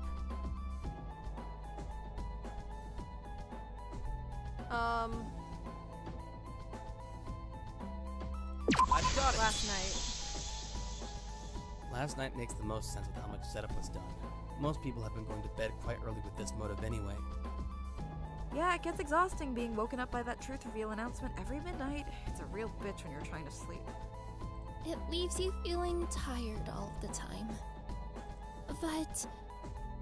wait, if it was done last night, wouldn't Allora have noticed? I feel like her body would have gone into rigor mortis or something. I apologize. My autopsy of her was quite rushed. Yeah, we were barely even able to hoist her down before that announcement played. Oh, yep. That was so convenient for the killer. You rushed to do Taka's first. Why did you do that? You already knew how he died. Kutsuki seemed to be distressed. I wanted to give him a new space until he was less catatonic. And as awful as it was, I wanted to divert suspicion away from me as the culprit by properly investigating the scene. By controlling the autopsy, you could leave out key details you didn't want the rest of us to know our spot, huh? In the moment, Molly's death did seem like a pretty open and shut case. I don't blame Dr. Lennius for making assumptions. Wait, so do we even know how Molly died? Well, duh. It still could be hanging. It would be pretty easy to just hang her and set the trap up with her dead body already hung. That way you could just hoist up the already dead body and call it there. That's all well and good, but how would you even get her to go to the lecture hall to hang her there anyway? I mean, the killer could have just asked her. And you seriously think she'd just go? Probably, if it was someone that she liked enough or trusted. Okay, well, would you kill me if I said yes? Are you actually that imbecilic? Hey, come on! She was trusted as all hell. You could literally just say, oh, come here for a surprise, and she'd follow you. Or get some naked men or women or whatever. What the fuck? All I'm saying is, if I needed an easy victim, she would probably be one of my first picks. How can you just say that? It's a killing game. No one is just going to follow someone else blindly in the middle of the night. With Molly though, I wouldn't completely rule that out. Yeah, of course you'd think that. That tracks. You're usually the one having others blindly follow you, huh? Oh my god, can you cut it out for 5 minutes? Can't you see how unproductive this is? You are actually impossible! Uh-oh. These two are fighting again. Usually I just let them get it out, but it's genuinely getting pretty disrupted. If we don't sort this out and get to the bottom of what really killed Molly, this case is never going to progress. I'm gonna save. Alright, here we go. I do not like this one.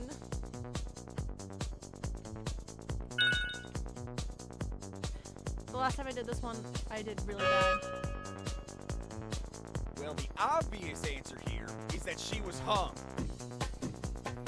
She could have just been hung earlier, and then her body could have been lowered, and the contraption was set up to make it seem like she was only just hung when Sam opened the door. That's possible, maybe? But I don't know. She was in the infirmary resting up after taking those tanning pills that night. I find it unlikely she would have gone to the lecture hall, even if someone asked her. She wasn't the brightest, but I think she'd at least have some level of self-preservation. Even if she really trusted someone, I doubt she would have so easily gone to the lecture hall that late at night, not without telling someone. I think you're giving her way too much credit here. She probably would.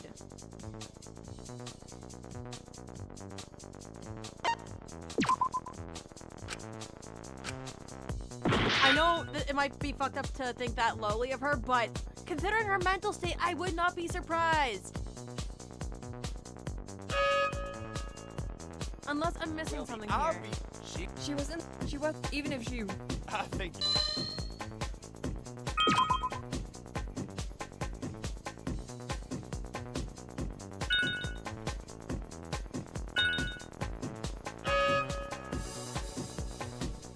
Okay, well, she could have always been strangled in the infirmary and had her body hauled into the lecture hall.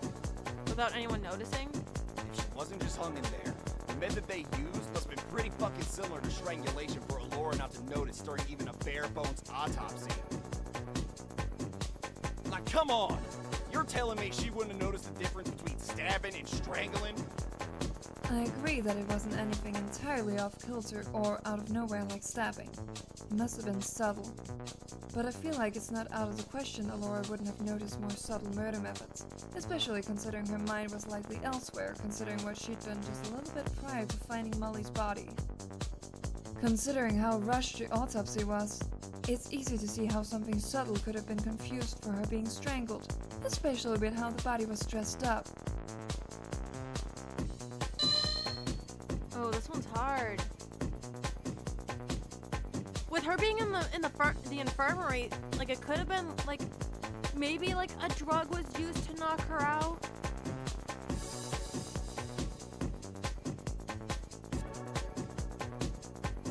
Because it doesn't seem likely that they'd be able to just drag her there like Zeke is saying.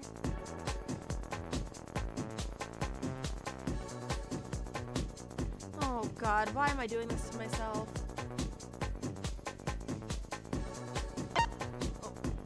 Which one am I going with though?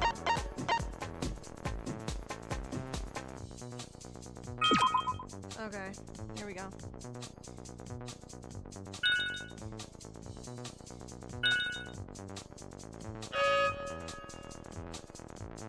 Okay, fine, sure. It was something similar to strangulation. I don't know. Maybe they strangled her with their hands in the infirmary or something. Or maybe drowning. I mean, the open waterways are on that side of the prison.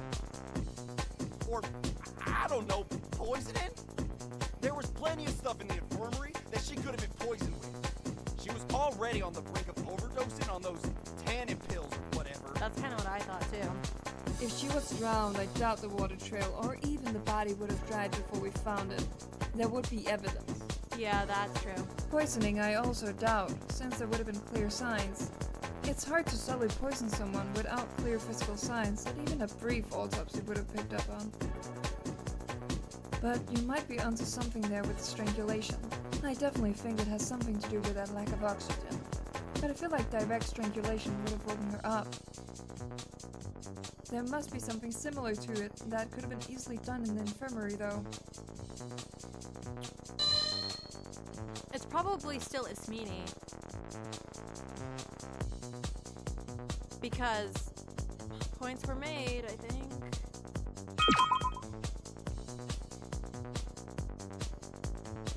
I've done it!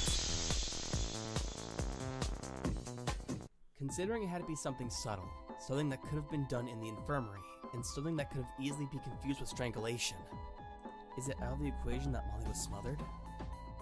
With her infirmary pillow? Huh. I guess that makes sense.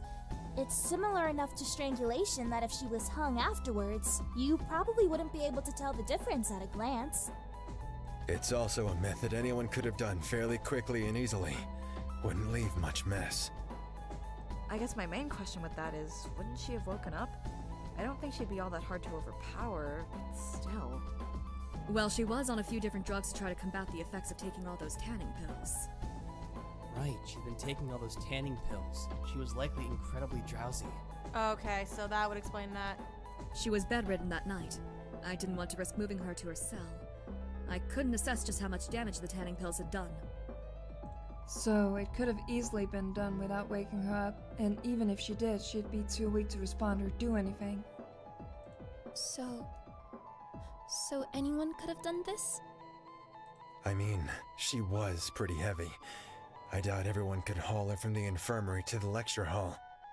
They are next door to one another. Anyone could have dragged her given they had the time, which I'm pretty sure the killer had since they did it pretty late at night. No one was around. If it's something anyone could have done, how are we gonna narrow it down any further from here?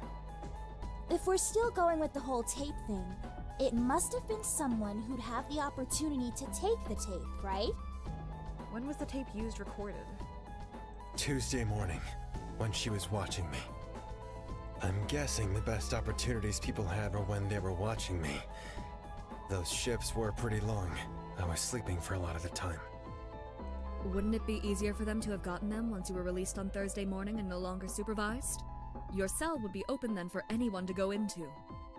I'm pretty confident they were taken before then. I was hiding them in my desk, and once I was let free, I locked them in there while I was gone. You know, keeping my goods safe and all that. Security is important. Alright then. Let's review the schedule. Who watched Fu between Tuesday morning and Thursday morning? If my memory serves me correctly, Takako, Ezekiel, Asuga, Taka, and Lyra had those shifts. So they had the opportunity to take the tapes. Not me and Zeke. I think we can clear each other pretty easily. If we're going with the idea that the murder happened last night, I was in his cell all night, like every night. And neither of us went anywhere. Right, I forgot you two were doing that. Oh my god. I mean, you could always be covering for each other. Maybe you've got some sort of Bonnie and Clyde deal going on. Yeah, no. We ain't pulling any of that shit. Take it or leave it. I think it's a pretty solid alibi. It does align with both their morning accounts. Taka can also be ruled out. I mean, considering what you did to him, I don't think anyone thought he... Even putting that aside, he skipped his watch that time due to his dare. Uchiyama covered for him. Right! I did. Right after Wong's weird wedding thing. Excuse me, what? Don't worry about it, kid. Oop. I'm worrying. When was there a wedding? How did I miss this? Hello? So, only Asuga or Takako would have had a good opportunity to get the tapes and were available last night to enact the murder. Oh no. What? You really think? Hey, hang on! Why are we operating under the assumption that it has to be the people who are allocated to watch Fu? It doesn't seem like much of an ideal time to me. I mean, he was right there. He would have spotted us, wouldn't he? But there was also a lot of time when he was asleep or napping when someone could have easily taken them. True, but it just feels a little risky. Anyone could have broken into his cell at any point after he was released. I feel like that would be a lot easier. You'd be less likely to be noticed too, considering how much he was running about. Well, I locked him in my desk drawer while I was out. Didn't want anyone stealing them. But a little lock like that is pretty simple to lockpick. I feel like anyone could do it with a bobby pin and a bit of determination. Speak for yourself. I certainly couldn't. It's a stretch, but I feel like it could have been done. Right! It's silly to narrow it down just based on the list. Anyone could have gotten him eventually. It makes more sense that way, doesn't it? I mean, presumably, only the killer caught onto the fact you were recording. Doesn't it make more sense they caught onto that during their shift and then broke in to try to find the tapes afterwards? Yeah, I'm surprised anyone caught on to it. Honestly, I definitely didn't suspect a thing. They might have just gone in there to try to retrieve their own, to be honest. But found Molly's in the process and figured they could work with it. Oh, that's possible. Well, I wanted to keep it hidden for longer, but once I started leaving my cell again, I resumed what I was doing before. I left a small bit of paper on top of my door. You know, so if someone entered it when I wasn't there, I'd notice the paper was on the ground and know if someone broke in. Classic killing game strat. I'm sure you're all aware of it. What the fuck does that mean? Okay, you know what? Sure. No? I've got a much simpler method. I just tell people if they enter my room, I'll beat them the hell up. Okay. You can't beat someone up if you don't know they've even entered in the first place, kid.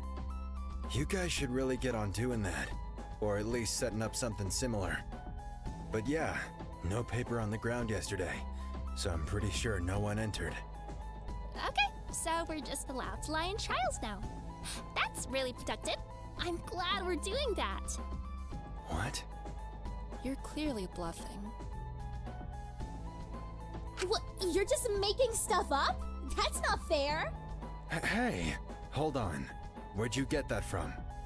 How come all of this is only coming up now? It wasn't relevant until now, I think. Well, if everyone knew about my paper trap, then they'd know to reset the paper.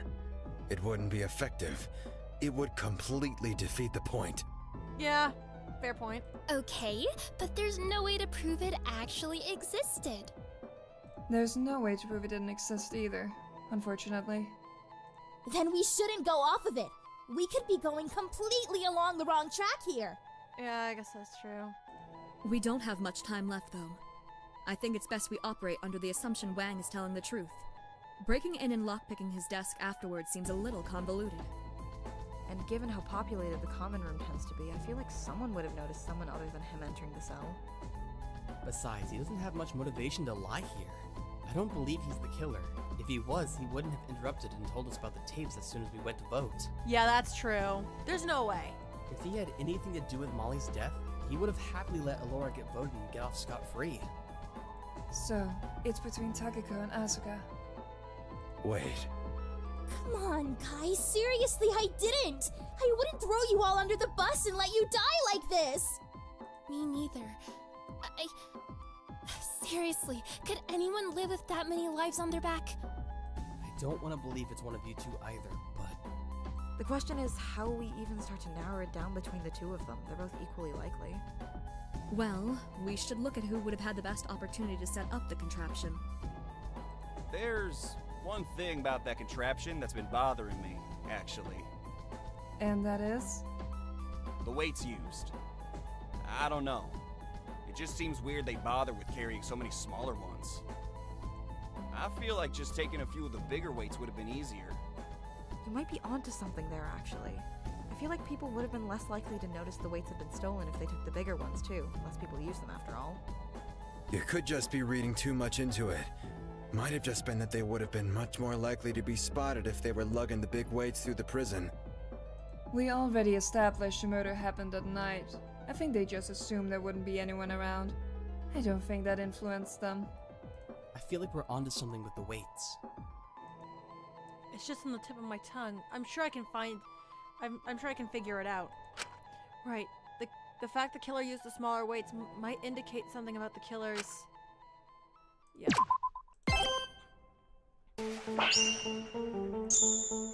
It's probably strength.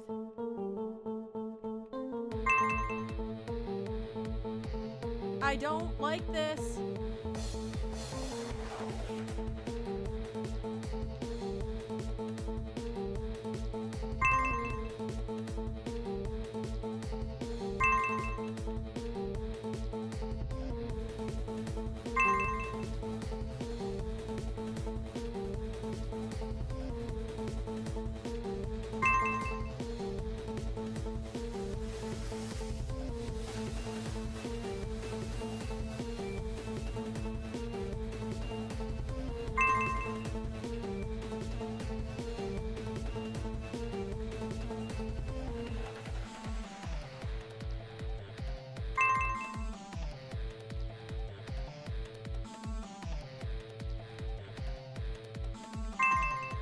have my answer. That was really quick this time. I think the fact that the killer used a lot of little weights as opposed to two I or wasn't three gonna big run weights during that. says I a felt lot like about I the was gonna killer's mess strength. up more. Besides, I think I had a good idea on what it was that I needed to do. Thanks for the tip, though. I'm thinking they had to take multiple trips to get the weights anyway. They probably had something that could easily carry the weights in, like a bag or something. But the main thing is I think the killer is potentially quite physically weak. I mean, whoever it was, they were clearly able to drag Molly's body to the lecture hall, so they couldn't be that weak. True. But the lecture hall is right next to the infirmary. Even if it was difficult, even a weaker person could do it with enough time. The gym, on the other hand, that's on the opposite end of the prison. It would be a bit to carry anything from. So we're best off narrowing down our suspects off of strength. Wait, but then that means Out of Asuga and Takiko, our killer is most likely... Yeah... Probably Takiko. Fuck. I've got it! Asuka's talent means she has to have a certain level of strength, especially upper body strength for aerial stunts and performances. They'd more than be capable of carrying the larger weights. They've shown they're not concerned about opening up their injury time and time again. I'm very well aware. I've had to retreat it over and over again. sorry about that. But that means our more likely culprit is... Wait! What? No! Takiko. I see. You really think I'm the killer, don't you? It's what makes the most sense. Oh, I'm sure it does to you. But I have a few issues with your current working theory. If you ask me, there are several obvious oversights. But fine, accuse me. If you want to waste time, go ahead. What's a trial without pointless tangents? Uh-oh. If you laugh, you get sent to the prison. What? Alright, I'm gonna save again. There it is. Now this is what I was looking for. None of this accident or forced kill bullshit. Just cold-blooded killers doing their thing. Yeah. Aw, you can give me more than that, Millie. This is the exciting part, don't you know? Our viewers go crazy for twists like this. Oh, they are getting fed. New sprites, new things to clip, new CGs. Yeah, whatever. And the execution is gonna go crazy. People love those. I just don't know why they have to be so dramatic. I mean, we'd save a lot more money if we just shot them or something. I don't know. It just feels like overly edgy or whatever to execute them like that. Pretty tasteless as well. It's always so flashy and over the top. It's fun to see them suffer. It's like meant to be ironic and stuff. They deserve to suffer for what they've done. It just seems excessive. Ew, you're such a fun sponge. What's the point of hosting this thing if you're not gonna have fun with it? I miss when this was a solo job, and I didn't have to answer to anyone. I didn't have some random with daddy issues next to me constantly doing things like having opinions and suddenly deciding she has morals in the middle of hosting a death game. Hey, hang on. What do you do anyway? I do a lot. Do you realize how much admin work running this shit requires? Well, it's not like we have chat moderation or anything. It'd be pretty stupid to censor a death game chat. Yeah, I mean, there's loads of fans getting, like, properly attached to the prisoners and shit. Oh boy, if the killer's Takiko, I'm never gonna hear the end of it. A lot of people are gonna be pretty upset. Yeah. I hope it's not her, honestly. Or Asuga. My favorite was Taka, but, you know, he's gone now. Rip. Oh well, No time to mourn. I'm excited to see how the rest of the trial will go. I miss you, Taka. Right, yeah.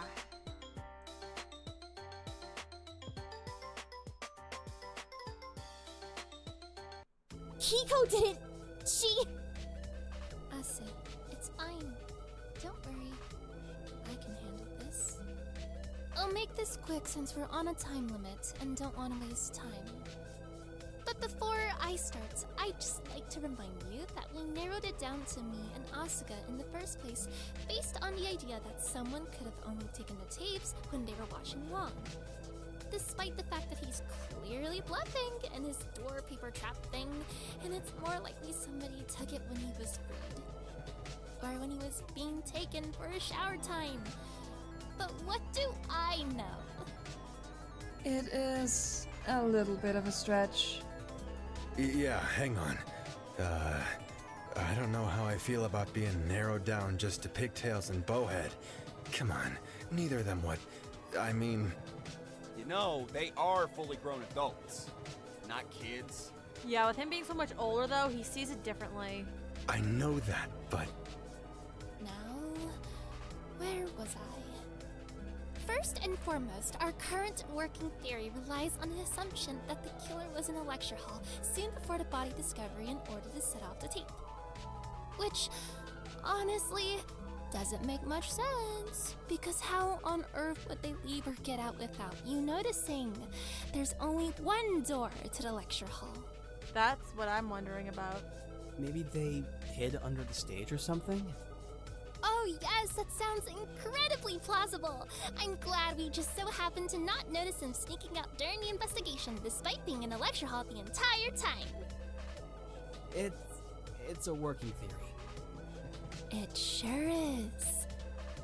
But I have an alibi for that time regardless.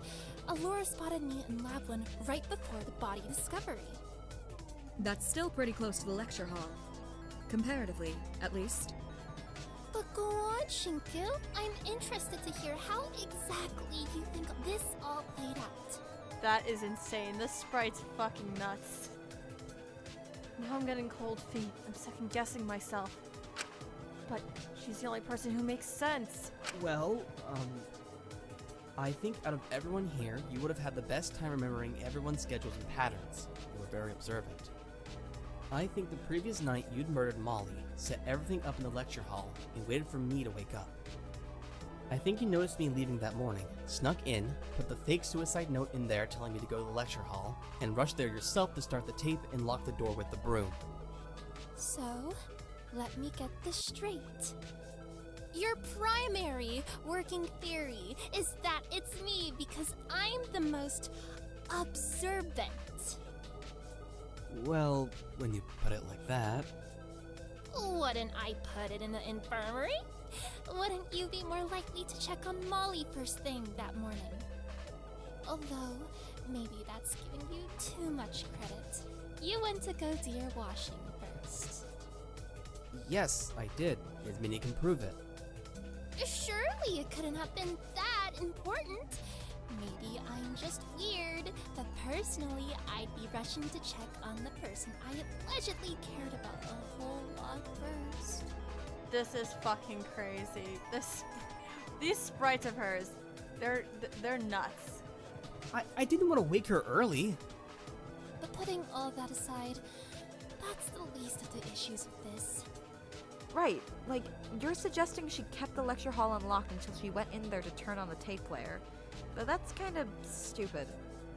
Like, anyone could have walked in there and set off the trap.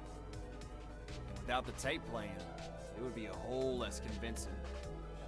That's not even mentioning the fact you've yet to explain how exactly I'd have gotten out if I locked myself in there. I was pretty distressed. Maybe you snuck out without me seeing. Okay, kid. Even you're not dumb. Okay, maybe you started the tape and then I left the room before I got there? But then I was the broom placed across the handle. That... There's no way I could have left that room. In fact, there's no way anyone could have left that room without anyone noticing. The fact we can't figure out how it would have been done suggests there's a major flaw in our current working theory. I think we should take a few steps back and re-examine the facts we know, see if there's something we missed, and rebuild our theory from the ground up. Cause this just ain't working. That's more productive than pointlessly throwing accusations, because the trial timer is running out and we're all getting cold feet. How much time do we have left anyway? Not too much. So do we even have time to try to formulate a different theory? I feel like trying is better than throwing away all of our lives. Right, yeah.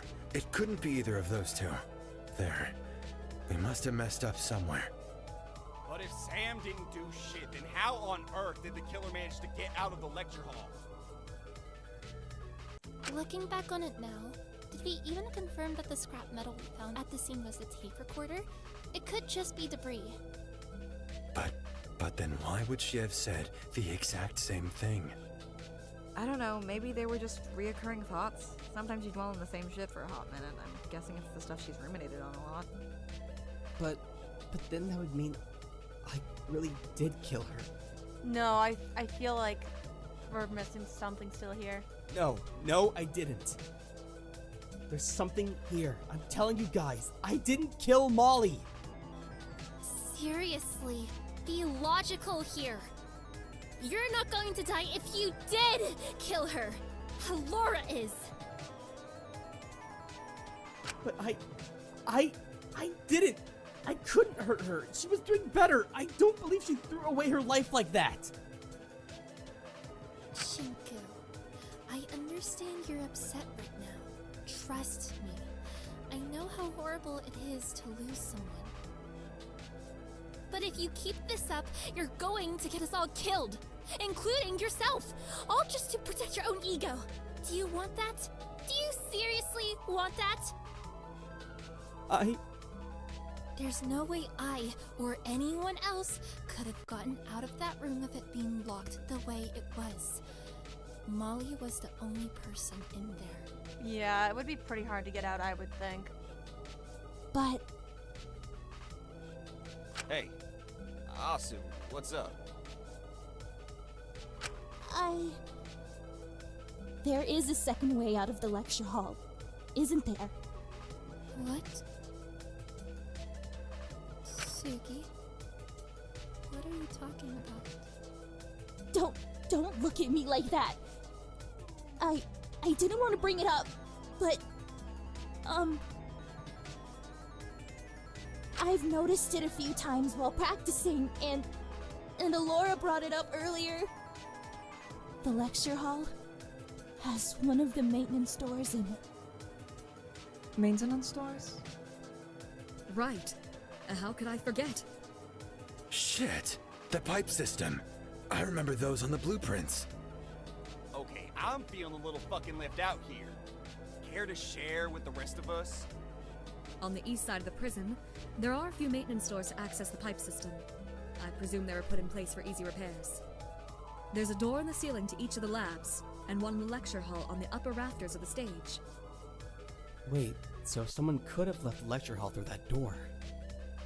It's possible, but they'd have to walk along the pipes, which would require a good sense of balance and a small frame.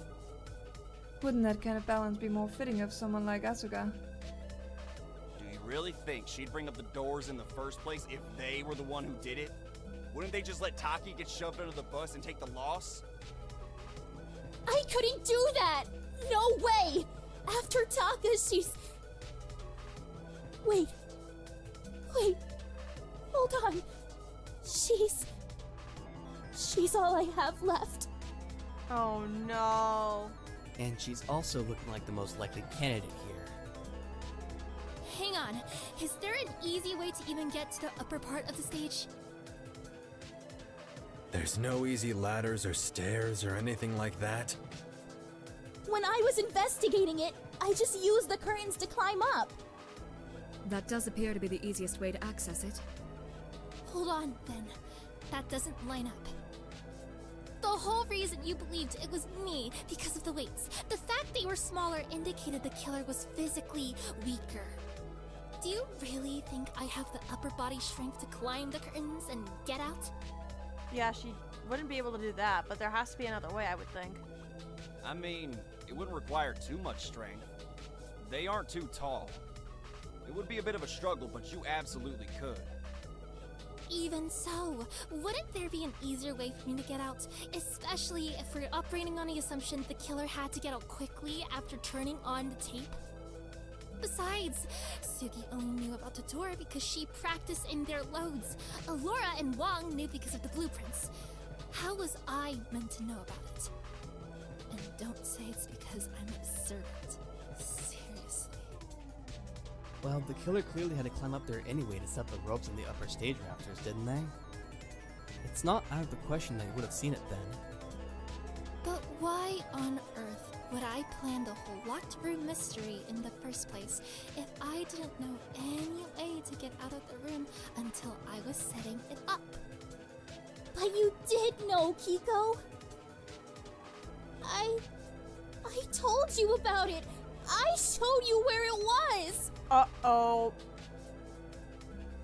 Kiko, you didn't, did you?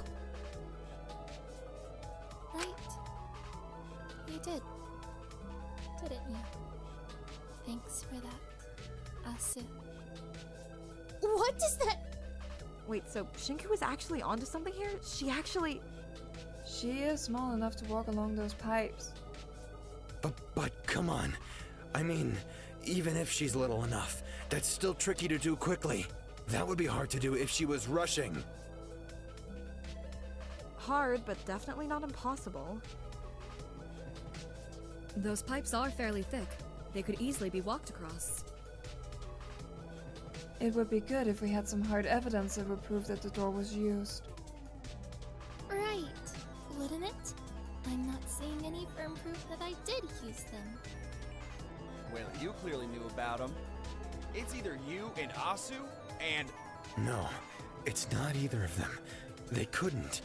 Do you really think they could drag Pinky's body? Let's be realistic here. No, you start being realistic. The two of them aren't children. They're fully grown adult women. What's gotten you so aggressive, kid? Something struck a nerve? She killed Molly. Not only that, she made me think I killed Molly. Yeah, that's pretty fucked up. I'll prove she did this, no matter what. Oh, I'm so scared. You must have cared about her a lot. Not enough to go visit her first instead of immediately going to the washing room. But hey, what do I know? This is fucking creepy. I bet it makes you feel all big and strong, acting like the one person who could have saved her. Huh? Do you feel like you're still somehow protecting her by doing this? Oh, she is trying to gaslight the fuck out of him. Shut up! I don't want to hear it. I can prove you used that door. Oh boy, here we go. Would I like to review the bullets? No.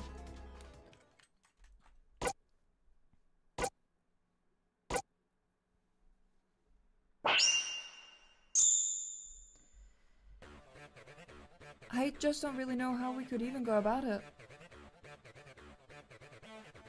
Is it possible there's a detail in the trap that proves she used it? Is there a detail in the trap that proves she could use it? I'll go for now. The pipes are too thin. There's no way Pigtails could have gone across them quick enough. Do you think she'd risk falling into the sewage system? So what? You think Asu did it instead? Just because they're stronger? It's neither of them, I'm sure. It can't be. I mean, I was on the west side and she was on the east. But Allora was also there with her. That's gotta count for something. She'd already killed someone. I doubt she had time to set up a second one. I can't see any sort of motive she'd have to kill Molly either. Unless she overdosed on the meds Allora gave her and this was all a cover-up.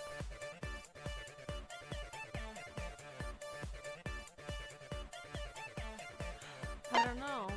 Despite what you may think of me now, I would never do that. We're getting off track. It isn't relevant to prove if she knew about the door. We're running out of time, and she's our only plausible suspect.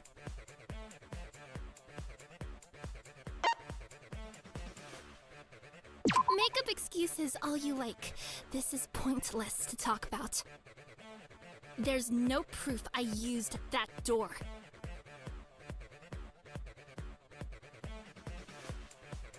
No proof she used that door. Hold on. What do we have here again? Molly's body. It won't even let me switch again. That's so dumb. Cause rope contraption. I'm wondering.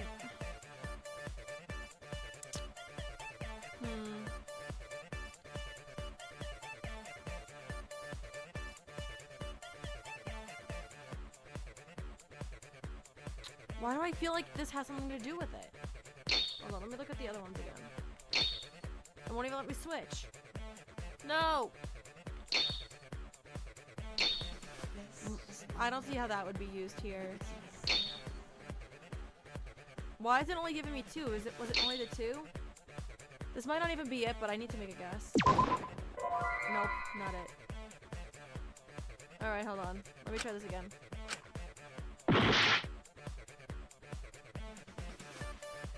I just don't really know how we could even go about it. Is it possible there's a detail in the trap that proves she used it?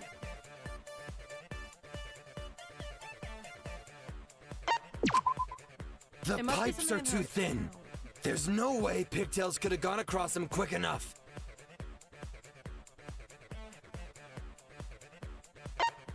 Do you think she'd risk falling into the sewage system? So what? You think Asu did it instead? Just because they're stronger? It's neither of them. I'm sure. It can't be. I mean, I was on the west side and she was on the east. But Allora was also there with her. That's gotta count for something. Oh, it might be this. Nope. There has to be a hole here somewhere.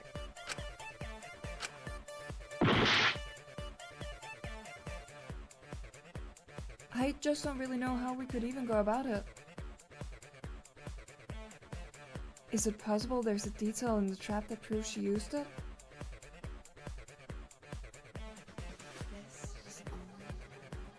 The proof she used it.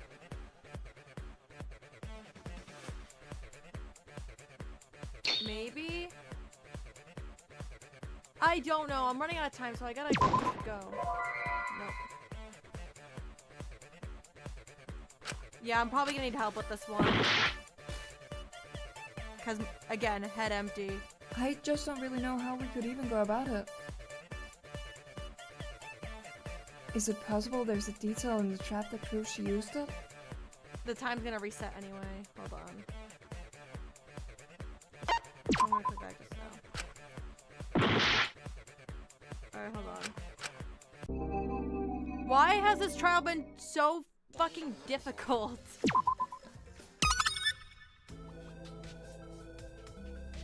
Would you like to review? You know what? Just in case. I need to see what exactly it is that's in here. Went to the east side of the prison with the goal of going to the infirmary to check in on Molly. Right, there's a blackout. Who's boss? She's trying to get.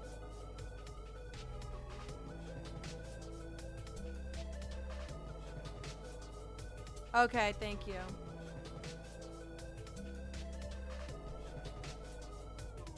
Okay, let's see. So it is this one.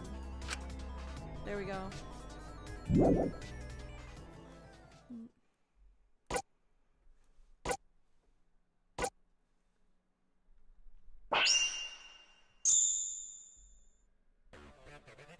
I just don't really know how we could even go about it. Is it possible there's a detail in the trap that proves she used it?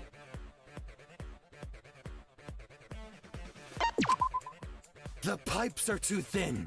There's no way Pigtails could have gone across them quick enough. Do you think she'd risk falling into the sewage system?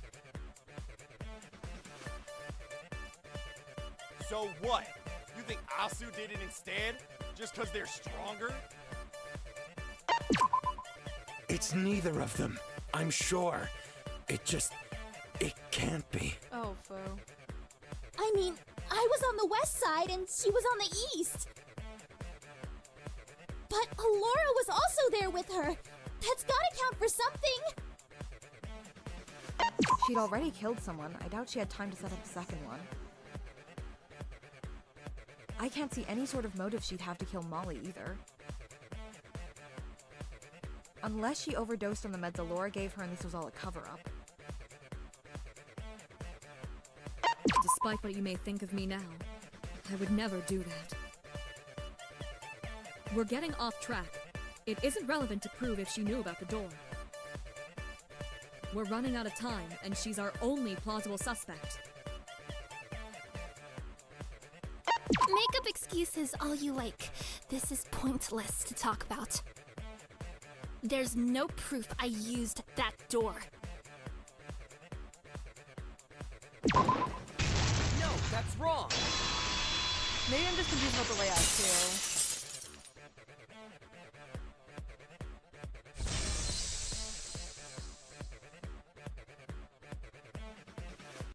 That was quite aggressive. Some things got you all riled up, huh? There absolutely is proof that you used that door. Don't try to divert attention back to me. I'd really prefer if you shared that proof instead of just yelling at me. Allora, Fu, those maintenance doors.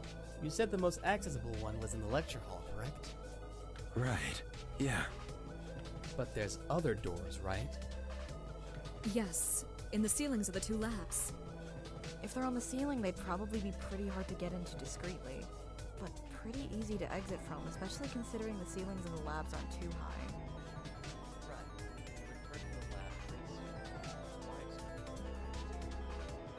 Correct. That line was so quiet, I don't know why. Weird. And Takiko had entered the room by the time you've been out of it? I assume so. She was by the fuse box when I came back. Wait, are you suggesting Takiko used the maintenance door to walk along the pipes to the lab? That would explain why Allora didn't see her in the halls despite taking so many precautions to make sure she wasn't seen transporting Taka's body. She had to have been in the lecture hall right as I approached the door initially to set off the tape, and used the time I spent trying to knock down the door to climb up to the maintenance door and leave. Meaning it makes sense that by the time Allora got back to the lab, which she probably hadn't anticipated, she hadn't had the time to leave or get any further away from the crime scene. So her being in the lab when she was makes perfect sense for if she did use the maintenance door to leave the lecture hall. You're right. What? That also helps rule out Asu, since they were on the complete other side of the prison at the time it happened. Yep. Uh-oh. But wait, that means...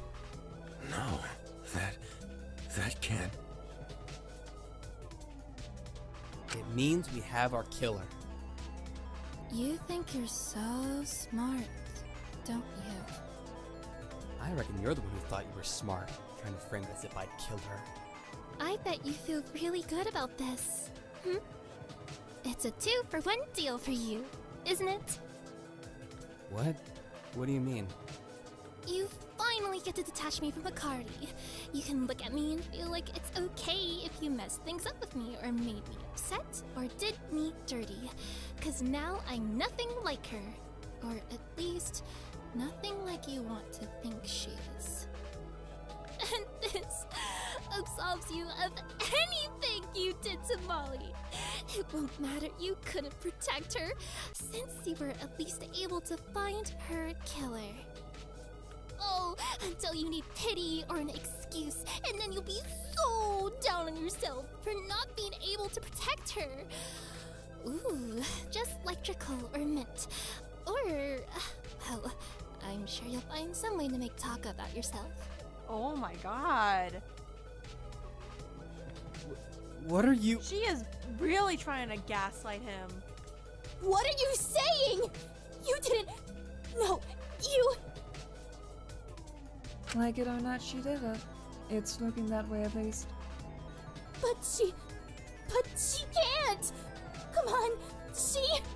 Saint Teal, I understand you're emotional, but I don't want your pity. I can't lose anyone else. Please, come on, there's gotta be.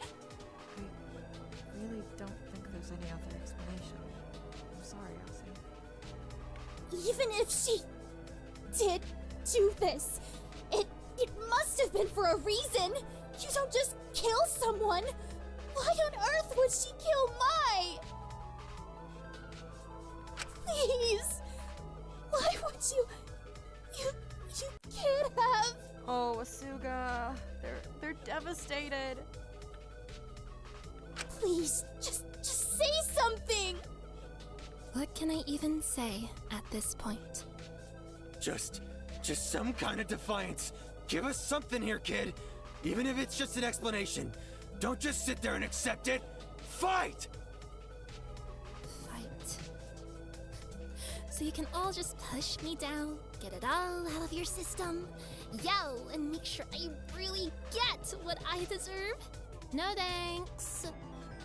That's not what I... Ugh! Anything! I don't care! I don't care how awful it is! How irrational it is! I just want to know why. The Takiko I know would never do this! No, yeah, you're right. Oh She wouldn't no. do this. This is so bad. Come on, don't just stand there. I'll play devil's advocate for you. Just give me something to work with here, kid. Oh my god. Oh my god, Fu. I'm not your kid! I'm not her! I'm not Jen! Just because you let her down doesn't mean you'll make everything magically right again by stepping in and defending when it's far too late! Just... Taki, Don't call me that! I didn't mean... Just stop it! Stop it! You'll never think! You just say what's easiest at the moment! Stop acting like you're dumb! I know you're not! Kid, hey, come on. We're trying to help. Really? Now, you're trying to help? You put me in this mess in the first place! If you could have just kept quiet, I would have never be accused! You're just like Shinku! If you two just shut up, we wouldn't even be here right now! Oh god. This is your fault! It's all your fault! Is that an admission of guilt? With the way she's suddenly acting, I think we have our answer. Suddenly acting? No, she can't be. I mean, it's pretty obvious. Yeah. it seems the most likely. But there are some small inconsistencies I'm not too certain about. I don't want to convict just based on behavior. But it's not just her behavior. We have solid evidence. Your main argument relies on Fu's testimony. Are you really going to trust that? No one can confirm he actually did record those tapes. Surely there's gotta be. But then why would he bother stepping in? That's my thing. It's the best we've got, and I don't want to die. And we're running out of time. Let's just get this over with. All right, if we're all at a consensus. It can't end like this! Huh? You...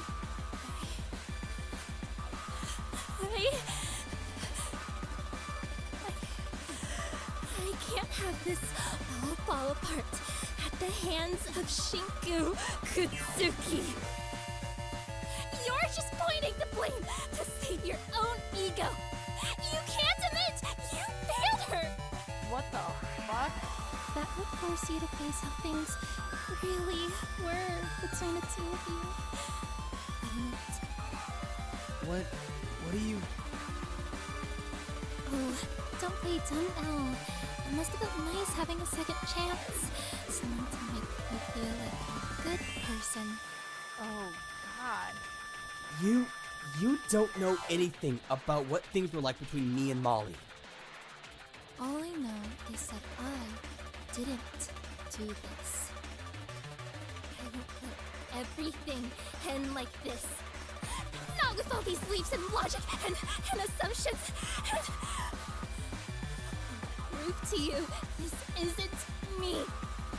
I've sat down and just taken everything for far too long. No matter how convinced you are that I'm the killer, I'm not going down without a fight!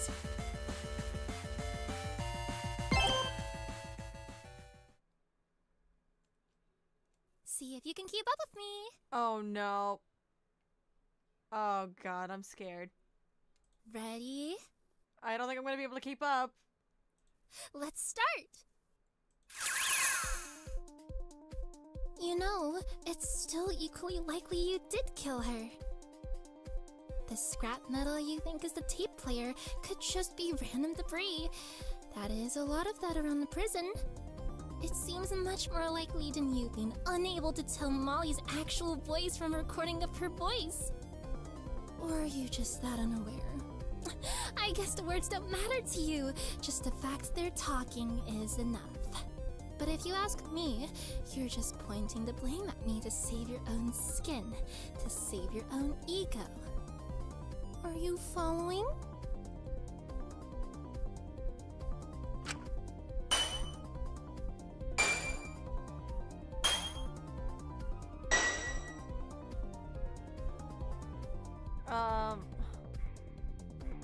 Wait.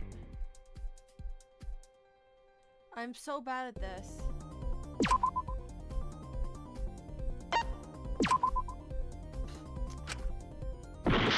I'm bad with memorization. You know, it's the scrap. It seems, or but if you have, or you.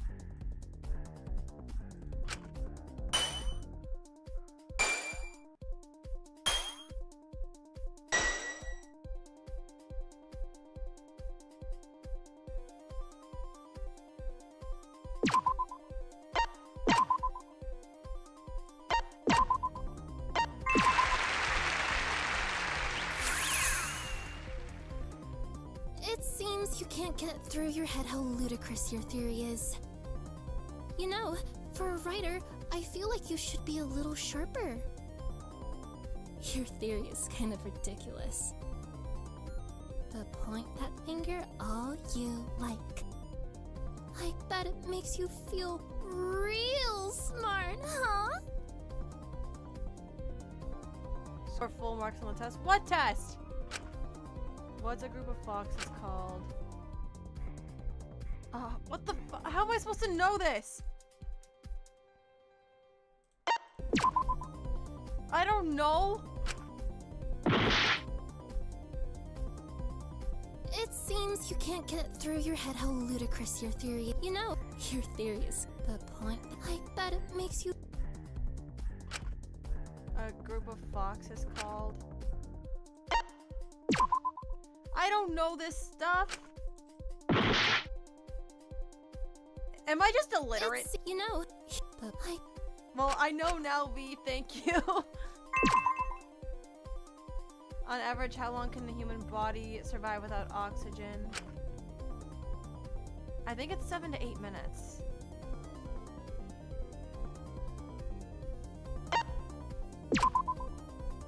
Wait, then what am I hearing? I do not like this. There's so much to this chapter. Sob.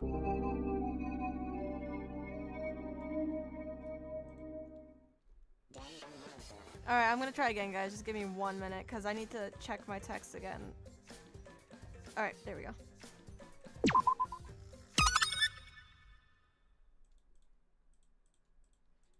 I'm gonna try to blast through Secret. this. You know, this it's but if you or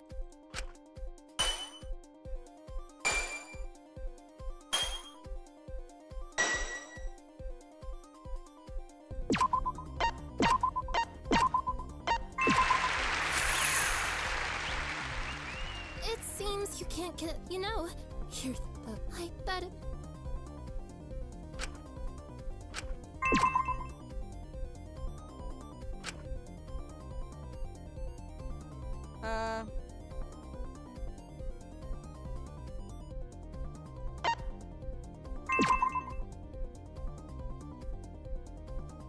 I don't know.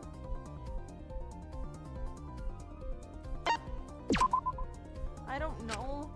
I don't know how I'm supposed to know any of this stuff. It seems you can't, you know, here's the point. I bet it may.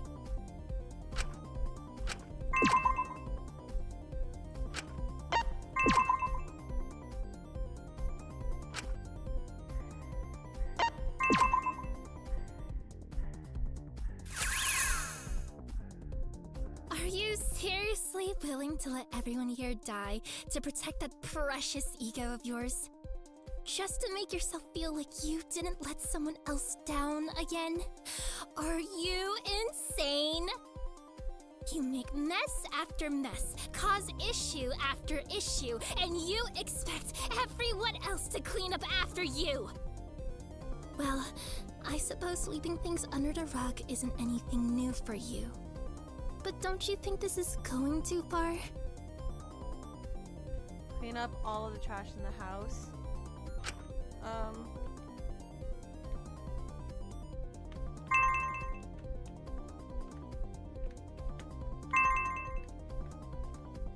I'm running into stuff.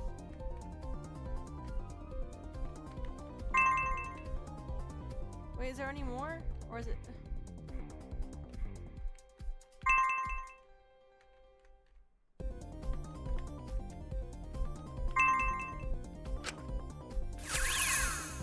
At the end of the day, if this isn't to protect yourself, if you're not just throwing me under the bus, if I did do this, after everything, after that verdict, after how you've all been treating me, after how she was able to go about being coddled and babied in a way I was never going to be given? After being expected to be more mature and reasonable than someone 10 years older than me, could you even really blame me? Wait, what?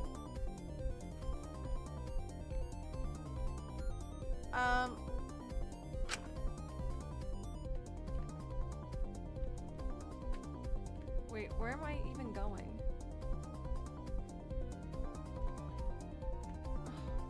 Where am I even going?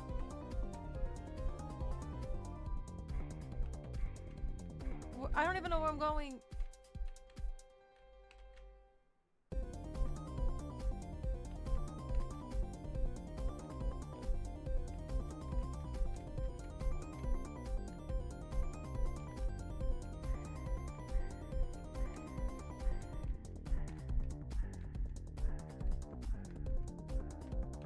Is that it? Okay, there we go. Huh? Wait, you... No. No. It won't end like this. You have no idea about any of this. You don't know anything. You can't even begin to know what you're talking about. I won't let myself die just because you couldn't shut your mouth. Every single day, I have to perform. I can't stop. I don't even know who I am anymore. I'm just what everyone else wants. But it doesn't matter how much I put into it. much it's rehearsed in my head. People will always find something wrong with it. Or it's too perfect. It's fake. I'm just fake. I'm fake and plastic and unrealistic and hiding something. But if I drop it, I'm proving them right. And whoever I really am would just seem awful in comparison to that perfectly curated image. Yikes. So what am I meant to do?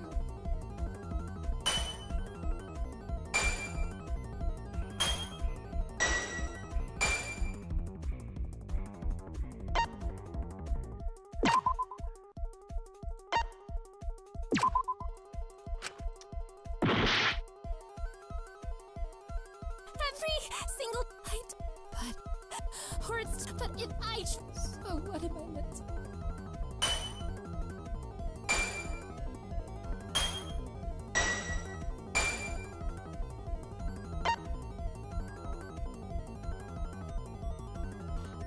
My memory's so bad.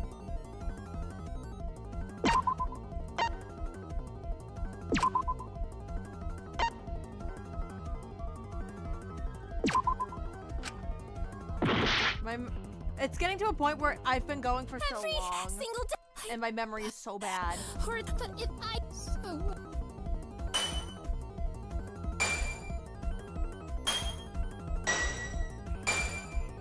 I'm just gonna watch the stream playback at this point because I can't be bothered to try to remember this. This is probably gonna take a minute, guys. I just can't. My memory is just starting to shut down.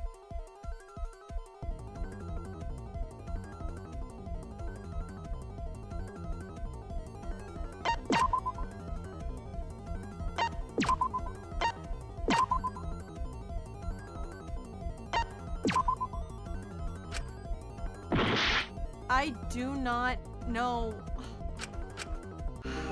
Okay. That means I'm restarting that whole thing again. This is gonna be like fucking Allora's from earlier, and I'm not thrilled about this. You can keep up with me. It's too hard. You know, it's but if you have or you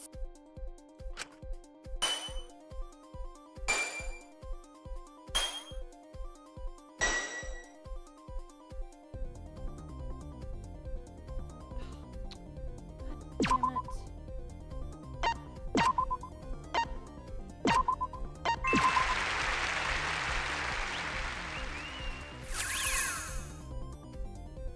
It's you know, your theory, but like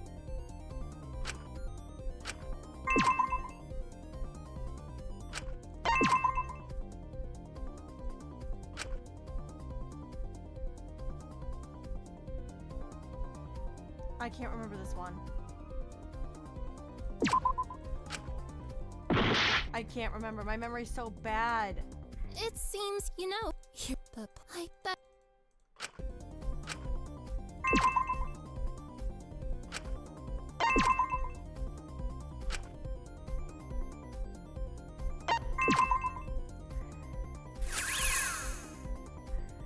Are you just you make well, but don't.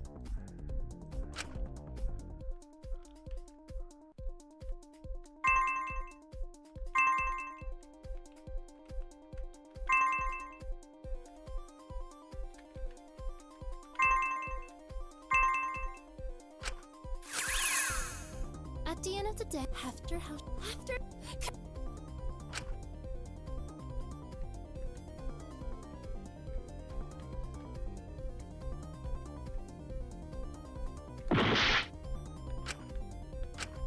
No.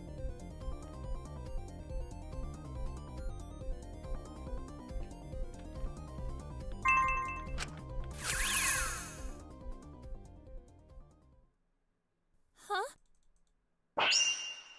No. You have every single day. I have to perform. I can't stop. I don't even know who I am anymore. I'm just what everyone else wants. But it doesn't matter how much I put into it. backwards, but if I drop... So what am I meant to do?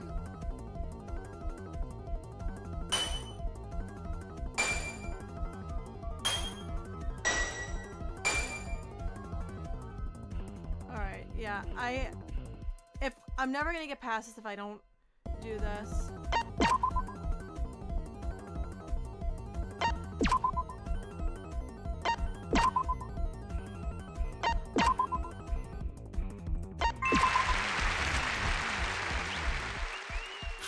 People expect me to even know who I am when they all just shove me into boxes I didn't even ask for. Little sister, therapist, best friend, daughter, Jen, Akari, Taka, anything at all. Anything but me. I have to play along, and I have to play nice.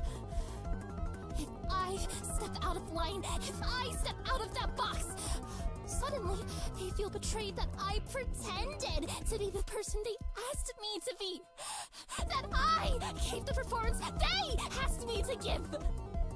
Even when it's the game that's forcing me out of the box, revealing my secrets, breaking down my image if I don't dance and perform and do exactly what it wants. Well, rip the ribbon, tear the paper, open it up and see what I really am. Even if it's something ugly, at least it's real. At least you can't see me for anything but me anymore. Who was always right? Are you kidding me? Is this a trick question?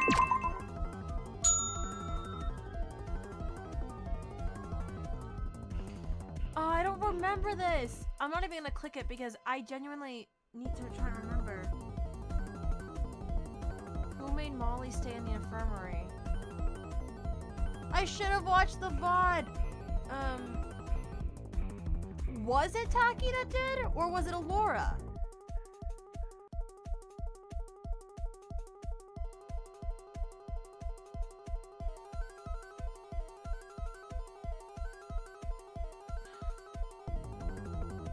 If anyone knows what this actually is, like genuinely, because I don't want to keep messing up. Because my memory right now is just shot.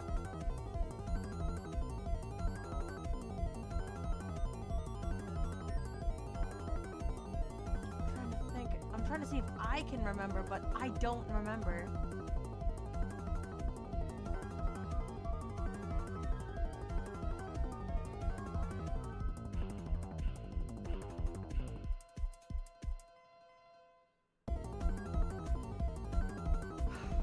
Was it Taki?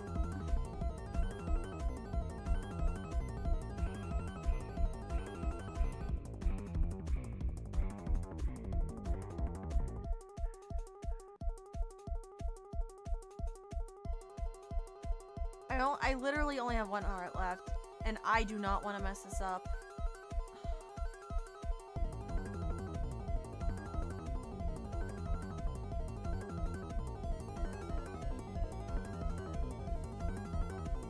Having the choices. The problem is, I don't want to bring up the choices with them being on a time limit. That's my problem here. The time limit thing is what makes it hard. If there was no time limit, absolutely I'd have them on screen, but I just can't.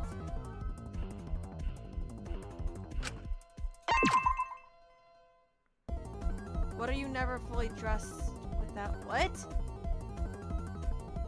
Because I don't want to mess up right now. Like, I don't know. Like, I feel like it's coming off so obviously that I'm getting frustrated at myself.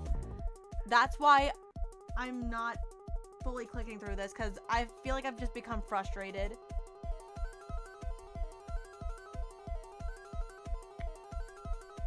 Alright, what is it? Accessories, a smile? Is it the smile thing?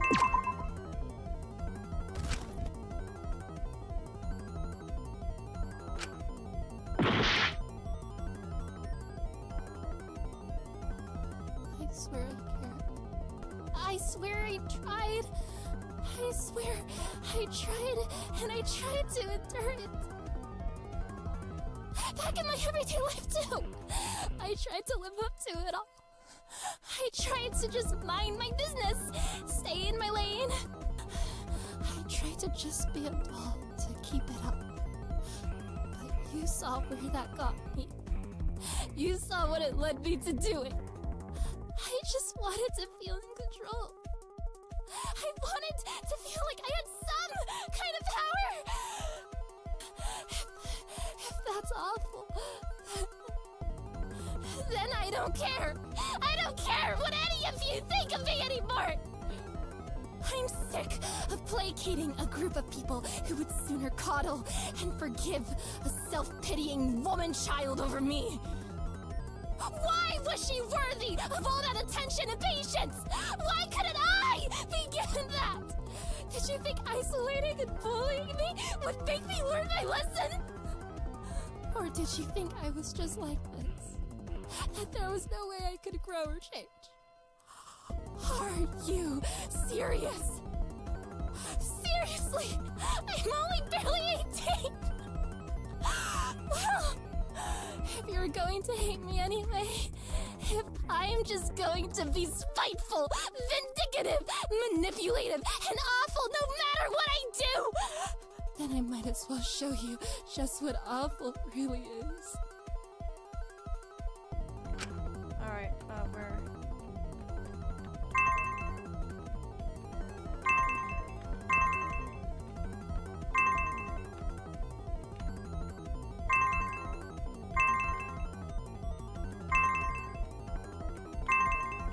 There we go.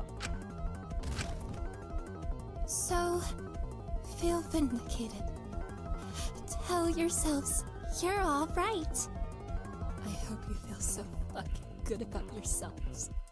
I hope you enjoy tearing me down, bit by bit.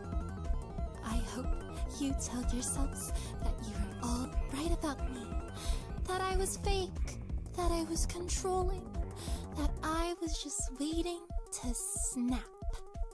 That how you treated me was okay. That it was completely fine to discard your little doll once playtime was over. Once she wasn't giving you what you wanted. Because she was awful and horrible and evil all along. That she loved getting people to kill themselves. That she actively giggled and laughed and kicked her feet back and forth every time her fanbase would cause someone to hurt themselves.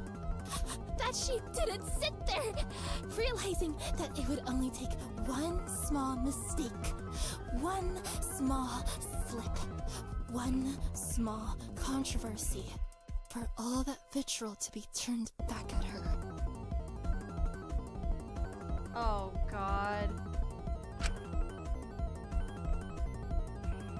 I don't even know where it is, so needless to say... Oh, no. Oh, it's right here.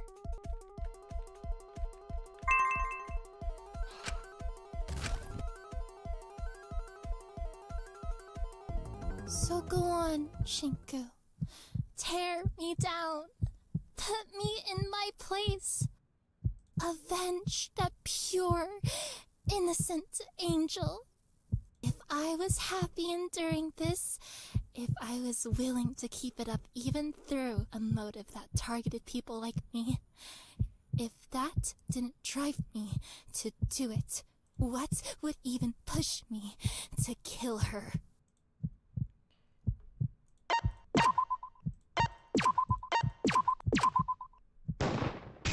I'll rewrite those words.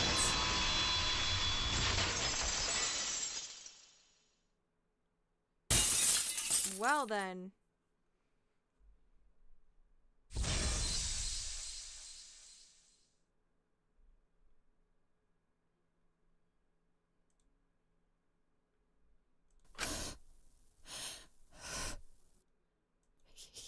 You...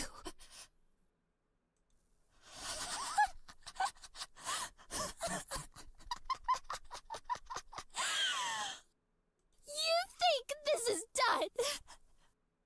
Oh,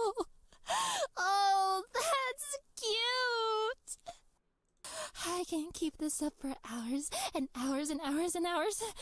I'm trained for this, after all. I can keep going and going and going and going. The question is, can you? No, please don't make me keep going. I've been through enough.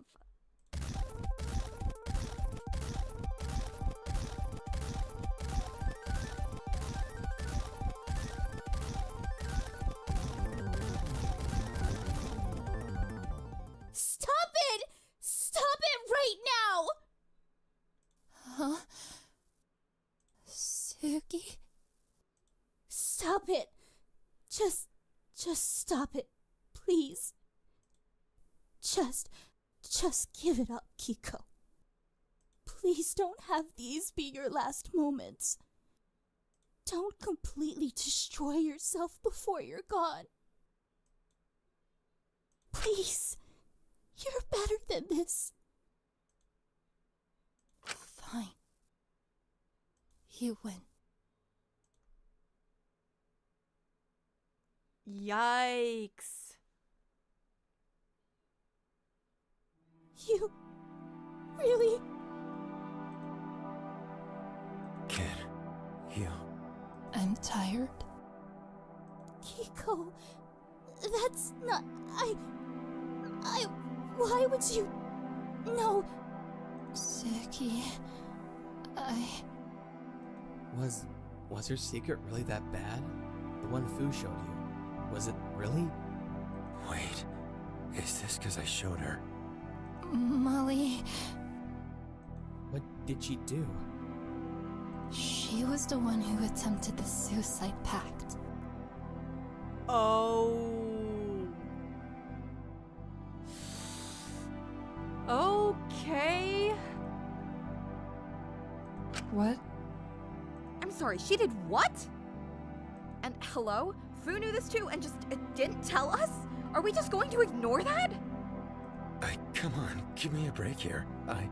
No, you should have told everyone. What the fuck? She was willing to kill us all. Yet despite that, she felt like she deserved everyone's sympathy and empathy, and everyone just gave her it! Everyone just gave her the benefit of the doubt because they didn't want her dead, when she never valued any of her lives half as much as half of you valued hers! Why didn't I get that? Where was my benefit of the doubt? Why didn't I have anyone who would take my hand and try to help me? That's sad. Kiko, I tried! I wanted to... No, shut up. She didn't. She wouldn't have done that. She wasn't the one behind it. You're lying. You're just trying to make me feel guilty for doing the right thing, for exposing you. You were willing to make me think I killed her. Do you have any idea how that felt? I don't want to hear anything from you. No matter how you frame it, I'm not in the wrong for accusing you. Whatever you need to tell yourself. This was you. It was all you. And I'm going to lay this case out to prove that once and for all. Fuck. Yes, let me save, please, because knowing me, I'm gonna fuck up.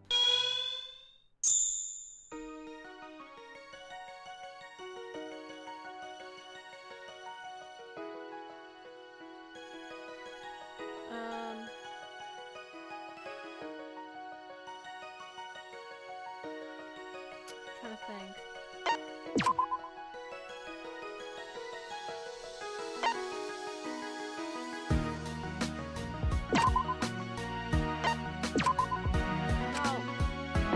Hold on, I got this. Because this shouldn't be too hard, I hope. Oh, I hope.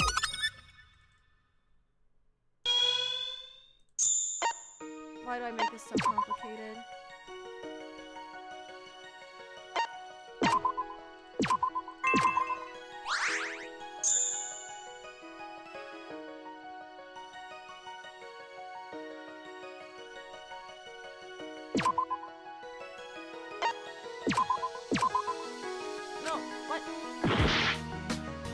I'm so confused. What? Alright, hold on. Thankfully, the closing argument is really quick, so I can just breeze through it, but I don't like it.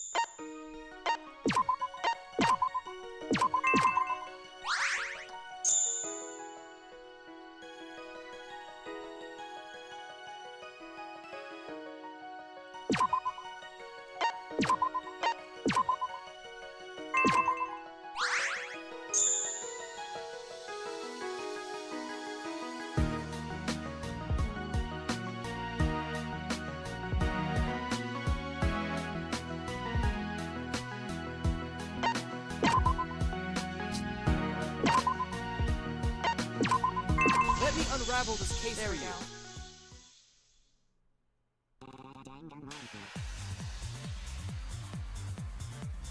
This all started with Fu.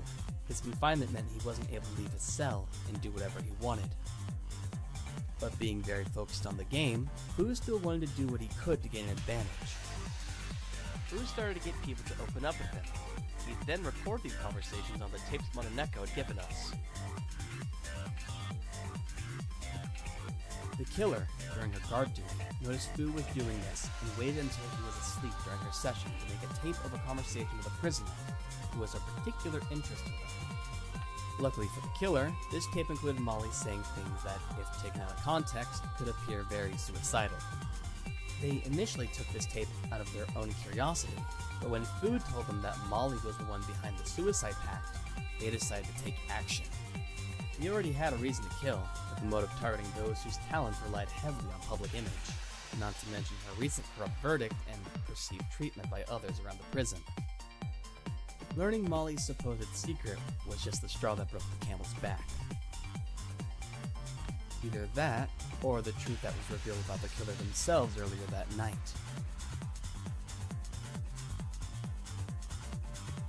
That night, or very early in the morning, the killer gathered the weights, rope, box, broom, and tape player, doing the necessary prep work for the contraption. Given their small physical size, they had to make multiple trips and utilize many smaller weights as opposed to a few large ones, as they were easier to carry and fit in their backpack. Since it was so late in the night, the killer assumed nobody would be around to see them set up, especially with how exhausted everyone was with the dares and constantly being woken up at midnight due to the announcements.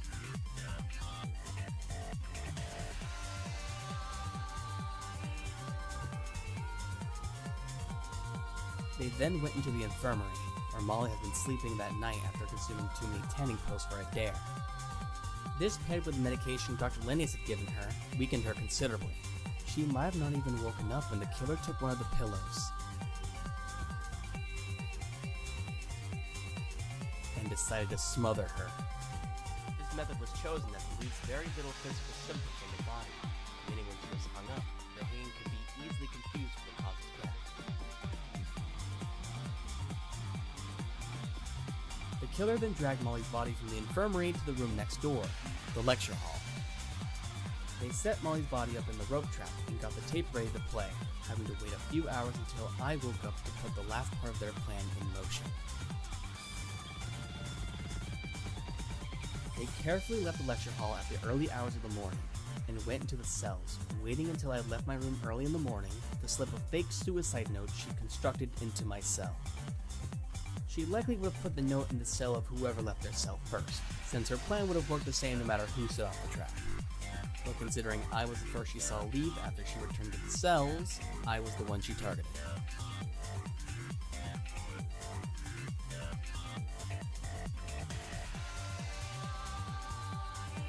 Soon after placing the letter, the killer quickly returned to the lecture hall, locking themselves inside using a broom. They waited until they heard banging on the door, assuming it was me after discovering the letter, and quickly started the recording. While it was playing and I was trying to get in, they quickly climbed up the maintenance door in the lecture hall and exited through it. They knew about the door's existence due to Asuka telling them about it, having been one of the prisoners who spent the most time in the lecture hall due to it being a perfect practice space. The killer's small size made it possible for them to walk along the pipes, albeit while being extremely careful, in order to get to Lab 1. While they were traversing the pipes, I finally managed to crack the broom that was keeping the door sealed and break to the lecture hall. I did this with such force that I activated the tripwire on the ground, which knocked over the box of weights on the upper level of the stage. This box crushed the tape recorder on the way down, destroying it and cutting off the audio, while hoisting up Molly's body, creating the illusion that the trap, and by extension I myself, had killed her. While I was sitting in shock at what I thought I'd done, the killer managed to exit to Lab 1, finding themselves in the flooded room. They hardly had time to process what was happening before Dr. Lennius came back to the room in a panic, giving the killer a convenient alibi. So they could act none the wiser when the two of them went down to the lecture hall following the body discovery and found me in horror, thinking I was the killer instead of her.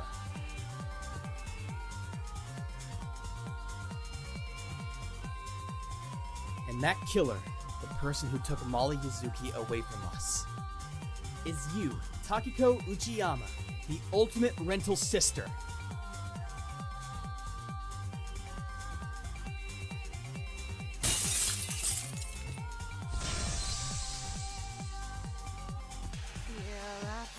That's that, I think. Oh boy, it's been a long trial. That's how it is. Wow. Did you get it all out of your system? Enjoy that. Have fun. I hate to say it, but it does make sense. It was you, wasn't it? I'm too tired to fight anymore. I just can't believe I lost because Shinku and Fu couldn't shut up for 5 minutes. That's so stupid. But of course it would happen. Of course. Kid, I didn't mean to. So it is. Kiko, you... Let's just vote. I've dragged this out for long enough. I'm sure you've all had your fun. What? I don't want to just sit here and have everyone yell at me so they can feel better about themselves. I don't want to give you that satisfaction. Yikes. Mononeko, let's start the vote. Fine by me. You're about to be out of time anyway. That concludes the trial of Molly Yuzuki and Taka Takahiro, although he doesn't really count. Lucky you, Allora. You get to live with that. Oh, that's fucking crazy. Oh, God. Oh no. That's a whole nother thing. You may now vote for who you think killed Molly Yuzuki.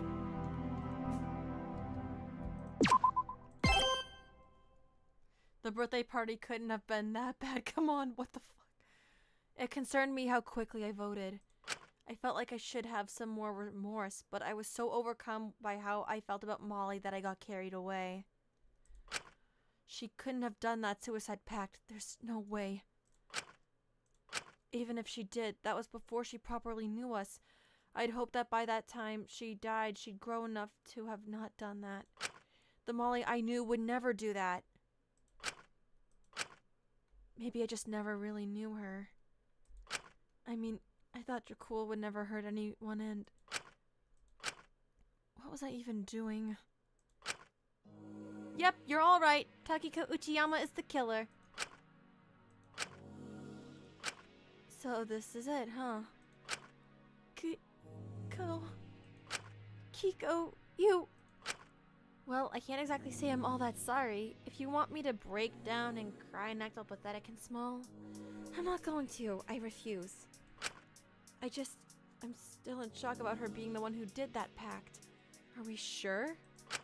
It was what was written on her truth or dare slip that day. And you didn't think to tell us this? He was exchanging information for favors, the same sort of shit he always does. It was a mistake to let him out of that wretched cell. This isn't about me anymore. Right, I guess that's a good way to absolve your own part in this. You keep saying that, but at the end of the day, you're the person who killed her. There's no one here who holds any sort of responsibility aside from you. Where was this enthusiasm with Mint's murder?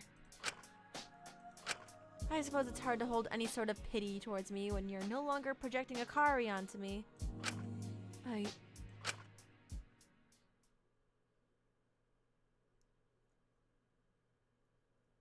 That's what you all did, isn't it? I was Akari. I was Tien. I was Taka. But now I'm rotten. Now I've done something you really can't see any of them doing. Now you'll finally see me as my own person. And if that person is horrible, that's just who I am. At least it's me. My whole life has just been filling in for others. Filling gaps. Curating my behavior to spark positive responses or avoid negative responses. Even now, I'm filling in the role of a scapegoat. Someone to push all your own mistakes and errors onto. To discard as just cruel and worthy of punishment to absolve yourself of your own part in it.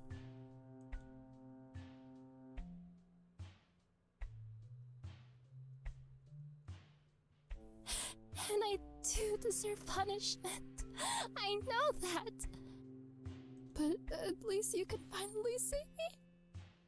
Blame me all you like for getting tired. For knowing my image was burnt to the ground anyway with all those secrets. That my career was over if I ever got out. For being bitter at how they coddled Molly was. And for how I was treated in comparison. For not wanting to stoop to her level. Fawn and beg and infantilize myself again to be given a chance. For not being able to take it, to suck it up, to just bite my tongue and keep going. For snapping when I found out someone who was getting all this sympathy was someone who tried to kill everyone. But don't blame me for not being someone I never was in the first place. For breaking the performance you all asked me to do.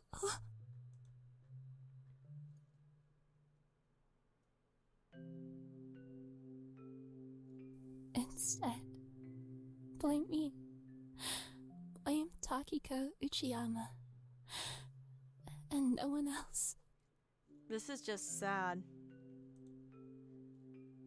Kiko, I already told you. You were more than just a fill-in to me. I promised to see you as your own person. I promised to do better. You promised so much. You talk and you make things feel better in the moment, but it's always such a band-aid solution, Asuga. Huh? You're so obsessed with keeping everyone happy that you just end up hurting people in the long run. What do you... I know you're not stupid, Sugi. Far from it. Yet you do this every single time. You act dumb, and you're not dumb. You just ignore problems and play dumb and think if you just don't address them, they'll go away. I can't wait to meet him. I can't wait to meet you. You say one thing, but your actions speak far louder than your words ever could.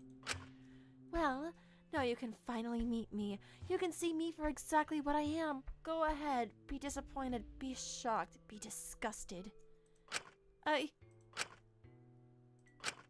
Why wasn't I worth it, Sugi? I almost fooled myself into thinking I finally had someone to talk to, who saw me for me, who wouldn't just use me. I didn't mean to. Oh my gosh, I had no idea. Please stop lying to me just to make me feel better. I'm sorry. It's not your fault, Sugi. It's not your fault. I was stupid enough to get so attached, to make to make up things about our friendship in our head, to think we were closer than you were. To just see Taka as just some stupid boy when he was always more important to you than I was ever going to be. I could never understand why, but I should have just accepted it. I can't blame you. I can't. You loved him after all. It's not your fault.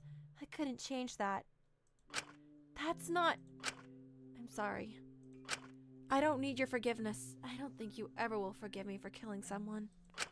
I certainly never will. Yeah, okay, Shinku. But I didn't know what was going to happen with Allora and Taka. For what it's worth, I'm sorry he's gone. I thought if my plan failed, you'd at least have him, and he's who you really wanted this entire time. And as much as I hate that and can't understand that, it's what makes you happy. I thought you could move on fairly happily. How could I ever? Even if he wasn't gone, you... I'm sorry that you're going to be alone. Genuinely, I really, really, really never wanted to leave you in this position. Just please stop talking. Speaking of Allora, though, doesn't this mean she's gonna stay alive since Taka died after Molly? Yep, only Takiko is going to get executed. No, I'm so sorry. I don't pity you, having to live with that on your back. But doesn't that mean Taka died for nothing? Please don't say that.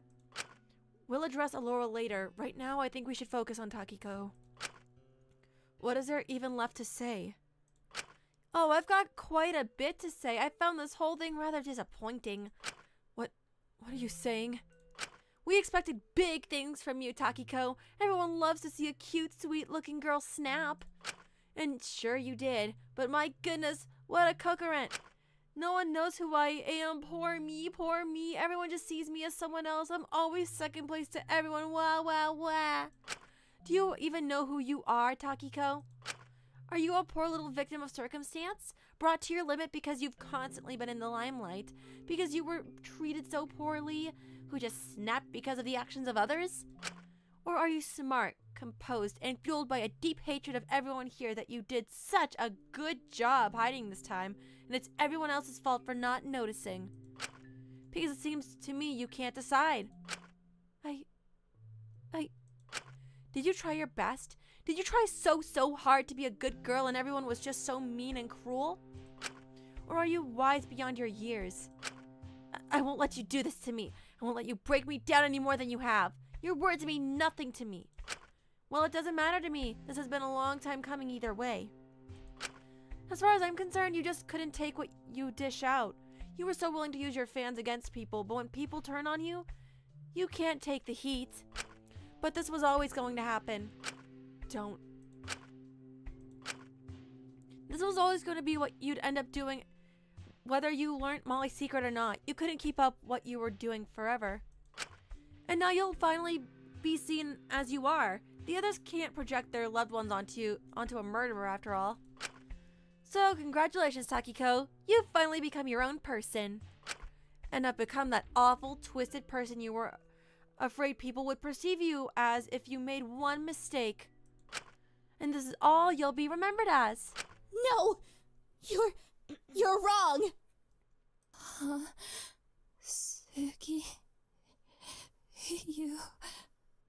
Even if she's done all this, even if I could never forgive her for murdering Molly, for betraying us all like this, if her being kind in the past doesn't justify or erase the harm she's done now, then her doing what she did now doesn't erase the time she was kind, the time she was my friend, the time she made me smile.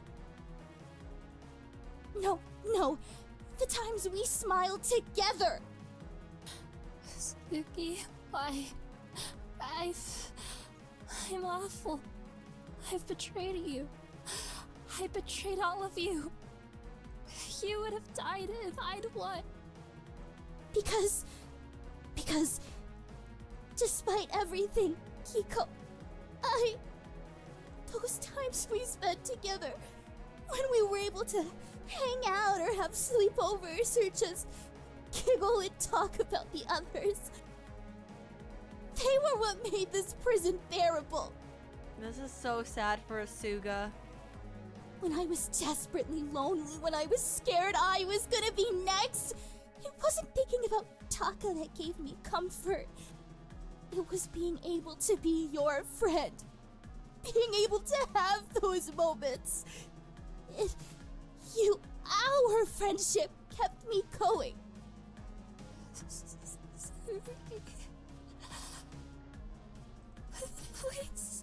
Please don't be this kind to me.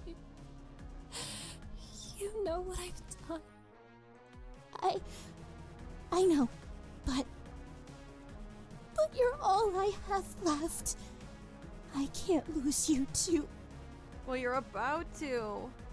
Sugi, I'm so sorry. Sugi, I'm so sorry. I never wanted to leave you alone. Sachi, I'm sorry too. I'm sorry I couldn't grow up to be good. I know you tried your best. It's not your fault. Even you, Taka, I'm sorry. Why on earth are you apologizing to him? I'm not sure. Maybe because I know deep down we probably weren't all that dissimilar. I was just so used to being alone. I wish I could have made you feel like your own person in the time we had. I guess I'm just as set in my ways as everyone else here. But I don't regret it. I don't care how that sounds. Even making someone think they did it? It was a smart plan. I'll give her that. Yeah, if you guys hadn't started talking, we would have voted Allora and would have all died. And do you think you could even live with yourself if that happened? There's no use thinking about things that could have happened. All that matters is that this is the way things turned out. Whatever happens, happens. At least it's not my problem anymore. I'm too tired at this stage to really think about it all that hard. You've won. That's all there's to it. You can execute me and move on with your lives. How fun for you. On that note, I think I know exactly what we should move on to. Oh god, here we go. Wait. Hang on. You can't kill her. She's just... That's right. It's time for everyone's favorite part of the trial. No.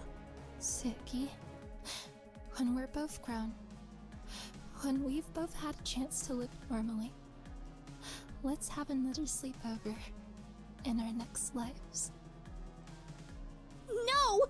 It's always about next lives! Why is it never about this life? This is the one we're all living in! Asuka, please give it up. I'm not the person you want me to be. I don't care who you are! Whoever it is, I'm going to save them! No matter what! I don't care how much you've hurt me! I can't lose anyone else. So even if I couldn't say or do the right thing back then, I'll make it right now. I'll save you now. I'll meet you now. Even if it kills me! What? What do you mean? Then all three of them could be together. Suki. Sugi, let go of me. I don't want you to save me. I don't think anyone could do that aside from myself. I'm far, far beyond that point now. I'm ready to go. I'm tired. Let's give it everything we've got. It's punishment time! I just want to see the sunshine. One last time.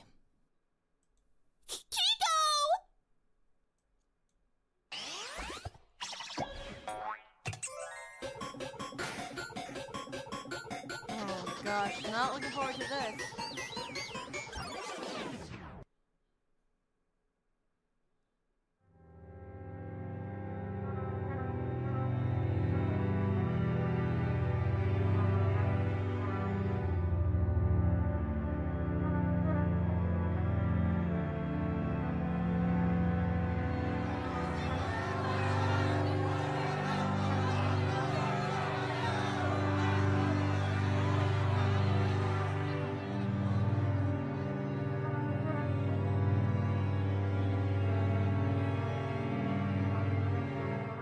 Oh no.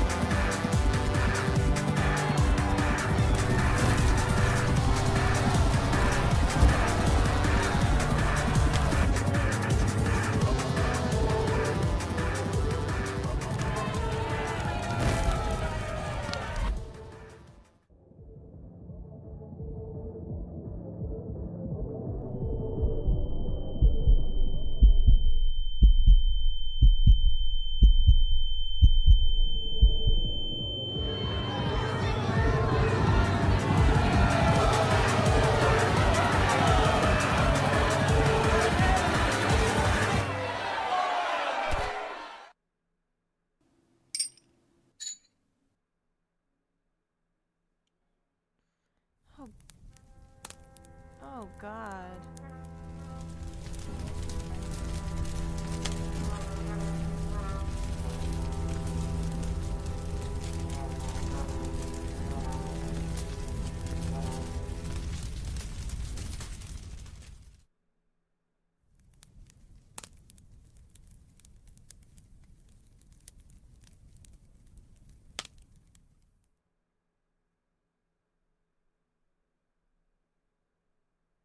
Oh, that's a comment, all right.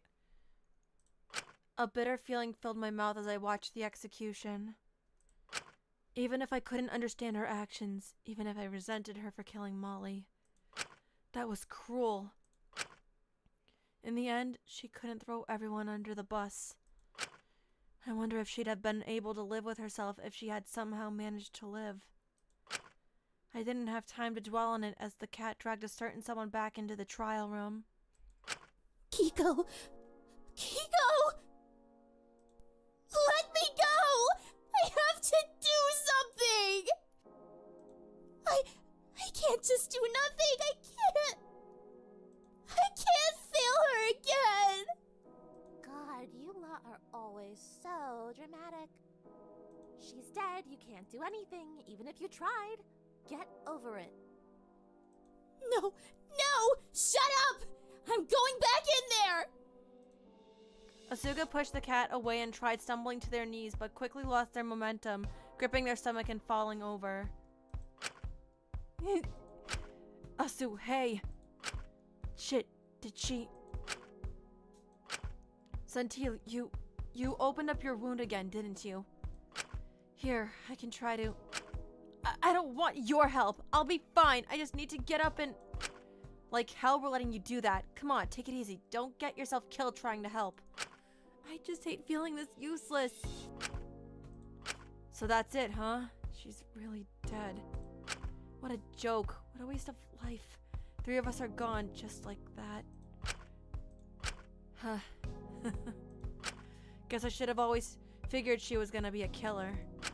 All that staring, she was always watching everyone for something, but always stayed quiet. It always seemed like she was screaming something in her head, but I could never figure out what it was. That's not funny, V! That's not funny! God, I could have. Guess I should have figured it was something like this. I should have never expected anything else from that crazy little bitch. What? How could you say something like that about her? She did just kill someone, Toots. I don't know what kind of angel you're building her up to be in your mind, but if she hadn't gotten up on her high horse about Pinky, then your little boyfriend's killer would be the one dead instead of her. It's not about that! Wouldn't that be nicer for you? Then you wouldn't be lying to yourself about what she was actually like. Acting like she was better than she was, which is ironic, really. Wasn't she screaming for everyone to see her, for her, or whatever? Just shut up! You have no right to talk about this! I don't want to hear anything else from you! None of this would have happened if you hadn't told Takiko about Molly being the one behind the suicide pact! Or if you didn't pull the stuff you did with the tapes! I'm pretty sure your boyfriend would still be dead.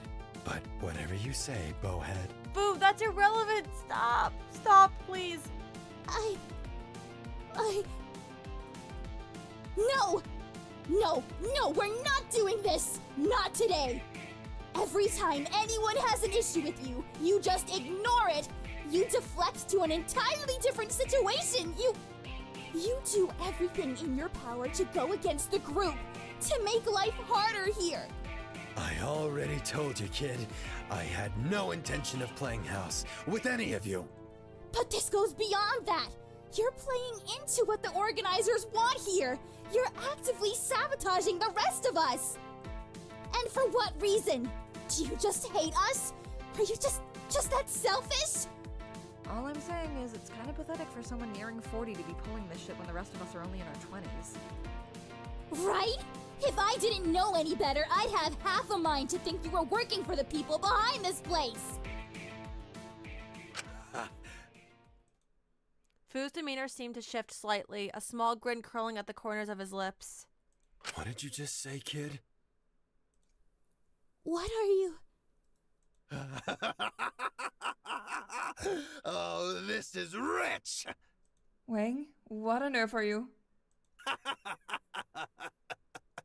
God, of course. The fuck have you got to laugh about? What's so funny? Asuga? Really? Asuga? I knew someone would figure out eventually, don't get me wrong, but Asuga? The only person who'd be more humiliating is Taka, but you know, he's gone now, so he can't exactly do that, can he? What? What the hell are you trying to say? Really? You can't figure it out? Bowhead just spelled it all out for you. Kid, forget it. I'm an honest man. I'll play fair and square. You caught me. No point keeping it up. What the fuck? Fu ran his hand through his hair, a small chuckle escaping his mouth as he slung his jacket back on. It was weird seeing him so put together as he adjusted his tie and faced us all with a chilling look. You know, with how much I was able to sell you the lie of Fu Wang, the ultimate salesman, I might as well still have the title. Truth is, I haven't been an ultimate for many, many years. I've been too busy perusing different avenues. You know, red rooms are a pretty profitable avenue these days.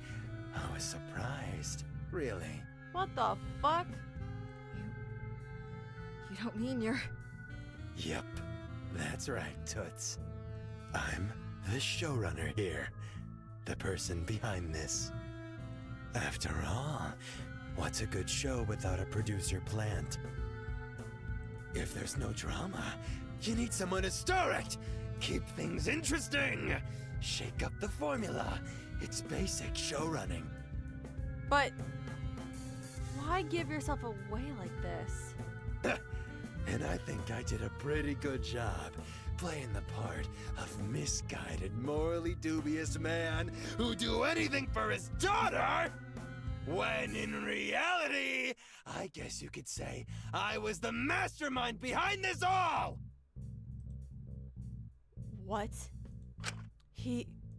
I mean, it made sense out of everyone to betray us, but still, I couldn't help but feel... Maybe I just really didn't know anyone here.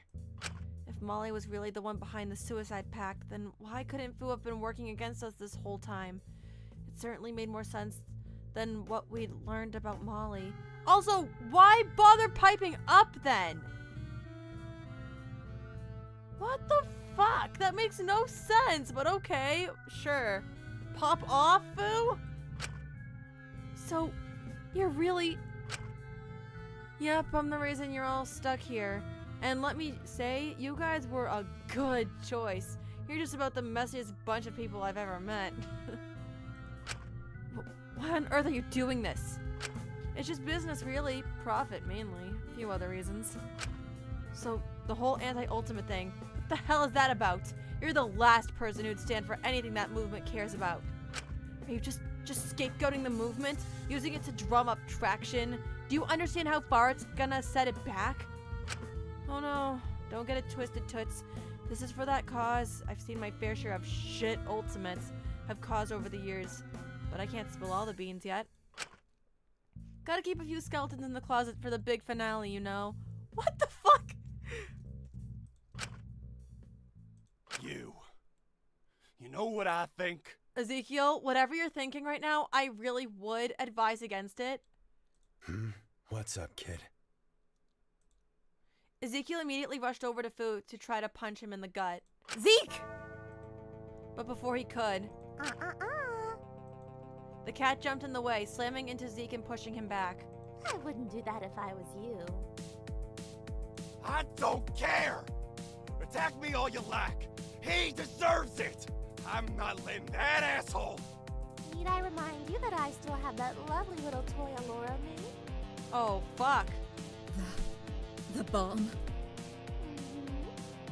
And you know, I've been meaning to try it out.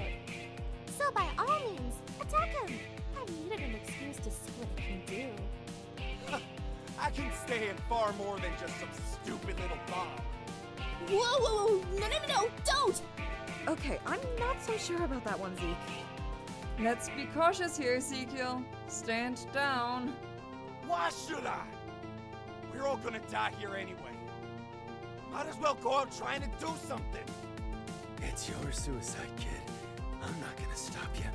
But the fact that it's so blatant, like, why even partake in the game anymore if this is what's gonna happen? Before Ezekiel could throw his life away, a small girl quickly ran out of the elevator, a panicked look on her face. What the hell is going on here? What are you... Amelia, you're just in time. The hell you mean? No need to play dumb anymore. Jig's up. They figured it out. Kinda. Well, I got bored. Thought I might as well out myself. Point is, they know I'm part of the team now. Oh, God, you couldn't keep your mouth shut for one moment, could you? Cut me some slack. I thought it would spice things up. Wait, so he's not bullshitting? He's actually... Yep, I'm telling the truth. That's a Fu guarantee. I was gonna save letting it slip for a better moment, but you're pretty much already at rock bottom. I thought I could see how much I could push it. What the fuck? Rock bottom? Well, things aren't exactly looking peachy for you, are they? Your chances of escape are practically zero. Your one hope being a murderer and all. No, that's incorrect. I can still keep working on it. Try all you like, Toots. Those blueprints and plans you made were real cute. But you've pretty much exhausted every option. All of it ended up being pretty useless, huh? can't be. Even if you kept it up, there's cameras everywhere, you know? We've known what you've been doing this whole time. If you came up with something, we'd find a way to patch it up before you could possibly exploit it. So we're really stuck here. Yep, unless, you know, kill. But that depends if you guys have the guts to do that. I mean, come on, an accidental murder? How disappointing. Well, you complain all that much. Even if it was a boring old accident, at least it wasn't wasted on a valuable life. Hey, come on, Taka brought in a lot of viewers. He was definitely one of my faves.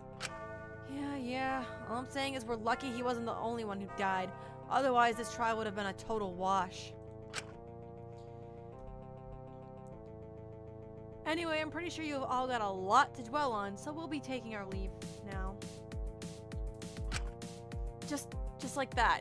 After dropping all of that on us. Emilia, you got the crime revealed ready? Yeah. Perfect. I know what we're doing tonight. See you later, prisoners. That's awful of him anyway. Is the shirt deal... What? Still on? Oh! What the fuck? And just like that, the person we'd once known as Fu left. Last trial, we were left with 10 people still left in the group. This time, we'd be leaving with 6. How were we already down to this few? A sense of dread lingered amongst us. One person in particular seemed to be feeling it the most. Oh God, we're stuck here. I can't do anything. I need to be alone. Sorry. Before anyone could stop her or say anything, Dr. Elenius quickly walked out of the trial grounds, her breathing quick. I wasn't entirely sure how to feel about her after everything that had happened. It was harrowing to learn that she was just as messy as the rest of us, especially when we'd relied on her for so long. At least I wasn't alone in my apprehension. I really don't know what to say. I just can't believe any of this. It's all happened so fast. But now the dust had settled. Now it was just us 5 standing in that trial room. Now we no longer had to keep up appearances or pretend to be strong. The silence was broken by a small voice, finally letting everything they'd bottled up the whole day.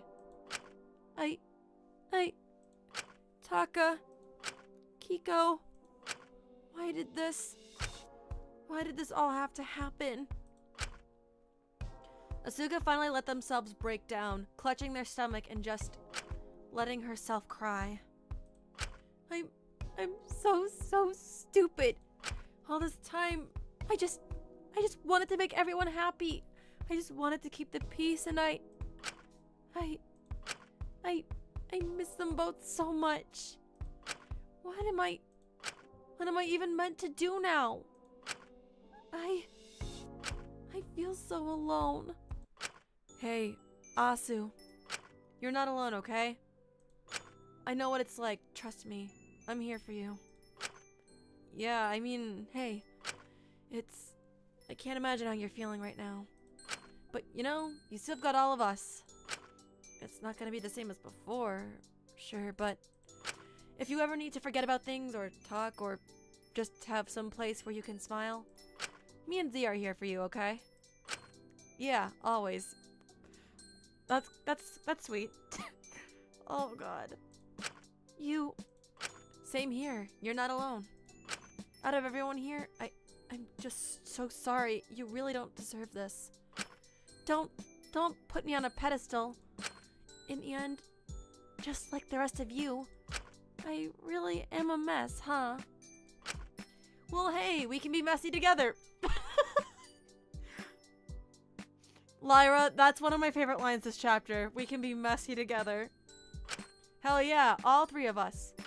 God knows you won't be invading. If I spend any more time one-on-one with Z, I'll really go insane. Hey!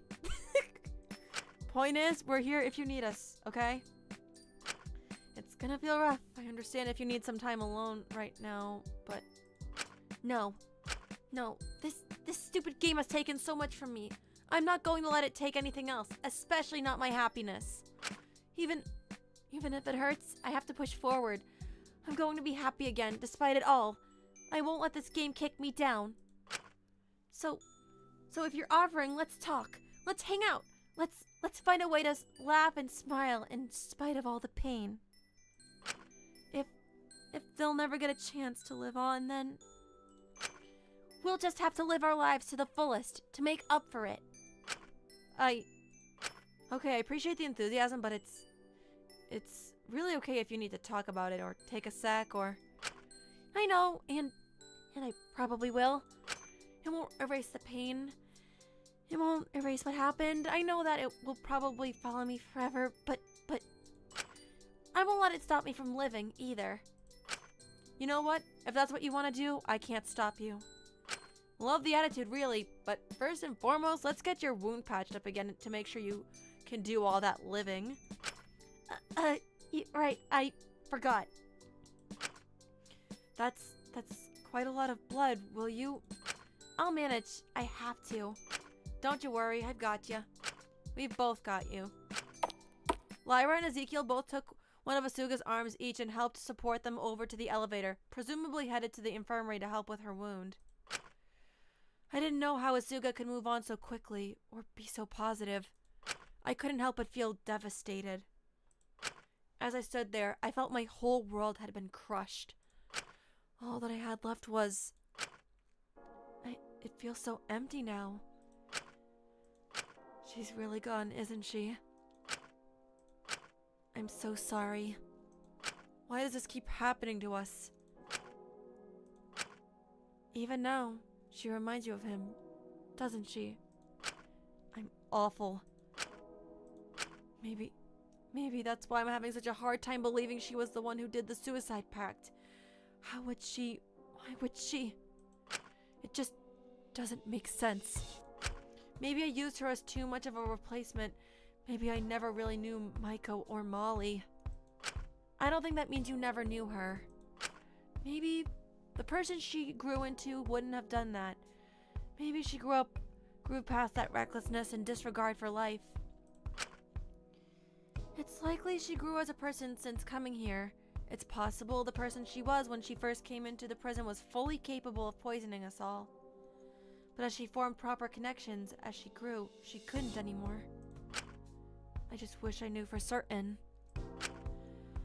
If I wasn't so focused on seeing her as a second chance, if I saw her as her own person sooner, I think I'd understand her a lot better. I can't say you're wrong. What am I even doing, Ismini? I can't keep doing this. Just using people to fill in gaps, seeing people as replacements, not as themselves. It's just... Well, we've seen what it does. And it makes every death more poignant. It reminds me of everything that's come before it. Everyone I lost before, they all just melt into one. I need to change, I know that, but I can't move on, no matter what I do. I think we all hang on to moments from the past, thinking what we could have done differently. Wondering if we could have done better, if we could have made a change. But not everyone can be selfless all of the time. Oftentimes we help others only if it helps us in the process. Maybe it's okay to make mistakes. I just wish I hadn't been so passive. I thought after my hand in her attempt, I had no right to try to reach out to her. That I should just let you two get on with it. Everything I touch seems to shatter. I thought it was better to stand back, but... I'm sorry, I should have done more. Why on earth are you apologizing? It's funny, I'm not really sure. But I feel responsible. You don't make any sense to me. I don't think you're entirely alone in that. I just hate feeling this affected by it all when Asuga seemed to be able to bounce back so quickly. I hardly think they've bounced back. I think this'll follow them for the rest of their life. Eventually, they might process it, but for now, I think they're finding it easier to shove it down, to use it to drive them to do better. I just hope they'll be okay when everything they've pushed down inevitably bubbles over again. Yeah, me too. Because it does seem like they're suppressing a lot. I think they'll be okay. Ezekiel and Lyra seem to be keeping an eye on them. at least they're not alone. You know, you're not alone either. Huh? Our promise, remember? Oh god. Ismini took out Dracul's pen from her bag, squeezing it in her palm. We're not giving into this game, no matter what. Right, of course. Thank you, Iz. I mean it. When I make a promise, I really do mean it. Me too. I'm glad I at least have you. Do you have your pin on you? It might help act as a reminder. I know it sounds silly and frivolous, but it really does help me. You might find some comfort in it, as childish as it sounds. Are you okay, Shinku? Oh, fuck! Is he gonna bring it up now? Yeah, of course. Just tired. It's been a long day. I keep my pin in my cell. I want to keep it safe. I don't want to lose it. I see. Anyway, I think it's time we get out of here. I really don't think being in this room is doing me any favors right now. Of course. I think we both need some rest. I'll see you tomorrow, Iz. Alright, sleep well. Oh, and, good luck. For if your crime gets revealed tonight, that is. Right. I was honestly a little apprehensive about that. If my crime was revealed and I got voted corrupt, then would I lose Ismini too? I just want you to know, no matter what your crime is, no matter what the audience thinks, our promise means more to me than any of that nonsense. Interesting. I'll stand by you, so try not to worry. Of course. Thank you, Ismini. It's the least I can do, really. If you laugh, you get sent to Dracul's execution. Wait, why Dracul's? What? An awful feeling swelled in my chest as we both walked back to the cells. Ismini accompanied me on the way back, making casual conversation. It was clear we were really all that each other had left. I couldn't tell her about the pin. I couldn't break her trust like that. I couldn't fracture the last connection she had here. That sounds awful, but I really was doing it to protect her, to protect our bond. Anyone would have done it. At least that's what I reassured myself of over and over as I stared at the empty spot on my drawers where the pin once was. Now I had nothing left of either Dracul or Molly aside from my memories of them. So I tried to run them through in my mind, holding on to them, keep them as clear as possible by repeating them over and over. But all it did was make me feel worse. And as the monitor in the corner of my room buzzed on, I almost felt relieved, as I knew the impending crime reveals would at least give me something else to focus on than the awful crushing feeling weighing heavily on my chest. Oh, here we go.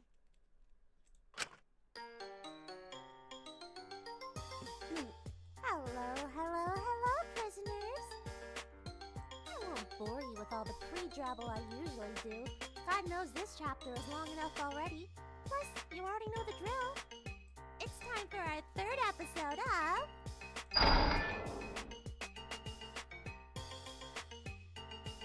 Of course they did it! They're an ultimate! The subject of today's show...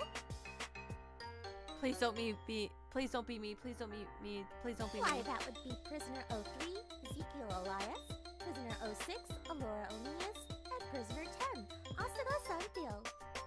Okay. I couldn't help but feel relieved. Now let's get started with the fan favorite here, Ezekiel. Fan favorite? I doubt that. I doubted that. Oh, Ezekiel, you really made quite the splash in your industry, didn't you? Your complete disregard for your own life made you willing to do anything and everything. If you died, then that was that. But you never seemed to die, no matter how extreme the stunt got. So you started trying more and more and more. And that would have been fine if it was only your suicide mission, but... You specifically bullied and encouraged other people starting in the stunt industry to have the same amount of recklessness you did. What the fuck? Why? If they didn't do it, they'd never break into the industry. They'd never stand a chance against you. You set the bar so high they hardly had a choice but to follow in your footsteps. But in chasing you, many fell. Many had career-ending injuries. Many died. God, what? Yet you kept going, never looking behind you. In your eyes, making the industry this volatile was doing everyone a favor. If they didn't have the guts to go as far as you did, then they weren't cut out for stunt performing in the first place. And every time someone succeeded in catching up to you, you always set the bar higher, always did something more extreme, always would do something that you thought only you could do. Something that would make that competition back down or die trying. You wanted to be on top, someone no one could stand on the same level of, even if it killed you in the process. You wanted to be the bravest guy alive, unmatched by no one, no matter the cost. Almost sounds like you were compensating for something. All this sounds incredibly childish and pathetic to me, but what do I know? Yeah, that's about what I expected out of Ezekiel. He really was just a bad person, and that's all there was to it. But I suppose it wasn't as bad as I thought it would be. It almost annoyed me that it wasn't worse, as horrible as that sounds. Is it crazy? I was thinking the same thing. Still fucked up, but oh my god, I was expecting worse from him.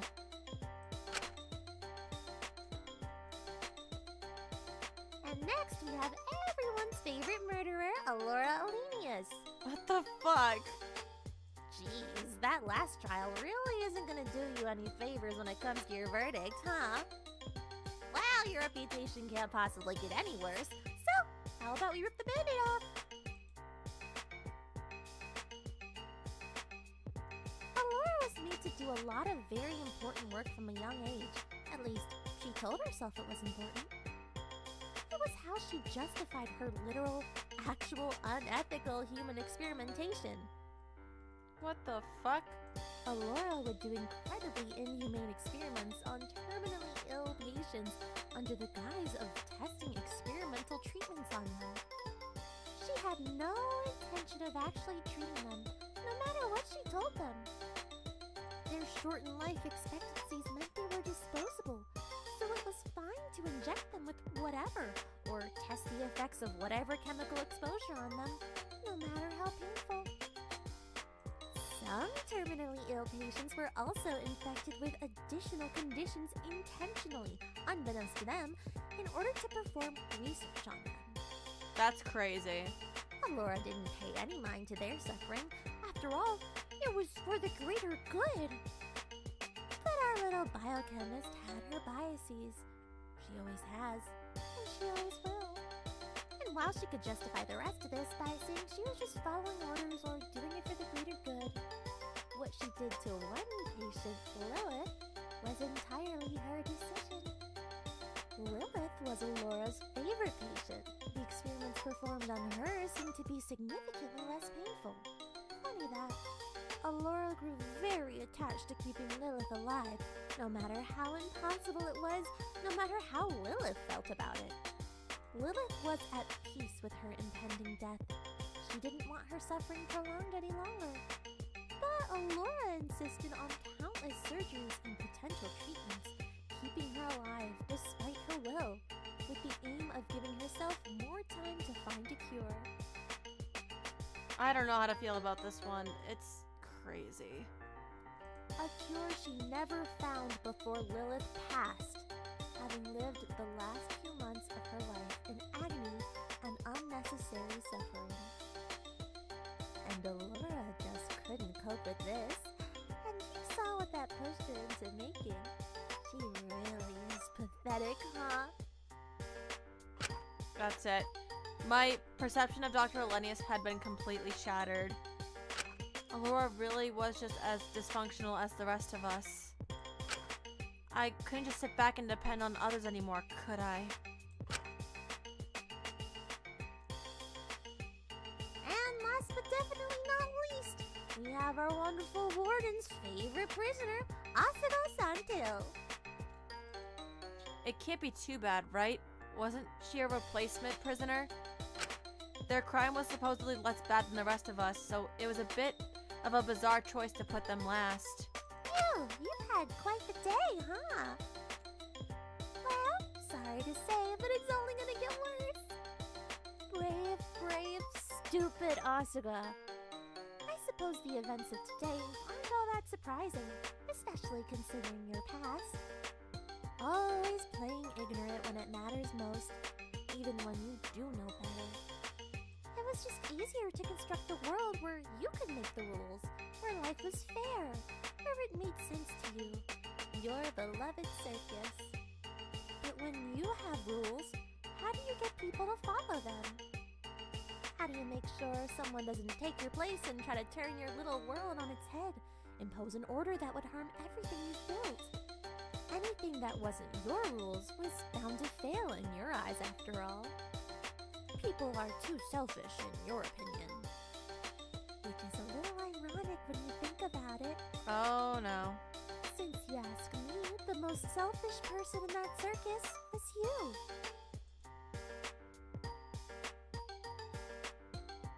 Asuka's crime on the surface may not seem too bad. Embezzling funds and committing charity fraud, collecting donations from rich idiots under the guise of helping some nebulous cause. Or piggyback riding on current issues to get more money donated to you, saying you were committed to helping deal with whatever the struggle of the week was. Only instead distribute it amongst your circus, taking the wealth to fund and maintain it. I'm sure most people would frame that as ethically dubious at worst, but necessary for survival at best. I'm sure that's how you see it. Oh, okay, I get it. To you, it didn't matter if the circus was using the money itself instead of donating it to whatever cause you claimed you were supporting. It felt more important in the moment, and it was still going to a good place. Besides, you assumed rich people only threw their money at charity to make themselves look better, but they didn't care what it was used for. But I don't think you have an excuse for your real crime. Implicating your whole circus in this crime. Every child, every runaway there who depended on you. If your charity fraud got caught, everyone in that circus would be charged and prosecuted. Their lives would be ruined as well as yours. You knew that. And despite knowing that, you didn't tell them. You didn't want to cause a stir. It was your little secret. But if they didn't know, then they wouldn't get prosecuted. Oh wait, no, maybe they would. Head empty, stupid. I think you even liked it in a way. With the way you set it up, if you went down, everyone would go down with you. You'd all have your lives ruined together. Perhaps it's so you'd all never get separated, so you'd all never have to be alone again. Or maybe it was so your world, your circus, could only exist with you at the helm. If someone tried to dethrone you, they wouldn't be able to twist it into something you didn't like. So that it could always be the fair world you always wanted. Sharing everything, including responsibility, including conviction, if it ever came to it. Do you still think you're still so much more morally better than everyone else here?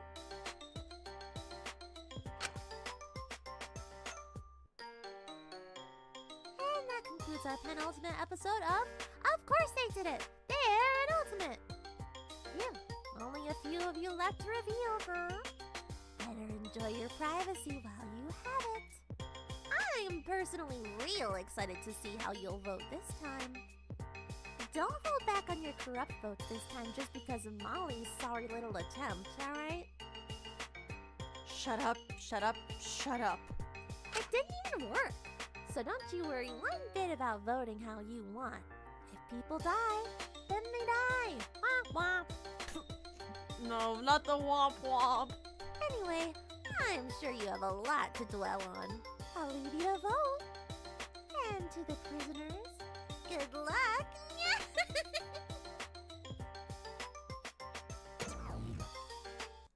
An awful feeling lingered in my chest, the same one that had been there all day. But despite it all, despite our dwindling numbers, despite Fu having been revealed to be a plant by the producers, despite learning Allora's escape plan was a bust, despite the awful crime reveals, despite losing her. I was weirdly relieved to know I wasn't picked this time. I don't think I could have handled it if my crime came out too. Discounting Fu, who might not even count anymore. I was the only one who hadn't had my crime revealed. Well, me and... I looked at where his pin once was on my nightstand. As awful as it was, I would be lying if I said I wasn't morbidly curious. But I couldn't dwell on it long as someone knocked on my door and promptly entered. Can I help you? Shinku, where is it? Huh? I'm sorry, it's silly, but Oh no! Is this how she finds out? Oh, I'm not ready for this. I need to see it right now. I don't care how ridiculous it sounds. I just need to put something to rest. Where's... what? His pin. You said you had it in your cell, didn't you? Yeah, I did. Then where is it? That's a good question. Shinku. It's here, I swear, it's just let me... Shinku, why were you in the washing room this morning? Oh, no.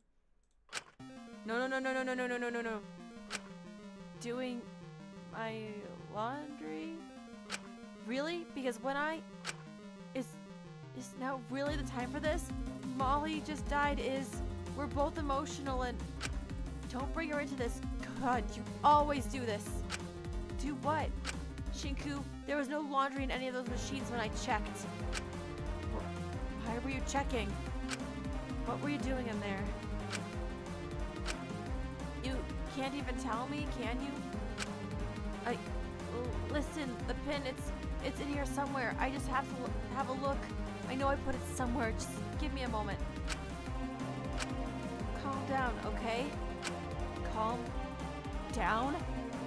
You're the one who can't admit to me you destroyed one of the last things we had left of him, and you're telling me to calm down? How do you... Yes, I know. It's obvious now. I got a dare telling me to do the exact same thing, to destroy it, and I couldn't. Because I respected our promise. Because I respected you. I trusted you. Oh. Never mind. We can still have our promise without those.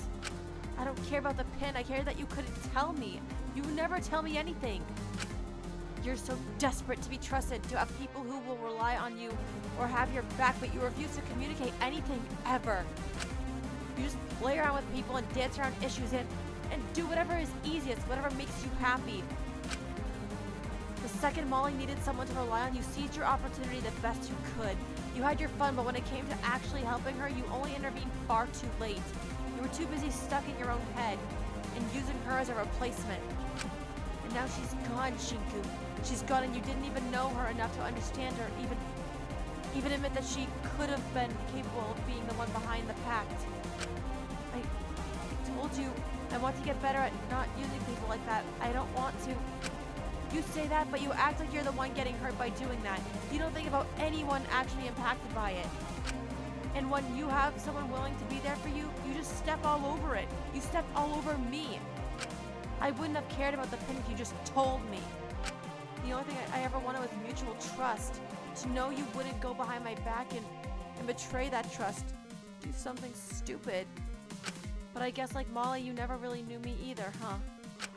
I poured out my heart to you. I let myself be vulnerable to you, and you couldn't understand even the most simplest of things that would hurt me. I guess it wasn't worth the effort. You couldn't as easily project Dracul onto me, could you? That's it. Well, if you're going to break your half of the promise, then... Wait! Infinity, stop! Ismini grabbed the pin she'd taken from Dracul out of her bag, throwing it onto the ground.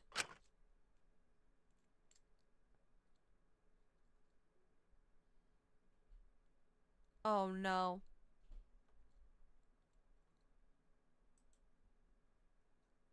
Before I could reach for it, her foot slammed down on it multiple times. I could do nothing but watch as she shattered it into tiny pieces. There.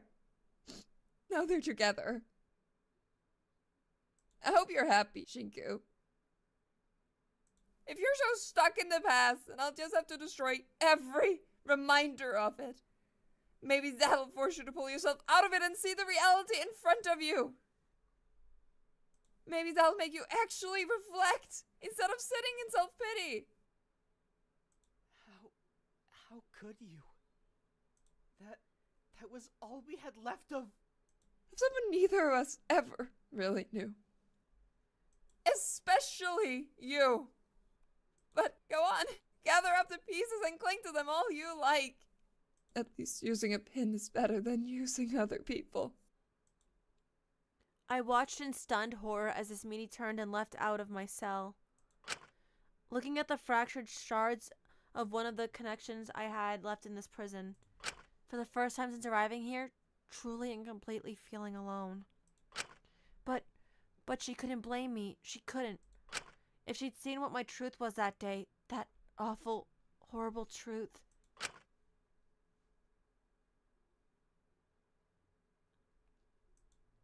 Yikes. She would have done it too.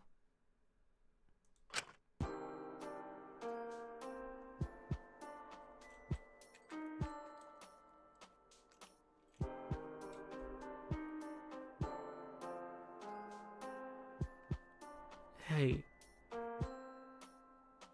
It's not your fault, you know? Come on, I don't want you beating yourself up over it. It's awful, don't get me wrong.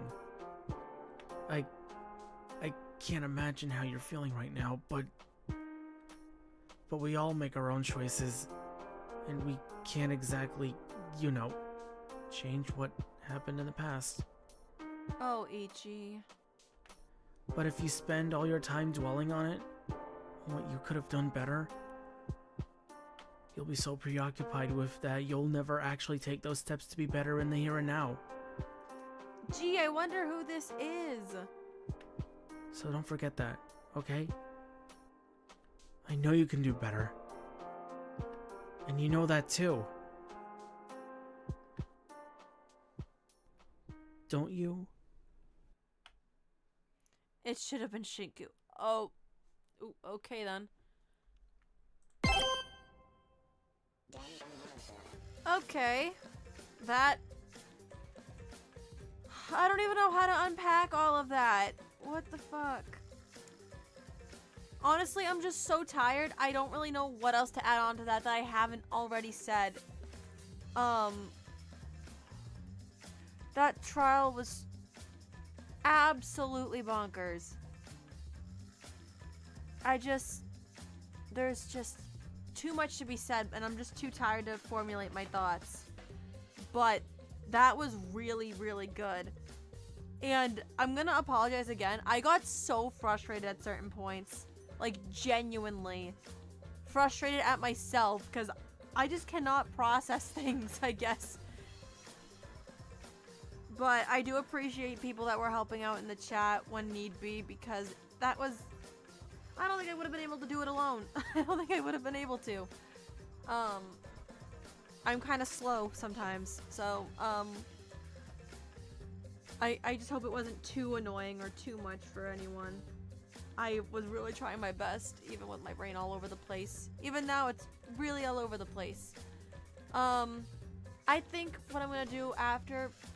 I'm gonna do the judgment thing tomorrow. I need to sleep on this, really think about what the hell I'm gonna do, because I'm not in a place where I can do that right now. Just too much has happened. And honestly, I've been streaming for how long? Like almost 7 hours. I need to go eat desperately. So I think I'm just gonna end it here instead of going on and on here. But real quick, I just want to say thank you guys so much for putting up with me this stream and for just hanging out. It's always really, really fun. And I'm looking forward to chapter 3 whenever that comes out. I'm sure it'll be just as good, if not better, than this chapter. Huge shout out to Ripple because they put so much work into this. It's insane. The whole team too, but especially Ripple. Just really, really good stuff overall. But anyway, I think that's pretty much it for me right now. I am going to eat. So I will catch you guys later. Bye.